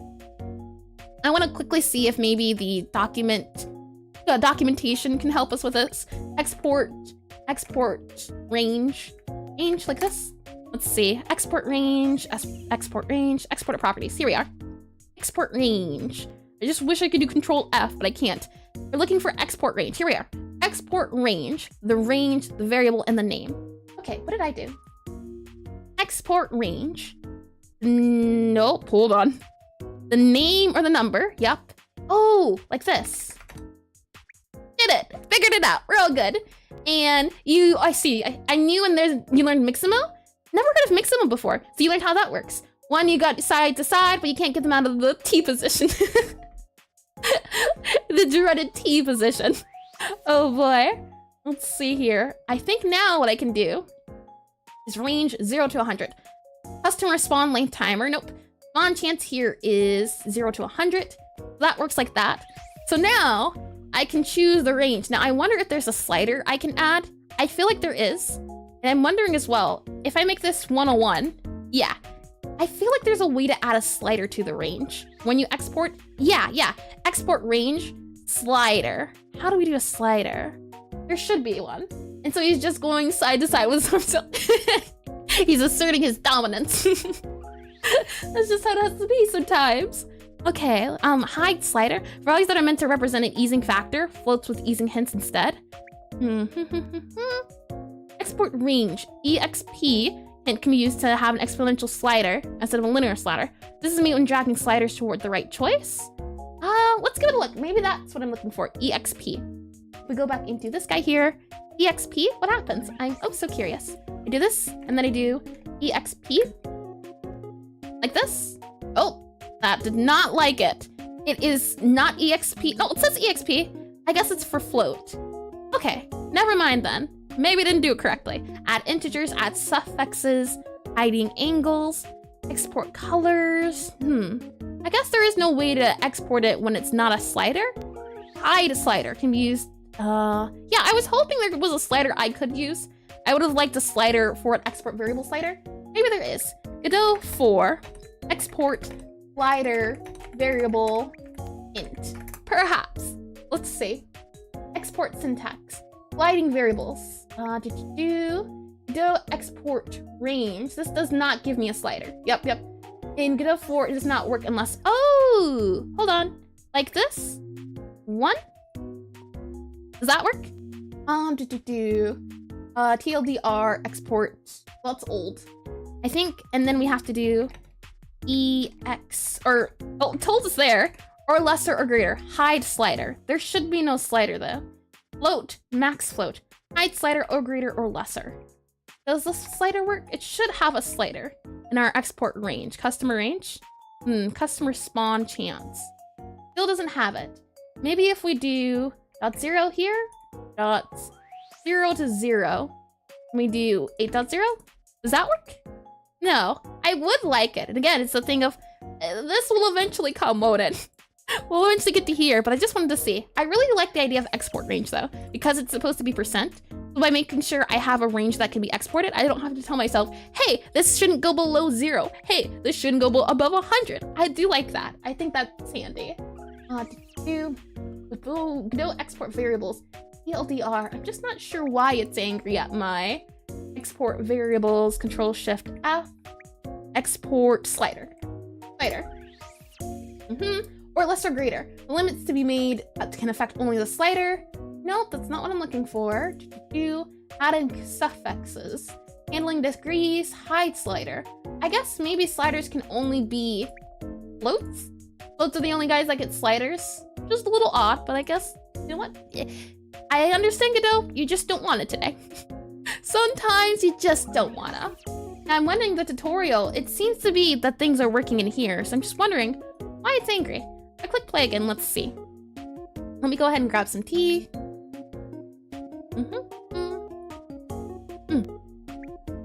Cookbook.current level data. Level data. Okay, is level data empty then? Is that why it's angry? Because whenever we load up the cafe, we set the level data, and we do this up. I figured it out. Where'd you go, level data? I don't see you. Do you happen to be in dish? Is that where you ran off to? Where did my level data go? Control Shift F. Level data. Where did you go? Level data enabled, level data cheats, for product and product flavor. It just disappeared. Export var, level data, levels button, current level data equals level data. Odd. Oh, here it is. Here, it's in the, nope, it's not. I see. Cookbook.current level. Okay, well, that's okay. You can easily add that since it doesn't seem to have that variable. I don't know where it went, but it's supposed to be var level data, var, and then it's going to be our current level, and it's going to be level data. That's why it was angry. It couldn't access something that didn't exist. That makes a lot of sense. Back here in levels, let's go ahead and click spawn. You should, and you cannot see it. Hold on. There we are. Back to here. Okay. And oh, I did read that. Okay, good. Spawn. It works. We have now swapped over to dish. The customer's target customer, and the customer wants a sweet cake. We can go ahead and quickly teleport here and do sweet cake. Let me go ahead and do that. Oh, yep. Here we go. New thing. Texture. The cookbook type to texture. That should be the same, right? Cookbook type to texture? Type to texture. Yeah, but it says it's not doing the thing. Very weird. Cake load UID. Yeah, it should be type to texture. That's what it's asking for, right? And we can go ahead and close this guy. Cookbook type to texture. Texture was nil. New product. New product is a dish type of none. How odd. But it's saying the texture's null. So maybe we need to go back to our cake and change the cake. We can check. It ends in 04S. So if I go ahead and copy the UID here, copy UID 04S. 074S, that seems the same. You always make it angry and weird too. Oh yeah. I find it's fun to personify it a little bit. It helps with my feelings and accepting things that don't make sense sometimes. Why are you angry? Why are you mad? Do I need to take you to therapy? On a scale of 1 to 10, are you more of a cloudy storm or are you more of a sunshine? Victor Nation, how are we feeling today? Let me get some water. 10. That's good to hear, Petey. Lovely. Let me go back to here to make sure I can see the thing. And let me get some water. Is the bug in the room with us right now? That's a good one. Oh boy. Dish.type cake. Dish.type cookie. Dish.type cocoa. Why mad? Why do you have to be so mad? An invalid assignment of property of key texture with a value of compressed texture. Dish type. Load. Preload. How about that, huh? Yeah. Or wait, I think I tried preload before and it didn't like it. Let's see. I don't remember. Type to texture. Did it work? Don't ask me. Let's see. Spawn.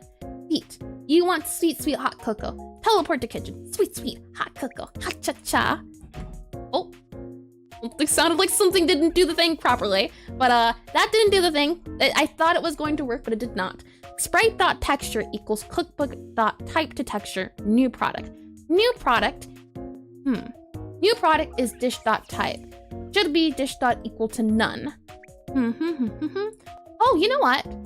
If it's an empty texture, I think we should set that. It could be the case that this new product is the issue. Print new product. See if that's the case. I think it might be. And then we'll pause here. We'll see what they're angry about. So I can go ahead and click play on here. And then click levels. Do that. Teleport. Make the food. All right. What does it say here? Total missed. Perfect. Print new product. New product is 2. So it's not angry in that regard. It's just our cookbook type to texture. Can we see this cookbook type to texture? Will you let us? Can I click this guy? Will it let us see in there? Cookbook type to texture? Now I can say there was this one console guy I saw that made it so that you could see the current variables in the game. I thought that was really neat, but I don't know. It felt too complicated and I don't really need a complicated thing for console checking, but it could be a neat idea. The thing of, I don't know. Resources cake atlas, compressed texture. Compressed texture, right? Yeah, compressed and compressed. Okay. And if we go back into here in our debugger, back to our break point. Oh, I'm just gonna have to reopen it again, I suppose. Let's see. Levels, tutorial, teleport to kitchen, okay, and make, and sprite texture, cookbook to texture. Okay, and enter, step into, but this new product itself. So it's saying the dish of 2. Dish.type. 2 would be, if we go to here, 0, 1, 2. It'd be cookie. But we have cookie. We do have the cookie texture. That's the cookie atlas. And then in our cookbook, we should be able to see type cookie. If I go here, the UID should stay the same. It should be LCS.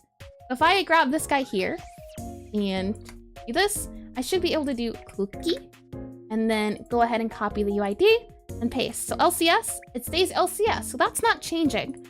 It's just another random guy somewhere. Somewhere, somehow, it's doing funny things again. It's acting up again. Okay. Teleport to kitchen. Spawn generate. Do it again.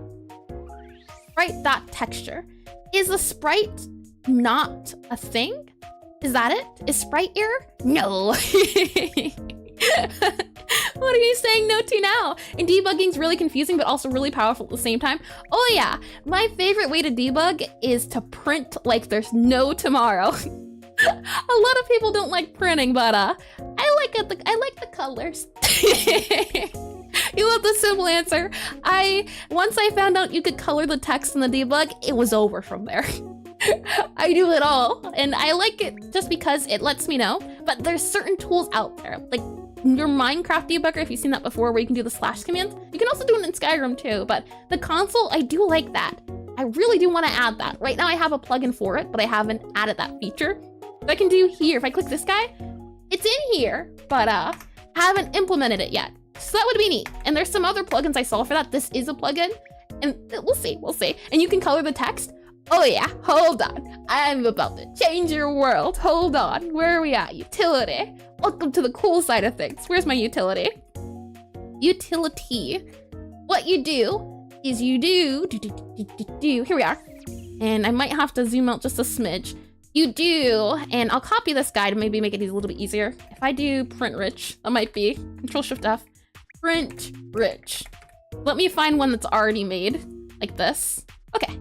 You can see here, if you look at the board, you have one that starts off with print rich. Up here you can see. Then you do center in the color of your choice. Then you do the words, and then you do the color afterwards, this backslash. And I'll also copy it here, just so if you want to copy and paste it. And debuggers are for noobs. Well, then a noob I shall be. And what these colors mean is, if I quickly go back into Obsidian for a quick second, logging every variable until you hit the culprit is the way. There are surely ways of different debugging. What that color is, that color equal, what you can do is, if I grab this, I should be able to do color, no color, yeah, okay. It's this guy here. All these colors you see here, you could type in. So crimson would turn into that crimson there. If I want it yellow, you would do lowercase yellow. And these are all the colors currently in Godot in terms of colors. You can do hex codes as well, but I don't know how to do that. So if I want black, I can just do color equals black. If I want yellow green, I do color equals yellow green. Keep it simple on the simple side. And back into programming we go. Alrighty. Where was I? Product manager, item scene load, nope. Utility, nope. Spell select screen, nope. You're not angry either. Who's mad again? Remind me, which one of you is disappointed in me? Which one of you is to blame? Level data, close. Cookbook. It's cookbook. I remember now. Reload. For some reason, let's also make sure this is load. I don't want to break anything. I don't need to. I'm wondering if and if we go back into dish here, if the dish itself, debug with color, ooh, shiny. Exactly. I'm telling you, you can do so much too. You can make the code wiggle. You can make it flash if you really wanted to. I just do the colors, I keep it simple. But if you really wanted to when you're debugging, you could go ham. Which I think is really neat. It makes programming fun. And you put colors, the error is gone. Easy. There's no other way to do it. I want to print out sprite and see if this is null. Because if that's null, that makes sense. Right now, sprite's not doing, oh, nope, never mind. I thought there was a thing. It is not the thing. Dish sprite. Nope, I have no idea. Oh, is this it? Sprite assign. Sprite. Don't tell me. Don't you dare. Don't do this to me. Is that why? Because it wasn't selected as the sprite. Hold on. If I click on play, what are we at? Did I do the thing? Levels, oh, you can't see it as well. We're gonna go back in here. Where are we at? There you go. Now you can see. If I click here, I should be able to now. Oh, I didn't mean to spawn you. You just stay there, all right? You just look pretty. Generate. There we go. It did work. Lovely. Yeah, it was the fact I didn't have it added as the sprite, but it's working now. Lovely. Okay, we can go ahead and get rid of this guy. And you don't always use colors, but when I do, the error gets worse. But I just don't think you have a good relationship with colors, Toak. You might need to have an intervention. That might be the key there. Just talk to them. They'll understand you, I'm sure. It'll take a second, but I'm sure. Going on to here, in our dish is where we are with assets, and you can't wait to play with it. Oh yeah. Like I said, look into the other things you can do, because you can make it wiggle. I don't do that just because it's a lot, but there's so many things you can do in here. It's lovely. It's really neat. Godot's super cool. I do like it. Now, as far as things go in terms of name goes, that doesn't sound right. As far as name casting goes, no. As far as hold on, let me see. As far as naming conventions, there we go. Yeah, figured it out. As far as naming conventions go, there we are. As far as naming conventions go, these should be in it should be snake case. And just as a reminder, and again, don't have to do this, but I'm trying to keep things the same. I'm trying to make sure everything matches. So you can do things that don't match. I'm just going for matching all around. And can confirm, you did it. Yay. I do agree. Yep. Magical knows what's up. I can bring you back here just to see. Naming conventions. This is what I'm following for the most part. I don't know why this is double, but we need to do snake case, which is just lowercase. And if you saw, mine was none of these. There's a space in between mine. And the ad is about to start, so I'll let the ad's about to start. Okay. There's a few more things I want to do, so I'll let it run as I want to work on the icon, and then we should be good in terms of finishing the dish area. I also want to make sure it gets saved, as we won't be able to get through all the object things, but we can finish the dish bit and add that into our bit there. And no. Oh boy. Caving name inventions. What does that even mean, Toak? I'm confused, perplexed even. Let me get some tea.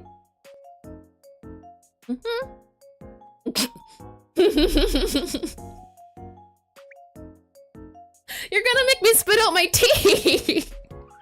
You unsubscribe just to see the ad instead of the naming conventions.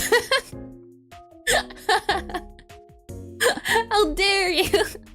Only the naming conventions? I'm surprised it took you that long.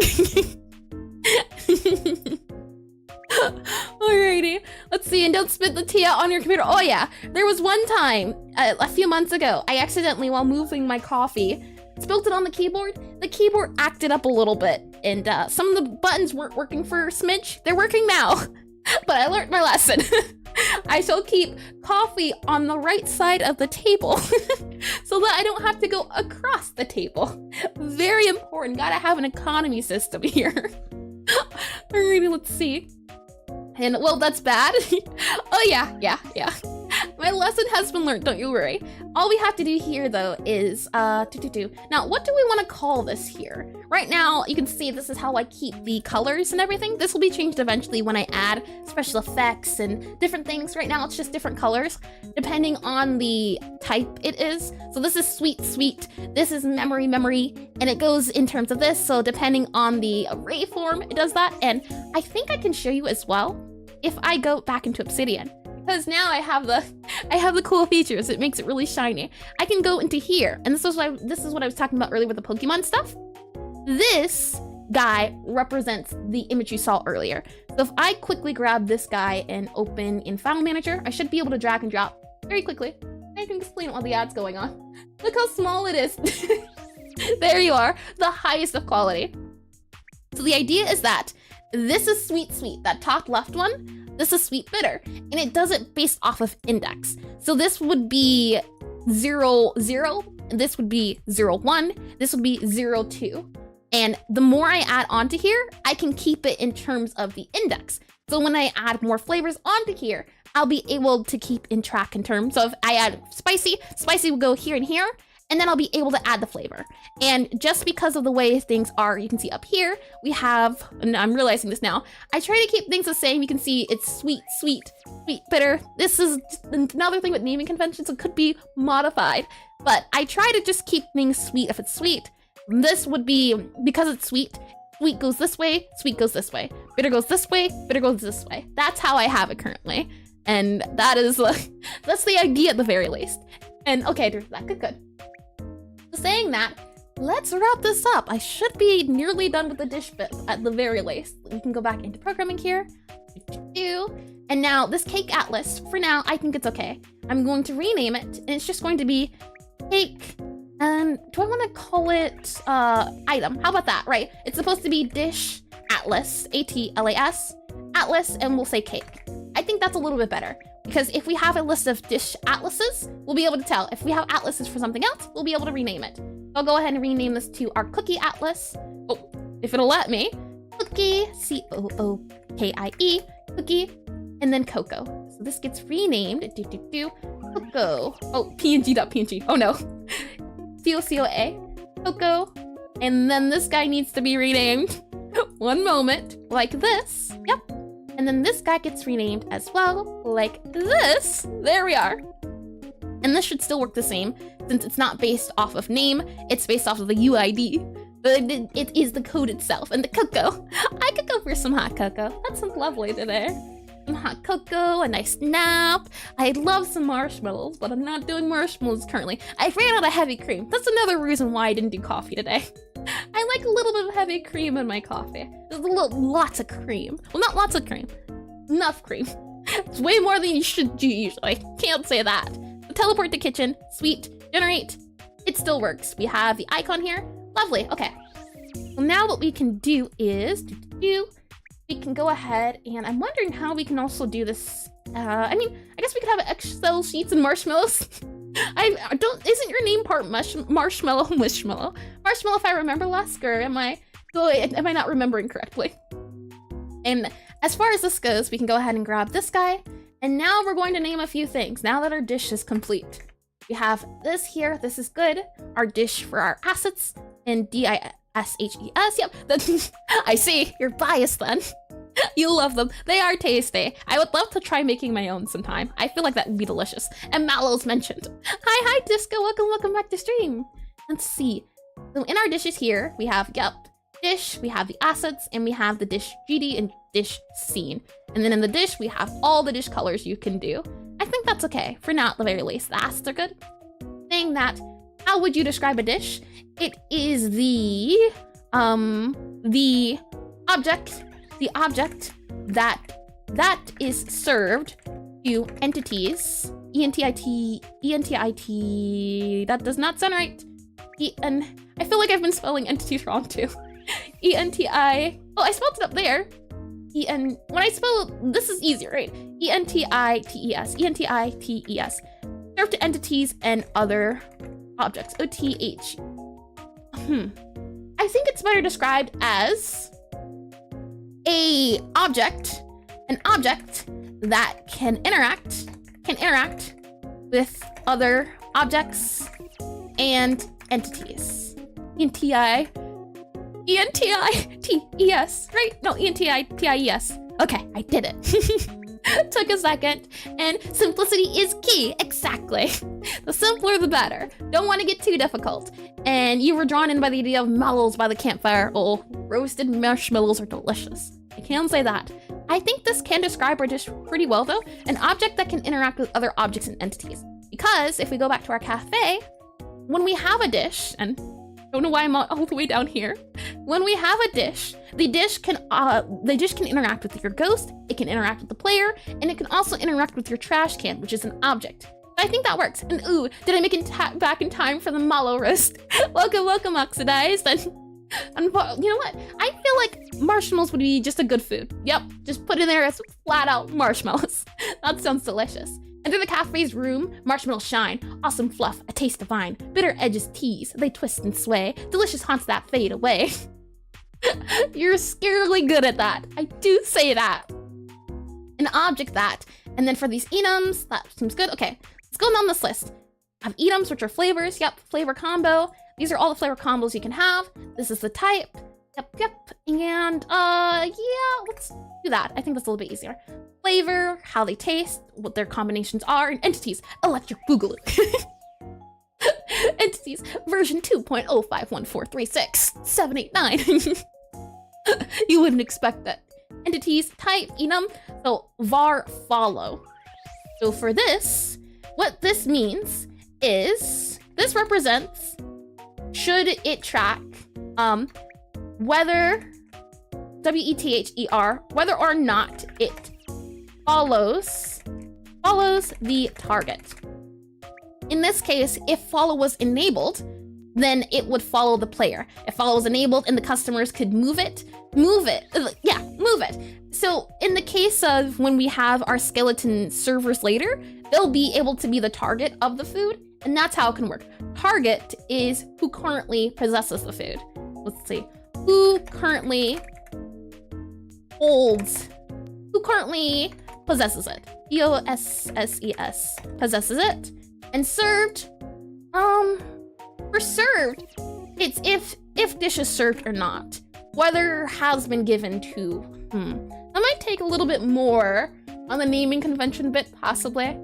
I'm surprised just doing dish itself took forever, because there's still all of this to go through, and I don't want to go over again. So we'll do the dish icon, and then I'll do a little, well, I'll see if maybe doing it after stream, but this will take some time. I realized it's a lot, really. And ooh, comments, my kryptonite. Yeah, I feel like this can be explained a lot better, because once I finish that, then I've got to go write up my obsidian report in here so that I can better understand things, and should they need to be changed later, I know exactly where to look instead of scrolling through code. It's right here, right in my face is the hope. But what we can do is what are we looking at? I need to go back into programming for a second. And something I'm trying to do, as it is a plugin, but I still don't understand it quite as much, but I'm now going to host all of my Asprite files in my project, since I'll be able to, this organizing. I feel like it helps with organizing. For example, this icon for our, and I believe, yeah, cafe icons, our objects are dishes. I have a single Asprite thing for the dishes, and then I can open up that Asprite folder. So if I go into, where are we at? Into this guy here. This is the icon for the targets, and I'm thinking of keeping it like this, and that way I have a dish icon here, and then depending on what it is, I also have the colors of Godot to make it a little bit easier. And you always start a project with the aim to be this organized and always fall apart when you follow the coding trends. Yeah, my hope was to, go slowly. I wanted to try the approach of fast and dirty typing. I did succeed in that. It is very dirty. I'm a little disgusted with myself, but it's worked out. Now, also what I want to see is I want to make a dish looking icon for the dishes, like how I did it for the, and if I go back here really quickly, just so you can see, this guy. I want to draw this guy for our icon is the idea I'm going for. And it shouldn't be too bad, at least I hope. It'll be very easy to draw. So we go back into here and we'll make our icon and zoom in a little bit. And could you also make the Godot project the obsidian project? Projectception. I don't see why you wouldn't be able to. That just, oh man, that's a little scary. The issue is, for me at least, yeah, you could. You 100% could. Also, Obsidian has a Git plugin, so you can Git control your Obsidian stuff. But I feel like at least, and oop, hold on, like that. I feel like that might be too much Inception for me. I'm okay, especially because I have a different thing that controls what files I hold, or not files, but images and music. I'd be able to have that sorted. So it's a thing of trying to figure out where to keep your data and folders and file systems. As, yeah, and you use the Git plugin and you love it, but you love Git. I do love Git, yeah. It's lovely. So what I'm thinking is, I can do this little guy here, right? And it's a little funny looking because I can't do a rounded edge. I'm keeping all the icons 16 by 16. But then from there, we have this guy, and then we can go up by 2, maybe up by another 2, maybe up by, like this, probably, possibly. Maybe even like this. And then we have that guy there. But I don't like the way that looks. Looks a little weird, doesn't it? See, dish. Maybe a plate can work as well. I don't know.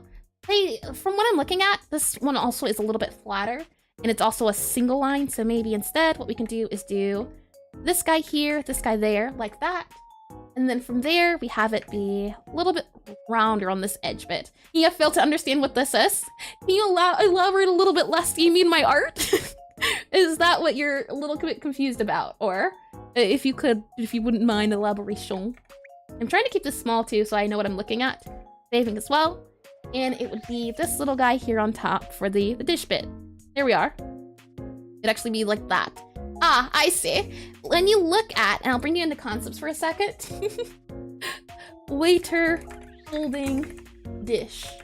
That icon stands for this guy here. You know, the thing that waiters usually hold. That's what that is.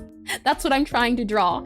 That round thingamajiggy that you, oh, there we go. That round thingamajiggy you have. So that's the plate, that's the dish bit, and then that's the handle. That's what that icon's supposed to stand for. And kind of looks like a desk bell. Yeah, I can see the bell. And yeah, it was one of your guesses. Yep, that's the idea I'm going for dish.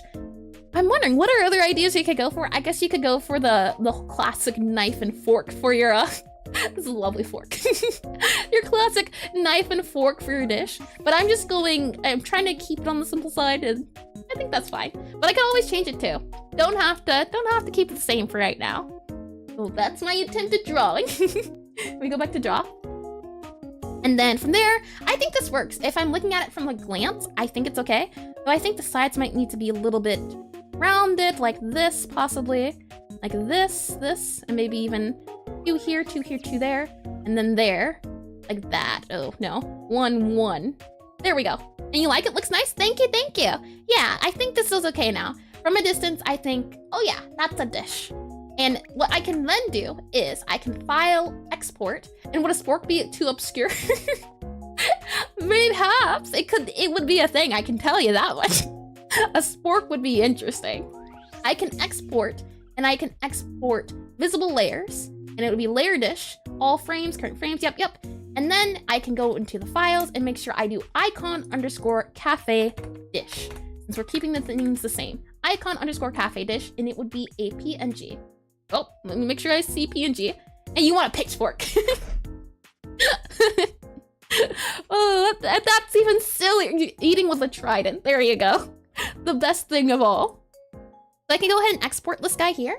Then if we go back into programming, the neat thing I can do is back in this guy, we can see the dish, right?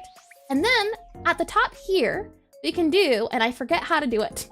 I think it's at icon, and then we go ahead and copy this guy's, where are we at? Copy UID, go ahead and paste the UID, and then we save it. From there, all we have to do is reload the project. So close Godot, reopen Godot, give it a good old second, and we'll see from there. And while it's waiting, let me get some tea.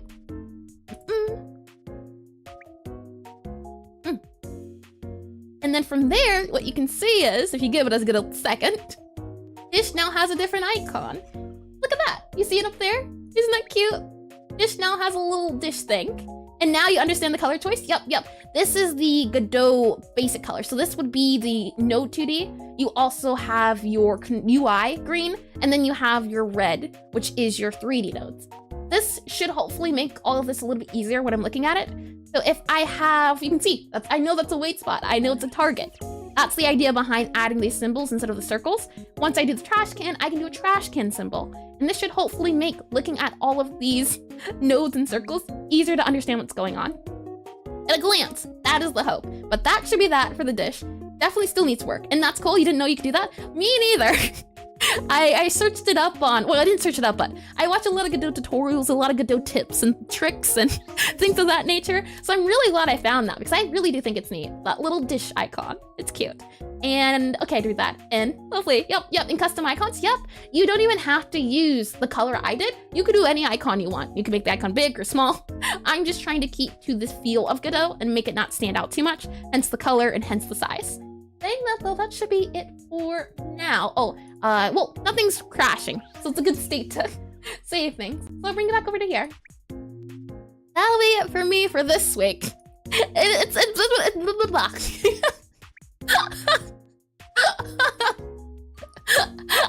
I have words that I want to say.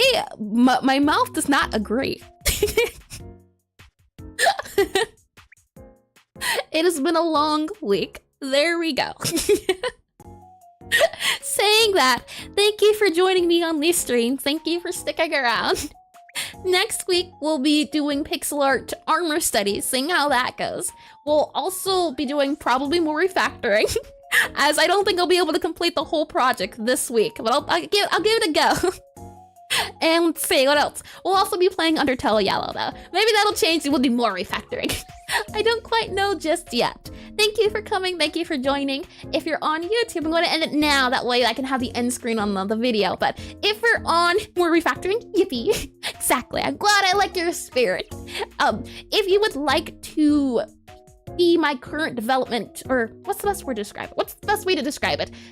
If the moderators could post a Discord link on both of the chats. On Discord, I have a, you'll get the fastest, there we go. You can see my brain is not currently braining. On Discord, you'll get the quickest updates for the game. If I have bug patches or fixes, that's the easiest way to keep updated with the game if you want to stay updated to date on it. As I sometimes write myself, well, I sometimes put down the tasks to do, I sometimes also stream, well not stream, but I also sometimes am in the voice chat working on the game sometimes, some days. So if you want to stay more involved with the game and live development, there you go. That's what you get there. Saying that, if you're on YouTube, I'm gonna end it now on here, but if you're on Twitch, consider staying around and we can see who we can raid, who we can find to go poke at and say hello to. But thank you all for coming. I hope you have a lovely week, truly. Now, where are the buns? I can never remember my buns. Bye, have a good rest of your day. Thank you, Maze Days. You too. Have a lovely day.